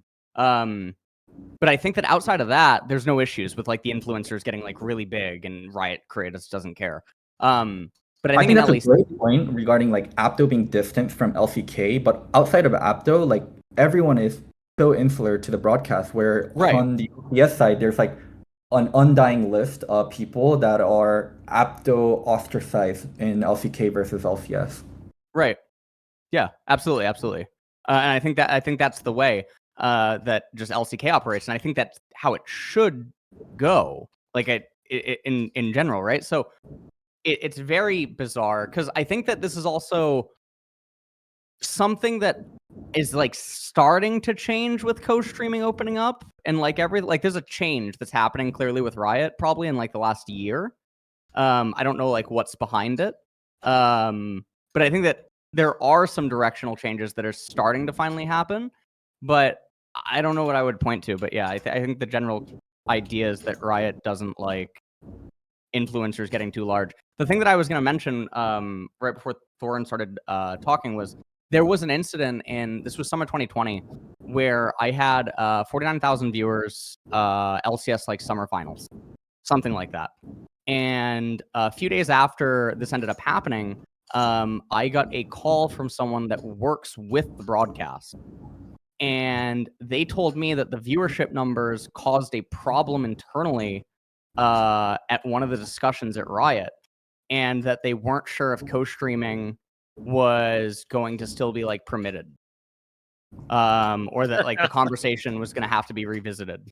Because they accidentally opened Pandora's box, LS. yeah. Because the narratives on all the different co-stream channels are different from the main broadcast. So this is obviously this is 3 years ago. So that was a really scary call for me because it was in the middle. Like my whole life just took a total 180, right? During the co-streaming year. So I remember having lots of conversations and like trying to get to the root of that and wondering like what was going on there. I mean, they have a different attitude in Valo. Like Tarek eclipses the main broadcast. And that's also because they wouldn't have that many viewership if they didn't have people like Tarek and Shroud like that. Like they do like half the broadcast numbers if they all join. Anyway, here's what I was going to say, Loco, is I know obviously with the way it ended with Listen Loco, everyone was like disrespecting you, saying you didn't bring anything to the broadcast. Now you've come on it to get fucking C-SPAN. Like, well, actually, Monty, I'd like to talk about the economic realities of the League of Legends scene now. Broadcast rights are becoming a new frontier within the digital marketing space. Like, fucking, all right. So anyway, let's bring it back to a bit of entertainment here, because I want to ask you this, right? On the first episode of Summoning Insight, you came on, as that was my style, because I knew you were off camera. I made some edgy jokes and some naughty ones about maybe the idea Locodoco was out there with all the women, you know, here and there, wheeling and dealing, fangirls, who knows what's going on. And I remember actually, you did after the episode tell me like I like coming on the show, but please don't ever do that again. Spoiler. I'm not really sure I lived up to that, you know. I had a few later on. But I want to ask you, is this Loco is, how did you actually, who was Locodoco back then? Because he seemed like a really crazy character, but at the same time, people won't know this. You have like in a way, a sweetheart in a way, right? Oh, I'm a sweetie inside. I think I enjoy the entertainment aspect of a broadcast, and I like the attention, but I'm actually very introverted. And with people I'm close to, it's a lot easier for me to be open, but just being someone that watched a lot of StarCraft, a lot of shine on Flash, a lot of shine on Jaedong, and where esports stars are broadcasted not as just players, but as actual stars. I wanted to be a star myself. So I knew it was better to be flashy and better to be talked about. So I played up those aspects. And like growing up, it was dealing with the attention and also just coming into myself as a person and growing up, like that clashed a lot. Yeah, I guess that's a very mumbled way of saying I enjoyed the attention sometimes. I didn't like the attention. As I got older, I became better with dealing with it. Monty, what do you think? You knew the young Loco before me. What do you think of Loco back in the day? I think Loco's always just been incredibly like naturally entertaining, and like he's always been a bit Often of a unintentionally, obviously, you know. Well, he plays it up. That's the whole Okay, thing. It's right, like, okay. some of it is definitely, but I mean, like he's just a very like I agree with you, Loco. You can be kind of reserved, but like when you get going and you're on camera, you do like the attention, and you wear your heart on your sleeve a lot of the time, which I always really appreciate about you. Is you're a very genuine person. Like you don't have much of a filter, and it's why it's so fun being around you a lot of the time, and why it's so fun to talk to you on some of these shows.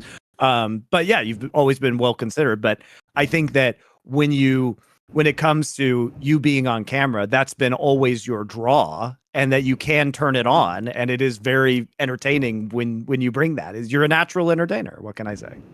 Appreciate you.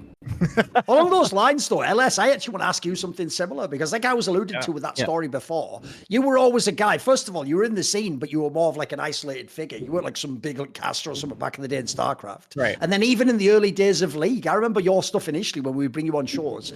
You had a lot of haters back then, dude. Everyone was like, because especially because you were coming to all those spicy takes that like Rogue would beat TSM and fucking, like the Jin Air Green Wings would beat G2 or whatever. You had some mad space. And I remember it took people years to sort of accept you. But I've always felt like, I sometimes see this when you do those mental core streams that last like 6 hours. I can see sometimes that you're just like, fucking hell, how much longer is this going to last? Like, there's a part of you that isn't just always wanting to be an extroverted entertainer, right?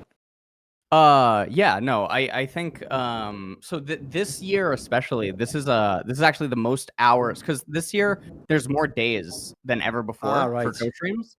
And then also because of the way that they did the time slots this year, like LCK's moved up to 3 p.m. on weekends, and LCS has moved back, and LEC is also moved up. Right. So basically, when all three of the splits start, I get 3 hours of sleep in between each region, and I don't have a day off. So it's for like 10 weeks. Fun life. It's bad. So like, yeah, do I want to be live all the time doing that? Absolutely fucking not. Especially not when it's like the same meta in 3 regions. No, I don't want to be watching these players. I don't want to, I don't want to watch, 9th place versus 10th place. And then it's also, it's more annoying, like, if you just got done watching like LCK and then LEC, and you saw the same thing 10 games in a row, or like 11, right? If LCK went double, best of 3, 6 games, right? And then you do LCS, and then you see the same things, and then you don't want to talk about it, and then you get heckled by chat for not talking about it. And then, yeah. All I'm going to say is this, guys. Look, I'm not trying to make any sort of like, implication about who you guys are. But if you're wondering why LCS is just in a trash position, technically, Monty coached CLG, Loco coached TSM, and LSA coached Cloud9. So, like, you know what? What can I tell you? What can I tell you? What can I tell you? LS, I have a question. Go on. What? Can we talk about NACL and like what the future means for LCS? Sure. I want to ask one question of LS first, which is like, you obviously, like, you're a very serious thinker about the games that you participate in, and whether it was Brood War or Magic the Gathering or League of Legends, and like that's always, analysis has been your bread and butter, and like creatively thinking about problems and solution and having your own framework for the game. But I can just say this from knowing you, contrasting with what I said about Loco kind of like being a very natural entertainer. you are a great entertainer, but it's something that you've had to learn. So what was your process of that over the years? Because like you have your whole persona now, which is not something that existed when I met you. So what do you think were like the biggest factors in developing that for yourself?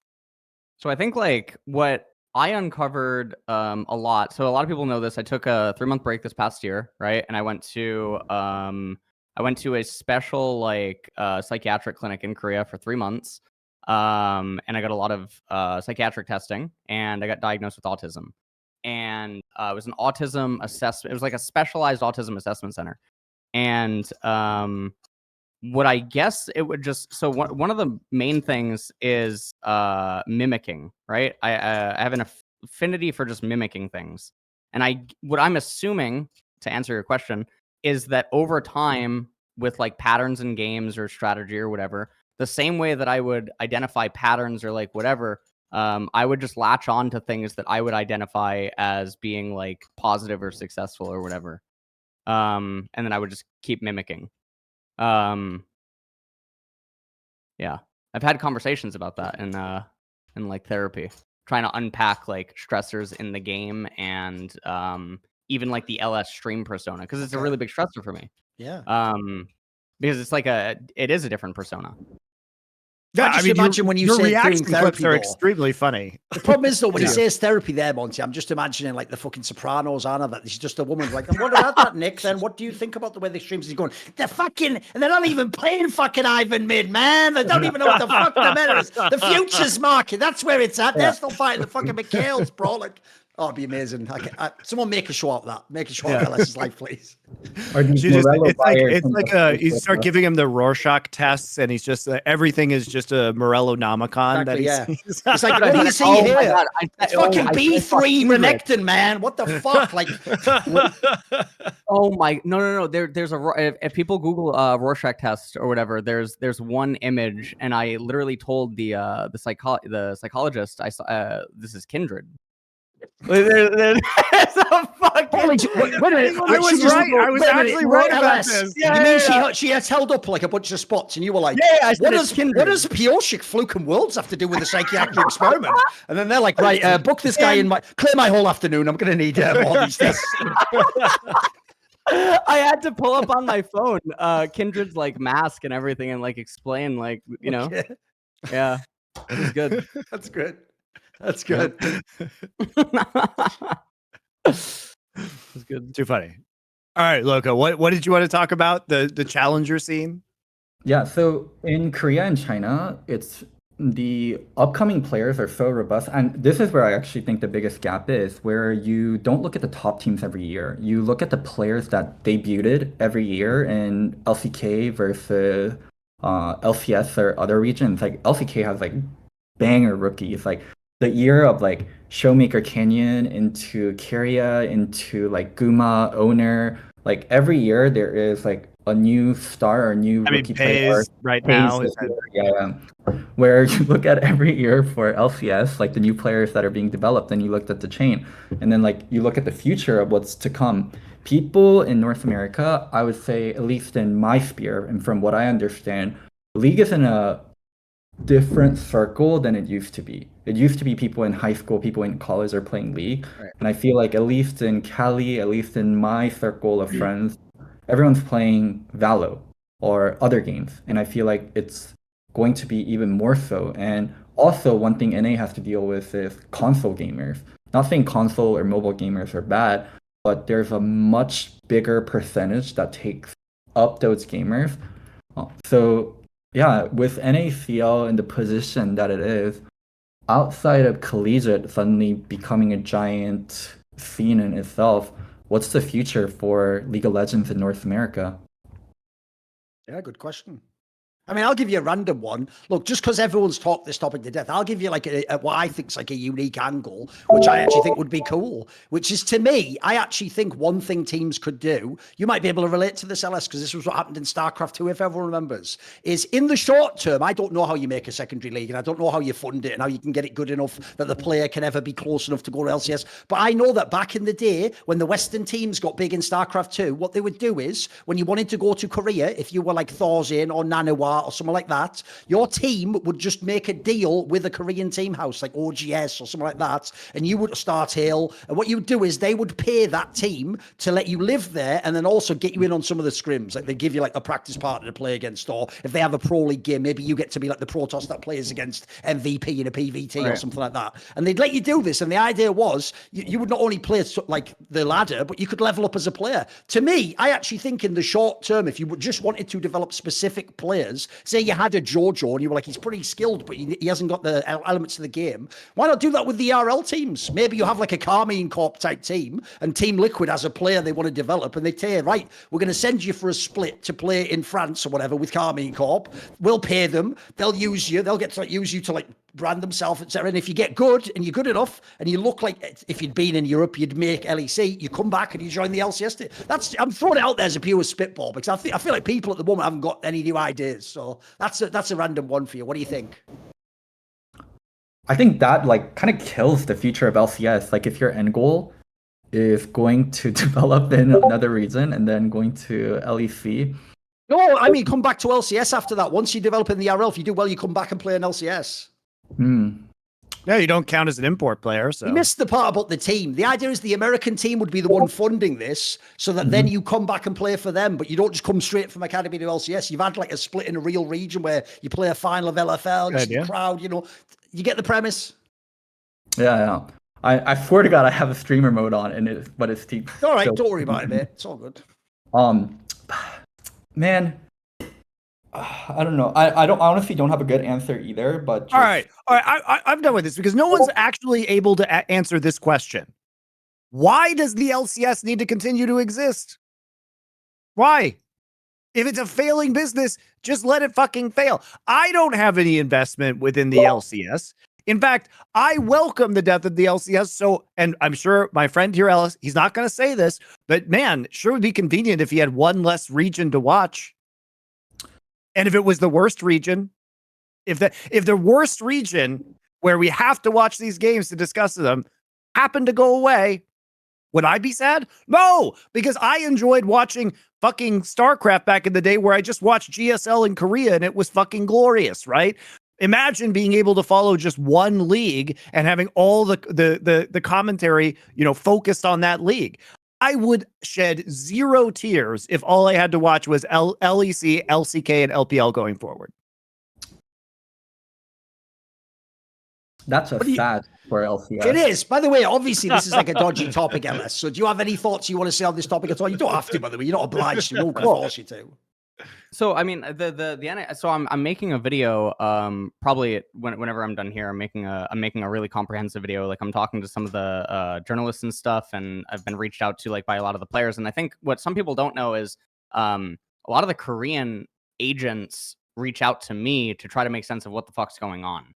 Okay. Like in some weird ass way, I'm like a bridge between like what's going on with LCS and like it's really strange.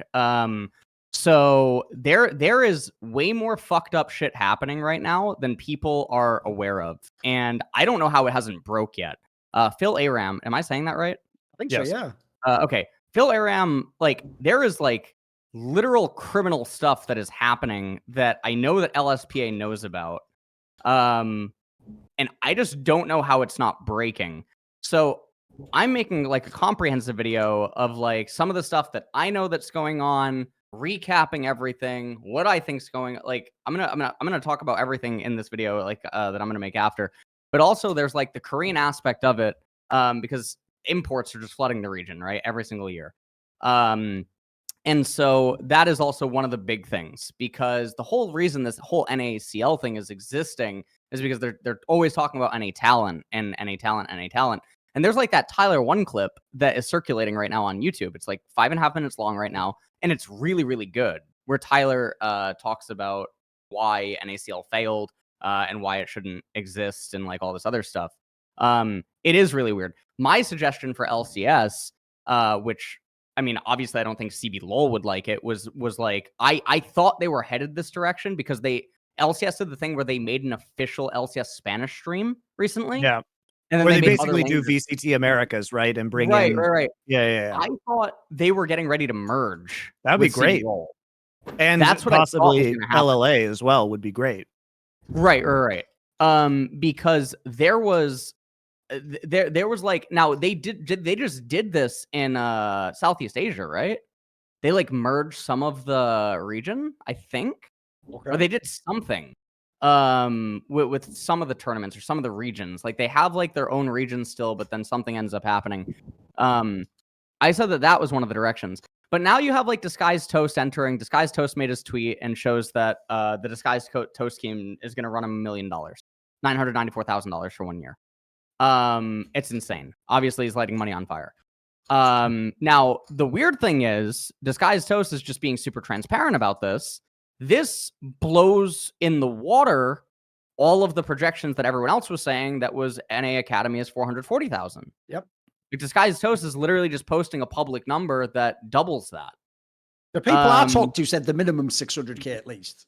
Right. But there was like notable figures saying that it was 440. Like I remember seeing that several places. So I can't remember what Steve said in his video. I think he quoted an exact number. But now Disguised Toast put out the 994,000, and it's like, wow, okay.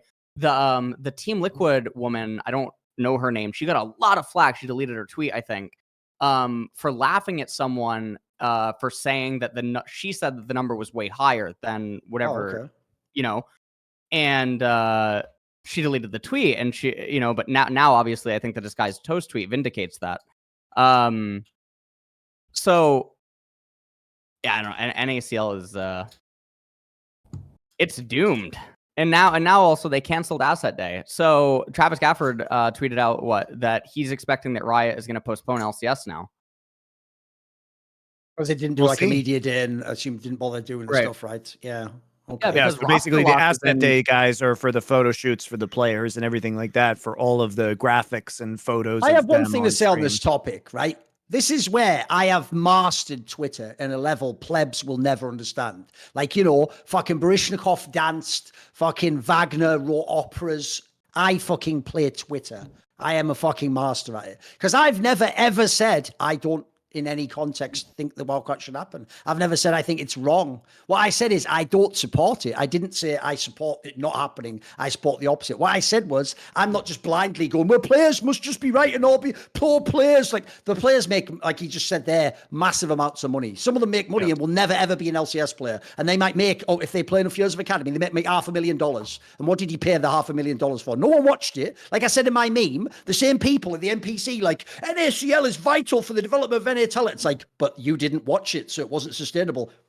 Fuck. It's like, that's just accurate. So here's what I will say. My problem is that I think you have got the gun against the wrong person's head. As far as I can tell, the main problem is with Riot. Riot doesn't either construct an ecosystem where financially there's an incentive for teams to have the academy squad, or they don't take part of the millions they make in the side off league, as we're speculating, like Monty's talking about, and just assign it and say, you know what, we're going to change the circumstances, like Philip Aram talked about. It goes to Chicago, or you can maybe be remote and you don't have to have California minimums. And maybe eventually we do get it down to 300K or 250K to run a team. And at that point in time, maybe Riot even says, here's 150K as a stipend. You can only use it on your academy team. You choose how good you want the academy team to be with an extra amount. But essentially for you, it costs 100K or 200K. And maybe then teams do it, right? My problem is this. Who is everyone mad at? It ain't Riot. Everyone's mad at the team orgs. Everyone's saying, the fucking team orgs dropping the team. Even though, as he just said there, teams were costing 600, 700K or $1 million to run a team. Right. And now you're in a massive economic winter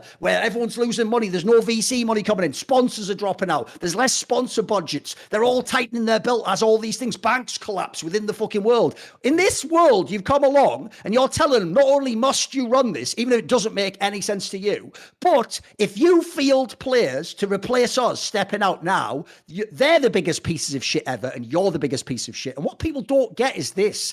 The team's agreement with LCS is I will field a team in your league that I have bought a franchise slot to. It doesn't say in the contract, well, unless of course, there's like a contract dispute and people walk out. So the weirdest thing about this to me is this isn't about LCS. This is LCS pros saying for the sake of a different league, not the one I play in, I'm going to refuse my labor. It's not just to Riot, to my team. Now the hope there obviously is the whole LCS gets cancelled for day one, which might end up happening. Here's here's what they haven't thought through.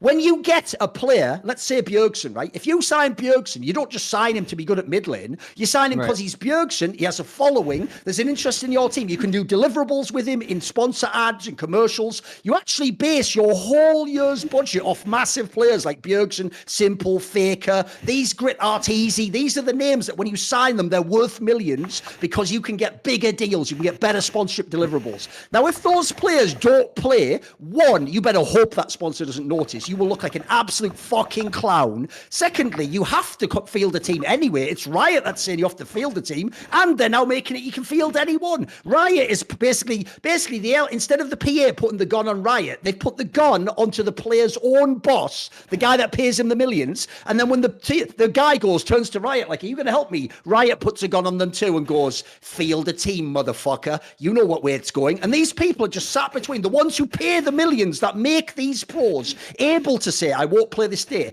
And the worst part about this is, if you know one rule about fucking business, you do not shit where you eat. You are fucking up the business right now. When you fuck up those sponsor aspects, right, you can't come back 2 weeks later and go, "It's okay, I'm back now and we're back in LCS." No. The sponsor doesn't want to hear that, mate. There's no in fact, if the sponsors find out, by the way, they're sponsoring teams with massive budgets who aren't even fielding the players, and now every fan stupidly hates the org themselves, they are not going to want to sponsor that team. That is going to fracture and damage the relationship with the sponsors. What does that mean in the ecosystem? Because remember, the money for NACL and these people comes from Riot. You're going to go, no, but the revenue share comes from the success of the league. If you all hate on the league and the fucking teams, then eventually the money's going to go down, and now you're in a worse position. Now we're trying to make fucking $1 out of 50 cents now. Now it's even worse for us. And in no point in time have you ever reduced the costs of Academy, because currently it's still in LA. That's why the worst part of that episode of Four Horsemen is no one listened. He said they had so many things they wanted to change, like, let's cut the costs, go remote. Let's make it so you don't have to have all these players. Maybe you don't have to have certain things you have to have in California. If people do that, I'm in favor of that. I'm even in favor of the concept of denying your labor if you think it's important. But right now, the approach that's being taken, I actually just think it's just going to hurt the team orgs. They're the main people who are going to suffer. I think Riot, quite frankly, they can tank a week or two if they want. That's why I think they're trying to play hardball and test it out. Like, let's see if they really have the stones for this. So my problem is you're just putting the gun on the wrong people. It isn't people like, by the way, behind the scenes, a couple of massive orgs even told me, my org's so successful with sponsorship, I don't actually mind an ACL. I would have kept it running. But I'll tell you what, if everyone else is bailing, especially the small orgs, I'm not just going to keep putting $1 million in while they put nothing in, and then they buy my player or bid against me. Like, I'm going to have to drop it too. It's what we're all doing. Essentially, everyone seems to agree Riot is the one who can fix this with the compromise, and they're the only one not being bloody blamed because it's the big monolithic Riot, whereas Jack, Steve, these people that you can lash out at. So I just think the vitriol's misplaced. As long as it's done in the right way, I'd be on the side of the players, but not if it's actually going to hurt the league. And worse, you are fucking up the contracts, bro. The one thing we can't do right now is fuck up the sponsor money. It's the lifeblood of esports. Yeah, and honestly, I think that's what's crazy about what's going on is that if they run the league with a bunch of random players, then the sponsors aren't. Look, the attitude in esports right now from sponsors is they're already not getting what they paid for, and so if they are paying for a professional league and they get a clown fiesta, I'd be pissed as a sponsor. It doesn't matter if viewership is going up. This literally is a brand association with my brand with a fucking, disgrace of a match. So it's a complicated scenario, basically, Loco, to answer your question. But you know what? I've got some skills, so I was able to deliver it in an entertaining fashion, with a bit of vitriol, a little bit of spice. Come on, then. So I'm going to go, but can I say one last thing?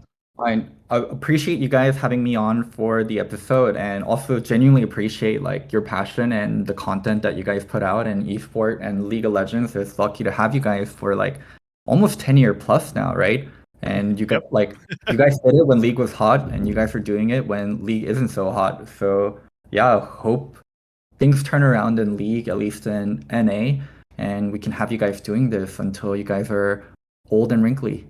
Well, it matters, Loco, because you're still hot somewhere deep in there. I know it's sort of like she's all that. I need to take the glasses off, put a bit of gel in the hair, maybe a little bit of rouge on the cheeks, but the right jacket. I think you'll be fucking banging again. We'll see you in K-Town. Later, guys. Right, he could go. We'll talk to you a little bit, Ellis, then we'll wrap the show. It's all Okay. good, mate. Right, let's actually, I tell you what, at the end, should we talk about some actual League of Legends? Because most of this was just stories and silly stuff. I actually have a question for you, LS. Right, I saw recently that they're doing those fucking changes to the futures market again and all the shit with the fucking Moonstone. Are you brewing up some next level tech for us? Is there going to be some new shit coming down the pike? I mean, I think there's a lot of itemization stuff. I mean, I gotta wait and see what happens with like pro play in terms of like what are pros gonna end up building. I mean, item diversity is always gonna be a shit show, right? With pro teams. I already have a pretty good idea, I think, of itemization for like most champions in game states. I don't think like too much change because it's just like the base logic of like why you build certain items at certain times. I think the main war still like wages on, right? Which is like Grievous Wounds. Even like that Polish Cup that I was casting like recently. Which, by the way, that is hilarious. I don't know if you guys were seeing it, but the total The way they did the fearless draft thing, right? Well, they did the draft thing where if you win with a champion, you can never pick it again. But the combined viewership from all of the Polish streamers, like the total viewer, it's like more than LCS. It was insane. Holy shit. For the community run event. Like that was, I haven't seen something like that. Now then my chat was telling me that like CB LOL has something like this with Biano. That they do. It's called like CB Lao or CBO Lao or something like that. That's happening. Yeah, I don't know. It's just fucking crazy. But that stuff was really cool. That was a good introduction. Now LPL started again, so we'll see. Monty, an obvious topic I thought we could obviously discuss is where the fuck do the LCK teams go now? Like that was a bomber the way that MSI ended, right? All the fucking hype that we had, it sort of just died out. You know, LS has seen, you know, all these LCK games too. And I think the biggest disappointment, and we talked about this on Power Spike, like me and Dom, is that they just didn't play the way they play. Like to me, that's the biggest tragedy of all of this was that we never, like, Gen G didn't play like Gen G and T1 didn't play like T1. So it felt like we were just robbed of actually seeing their styles in action, which was a bummer. Because at the end, towards the end of the tournament, they were just being very uncharacteristic compared to the way they normally play the game. And yeah, I don't know what it's a mentality thing when they get into these international competitions or what it is, but I didn't get to see the teams that I had spent the last 6 months watching. Yeah, I agree with that. I think LCK as a problem. So I think no matter what is going to happen, like I think when it comes to Worlds, I think it's just always going to be a crapshoot. I think that the Chinese teams, like especially like Knight, I think he was genuinely being very honest when he was saying like if drafts just go different ways, the games will just play out differently. There was like stuff really fucking bizarre, like Owner. In 3 out of 4 games, they drafted Zyra Khan and Owner paths away from Zyra Khan. That was like I exactly, but that's what I say. The team with the cleanest bot dives in the world for spring split is pathing away from bot lane. It's just fucking weird. It was the weirdest thing in the entire world, and also Owner's just pathing towards a lane that doesn't need to be pathed to. It doesn't. It makes no sense whatsoever. And then also, I mean, they did get away with murder. Like one of their wins against JDG should not have been a win. Like the ace in mid lane into the immediate end. That was a JDG win through and through. That never should be possible to be lost, I think. So for LCK, it fucking sucks. Because I don't think that any of these teams or any of these players are gonna identify actually what went wrong. They're just gonna think it was a bad day or something. Yeah, I really think that is what it will be chalked up to. From like conversations that I've had throughout the years, and like even like conversations like when Nemesis was living out here, and he was, I mean, he still is on Gen G, right? And he would have like conversations and stuff. It's almost like it just falls on deaf ears when you try to like explain things logically about how things work or like interactions. And you just see how slow moving the region is to accept anything. So yeah, I think when it comes Worlds, it's just going to sort of be like a coin flip. I just think that that's how it is. I mean, I think I hope that there's some reflection from the Korean teams about this, because it really just seems like a mentality difference, right? Like it's like what we were talking about too about Edward at the start of the show, is that he felt that one of their strengths was just the ability to go in with Moscow 5 and not be afraid of everyone and kind of delete nameplates from their brain and continue to play, as aggressively as they possibly could. And the Chinese teams seem to be able to do that, and the Korean teams seem to doubt or second guess themselves or try and play in like the most kind of passive way possible. And some of these, draft very passively, like, famously like the Jin Yumi coming out in the game 5. Like, it's just the weirdest shit that they do. And it's like, why would you do this? Why would you not have confidence that you can hang and make the plays? It feels like they don't have confidence that they can make the plays. So if anything, it feels more like a sports psychology or a mentality difference rather than anything else. Right. But I also think, like, there's also kind of a deep expectation among some of the Chinese teams, especially JDG, about a necessity to win. Now, I'm going to say that I have heard this as a rumor, okay? So I'm not 100% confident in this, but it doesn't surprise me, which is that I have heard that JDG's budget is $16 million. Okay. Okay. Okay. I am very All right. careful on these shows. Like, when I say I know something, I know it. Yeah. I am not entirely sure about that number. I need to get it corroborated, but you have to remember that that's in a league that has the luxury taxes past the cap. So LPL, the way it works is there is a cap, but like the NBA, you can you kind of pay to get over that cap, and you pay into a pot of money that's revenue shared by the rest of the teams in the league. That would be interesting if you had that in the LCS, if you could do the unionization. Sure. I've always thought the same thing, Monty. If Steve wants to spend more, just have it go to the lower teams. That would even be a way to even it out, wouldn't it? Yeah. So like, this would, as that number, as far as I'm aware, puts them in the most expensive roster in League of Legends history by a large margin too, not by a small margin. And, I think that the expectations on this roster are absolutely enormous. And we all knew it coming in. Like, this was going to be an insane super team. Like, it is a beautiful team to watch in action. And the level of talent is, almost unparalleled of any other team that's been, created in history. The question was whether they were going to be able to play together and, not fall into the super team trap of having, too many stars and not enough role players. But it seems to be going well so far. Yeah. By the way, we'll start to wrap it up now. LS, do you have any memories of? I mean, what's funny is when you first came on the early episodes of Someone in Insight, if people don't know, I was the precursor to all this let him cook shit. Because if people don't know, I knew Ellis was into all those ridiculous stories that back then he used to get hated on. But there's some of his best content where he'll tell like the story of how picking like fucking this bot lane champion is like how Ryu had to overcome Akuma in like Street Fighter 4 fucking animated movie version. And I would just be like, let him cook, Monty. Like, yeah, go on, keep more. What about Digimon? Digimon in there? Yep, he's in there. What Dragon about Ball, fucking Dragon Ball? Exactly. What about the Cell Saga? Yeah, isn't the Cell Saga kind of like when MVP doing the Samsung? I used to love that shit, bro. I used to love that shit when you were just going off. I think that's some of your best work, is the fucking abstract analogy. So, do you have any good memories of Someone in Insight over the years?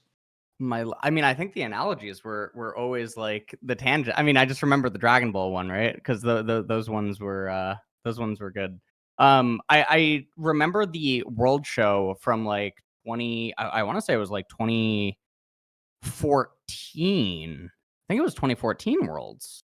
I want to say. And I just remember that one because it was my first time interacting with a lot of Western personalities. Because what a lot of people don't realize is that for the first 6 months that I played League, I didn't interact with the Western scene. The very first like ever interaction that I think the Western scene ever had with me is like Monty had this thing called like Ex Machinima or some like series thing that he did on YouTube, and we did some like interview thingy, and it went out on YouTube, and then I would like stream on Twitch, and then 6 months went by or something like that, and I just didn't really stream League of Legends, but then I joined SHC. but yeah, and then obviously we did the reflections. And by the way, when he says there, he's talking about Super Hot Crew, which began his Yeah. lifelong love affair with Selfie, who he just can't quit. I just can't quit you, man. exactly. There you go. Selfie, you know, he even got on Cloud9, you know, Selfie. There you go. Shout out Selfie, Corey, There you go. whatever you call now. Yeah. So, yeah, I don't know. What about you, it was Monty? good times. Do you have some good memories of LS back in the day? I mean, absolutely. I think one of I think a story that's very characteristic of LS that I love and I have fond memories of was LS. Like, he was like, "Oh yeah, can you come meet me at my house?" I was like, "Sure." So, you know, we go over there and we start. This is in the old rune page days, guys. Which is like, you know, you could, you know, manually put in like different attack damage or attack speed or like the move speed quints, right? So, you know, usually I would say those rune pages didn't have the biggest effect on the game, especially compared to modern runes, which is a much better design system. It was basically just playing with different numbers, and they were kind of more or less, you know, agreed upon rune pages for every role. There wasn't a lot of difference. And he's like, "But what if we took out," it's just an example, I forget what you said, Nick, but it was like, what if we took out these 3 AD runes and replaced them with attack speed runes? And I'm just sitting there, I'm like, I have no idea. But it's like, what I loved about LS was that he was just so technical down to these like very small details and constantly trying to think about ways to like alter the game in minor ways. And so when the new rune system came out and you were like all over it, all the new itemization, I was like, LS was built for this moment in time. You know what I mean? He was fucking made to be like the fundamental expert on this, because I was always much more of a, you know, team comp and macro guy. Yeah. And like, I just love the way your mind worked about all of that, and like how we sat there for hours and like talked about all of these different rune pages and like how you could swap things out. It was a very fond memory of mine. So I remember that. I remember that. I'll just say, aside from the analogies, I do love, and obviously I like when he does the classics, like the man versus machine, almost like his lecture fucking series, like an video essay about his thoughts. As well as that, though, I actually just appreciate that you actually carved out your own niche, LS. That's the thing. I hate when people become a broadcast character and they think, right, I better just be like buttoned up like everyone else. You did your own thing. That's why Core Stream's perfect for you. Like, actually, when you had to do LCK, you could see it Atlas did his best to make it fun, but at the same time, there's certain things he couldn't say. He couldn't be as critical. On the Core Stream, it's brilliant because it's just your vibe, and crucially, you have carved out your own niche. Like, you've done the whole thing with all the dark tech, etc. And by the way, a spoiler, just as an aside, thanks for like all those 6 months of OP as fuck Nami support games I played when I was just rushing that Moonstone. Every other pleb didn't even fucking know about that shit, but I had the inside track because, you know, got the old fucking MS on the case, haven't I? It's free wins all day long. They didn't even know what was going on, mate. Yeah, and also what I love is, you know, not only your contributions with your model and your thought to the game, but also just the entertainment. Like the whole, like, you know, sinning thing is definitely one of the funniest, you know, language, yes, that's really the things that you've perpetuated. And like, it's been not only informative, but very fun. And I love the way that, you know, the language you've used and the concepts you've created have framed discussion around the game in a really good way. So I've enjoyed that a lot. Also, mate, when you just have your grandma come on, some of the mad shit she has said just inadvertently, it's outrageous, you know. Did you see what she faked? Oh yeah, she had one. No, it's not a joke, Monty. His grandma called in one time and pretended to have Alzheimer's and not know who he is for like 5 minutes. Like, hello, and then he was like, "Grandma, is that you?" He's like, "Who is this? Who are you?" Or whatever. Like, and then after 5 minutes, right, she just goes, "I'm just fucking with you," or something like. Amazing. Hell. Amazing. That's fucking insane. There's one as well. I can't even remember it, sadly. If I knew the phrase, it'd be mega. Maybe you can remember, LS. There was one where you just said something like, "Oh, Crowley's one of the best bot laners in." No, that's it. You said Crowney. She goes, "How's Crowney doing?" And you go, "He's one of the best AD carries in Europe." And she goes, "He's one of the best AIDS carriers in Europe," or something mental like that. Like, what the? Holy shit, that's accidental, but that's just insane. Also, that might even violate TOS. I don't know. Bloody hell. That's like, she's one of the best fucking cameo appearances on that stream. It's one of our favorites for sure. Like, how do you call her, by the way? Does she have a Discord account? No, I've tried to get her. So I think when I go to the States, because I have some like, so I'm supposed to go to the States at some point, right, for like FlyQuest content. I'll see you in LA, man. Yeah, there you go. So, right, so I'm supposed to go there, and then I'm gonna obviously go to Rhode Island, and then I plan to like do like an IRL stream with her or something. Wonderful. Love to hear It'll it. be great. By the way, even though, yeah, go on. Yeah. No, I mean, I'm like trying to figure out if there's a way to like have her come to LCS or something. Okay, here's the thing. At the yeah. end of this episode, I'll just say to LS, I'm glad for your success, mate. You actually genuinely are one of the people I've seen grind for years and years. Yeah. You went through all the tough times when people hated on you. You overcame it, which is the secret. You got to keep going until you hit the critical mass. And then eventually, the same idiot that would just be like, what the hell? I've heard that guy's in it. Like, they're the ones that are still on the stream. They're loving it. They're getting all the new information. So well done in that sense. Obviously, to Monty, my long-term partner on this show. I'll actually tell people a little story. Maybe Monty himself doesn't know this. This will be a little exclusive story at the end. So when I actually started this show, I started it for a company called On Gamers, which was like a giant site. It was one of the first ones to be a mega site where you hired all the big journalists. Basically, everyone except Richard Lewis got hired to it. And part of the reason he didn't, without going into a tangent, is because of this whole thing with fucking Travis and him and all this beef back then. It wasn't related to me. And what happened was, he was one of the first ones to try that model. You pay everyone massive money, you get all the hits, but the problem is you can never generate the revenue to make the money back. Oh, it's something interesting about LCS teams in there, but we'll skip that for now. So you do this, right? And they all go bust after a year or two, because what happens is the person who puts in the money at the beginning goes, well, I'm not going to keep putting money in. They go bust, then comes ESPN, then comes fucking whatever that other one was, that more recent one. What was the one with what was the one a couple of years ago? Upcomer. There you go. They all come on Yahoo Esports. They all do this shit, right? Before it died, I just got straight fired, literally, because on Twitter, when I was just tweeting in the morning during all the Worlds games, I just called, basically in a joke, called Wild Turtle retarded, which I will say I have actually apologized to him in person and on Twitter. I don't think it's like the end of the world to say that, but just actually when I met him, he's just too lovely a guy. Like, I actually felt bad in that sense. It was more like the TSM beef. Now, when I got fired, here's something Monty won't know, is he actually told me, like, oh, don't worry, what we'll do is with our YouTube channel where we do, because they agreed that they'd give me like the name Summoning Insight of that. He said, oh, we'll keep doing the show, and what we'll do is you can just basically take all the like ad revenue, which I never did, to be fair. We actually waited something mental, like 6 years before we ever took any of the ad rev from the YouTube, which we did a very bad job at advertising anyway. And then we eventually took years. But here's what you won't know is he actually, the next year, we both got, with a different company, obviously, a sponsorship related to fantasy esports, if everyone remembers the concept back then and how By the Numbers came along. And when we got this sponsorship, right, it was pretty good. It was like a few thousand a month. And what Monty doesn't know is his agent actually told me privately, like, oh, Monty doesn't want you to know this, by the way, but the actual deal was actually for Monty, and then you were going to be like a tangential part of the package. And basically, he would have gotten like the lion's share, and then you would get like, you know, like, let's say like if he got 10, you got 3, if I'm using random numbers here. And he said, but Monty told them basically like it has to be 50-50 down the middle, and Thorin just gets the same amount. And he doesn't want to tell you that, so I'm just going to tell you it privately now. And so I always actually appreciated that Monty actually basically like one of the first people to actually go to the wall for me back in the day. And obviously, I will even say you actually had an amazing quote that I found. I'm going to put it on that website in that quote section because it's one of the best ones ever. Monty said when a guy interviewed him and said, you know, are there any sort of like downsides or occupational hazards to working with Thorin? Monty said basically a bunch of stuff. And then he famously said this line where he said, the thing about Thorin is he can be very professional when he wants to be, and he can be very unprofessional when he doesn't give a fuck. So I just thought that was one of the best quotes of all time, really. You nailed it. Even though you only knew you 10 years, you nailed it already, mate. Well done. Yep.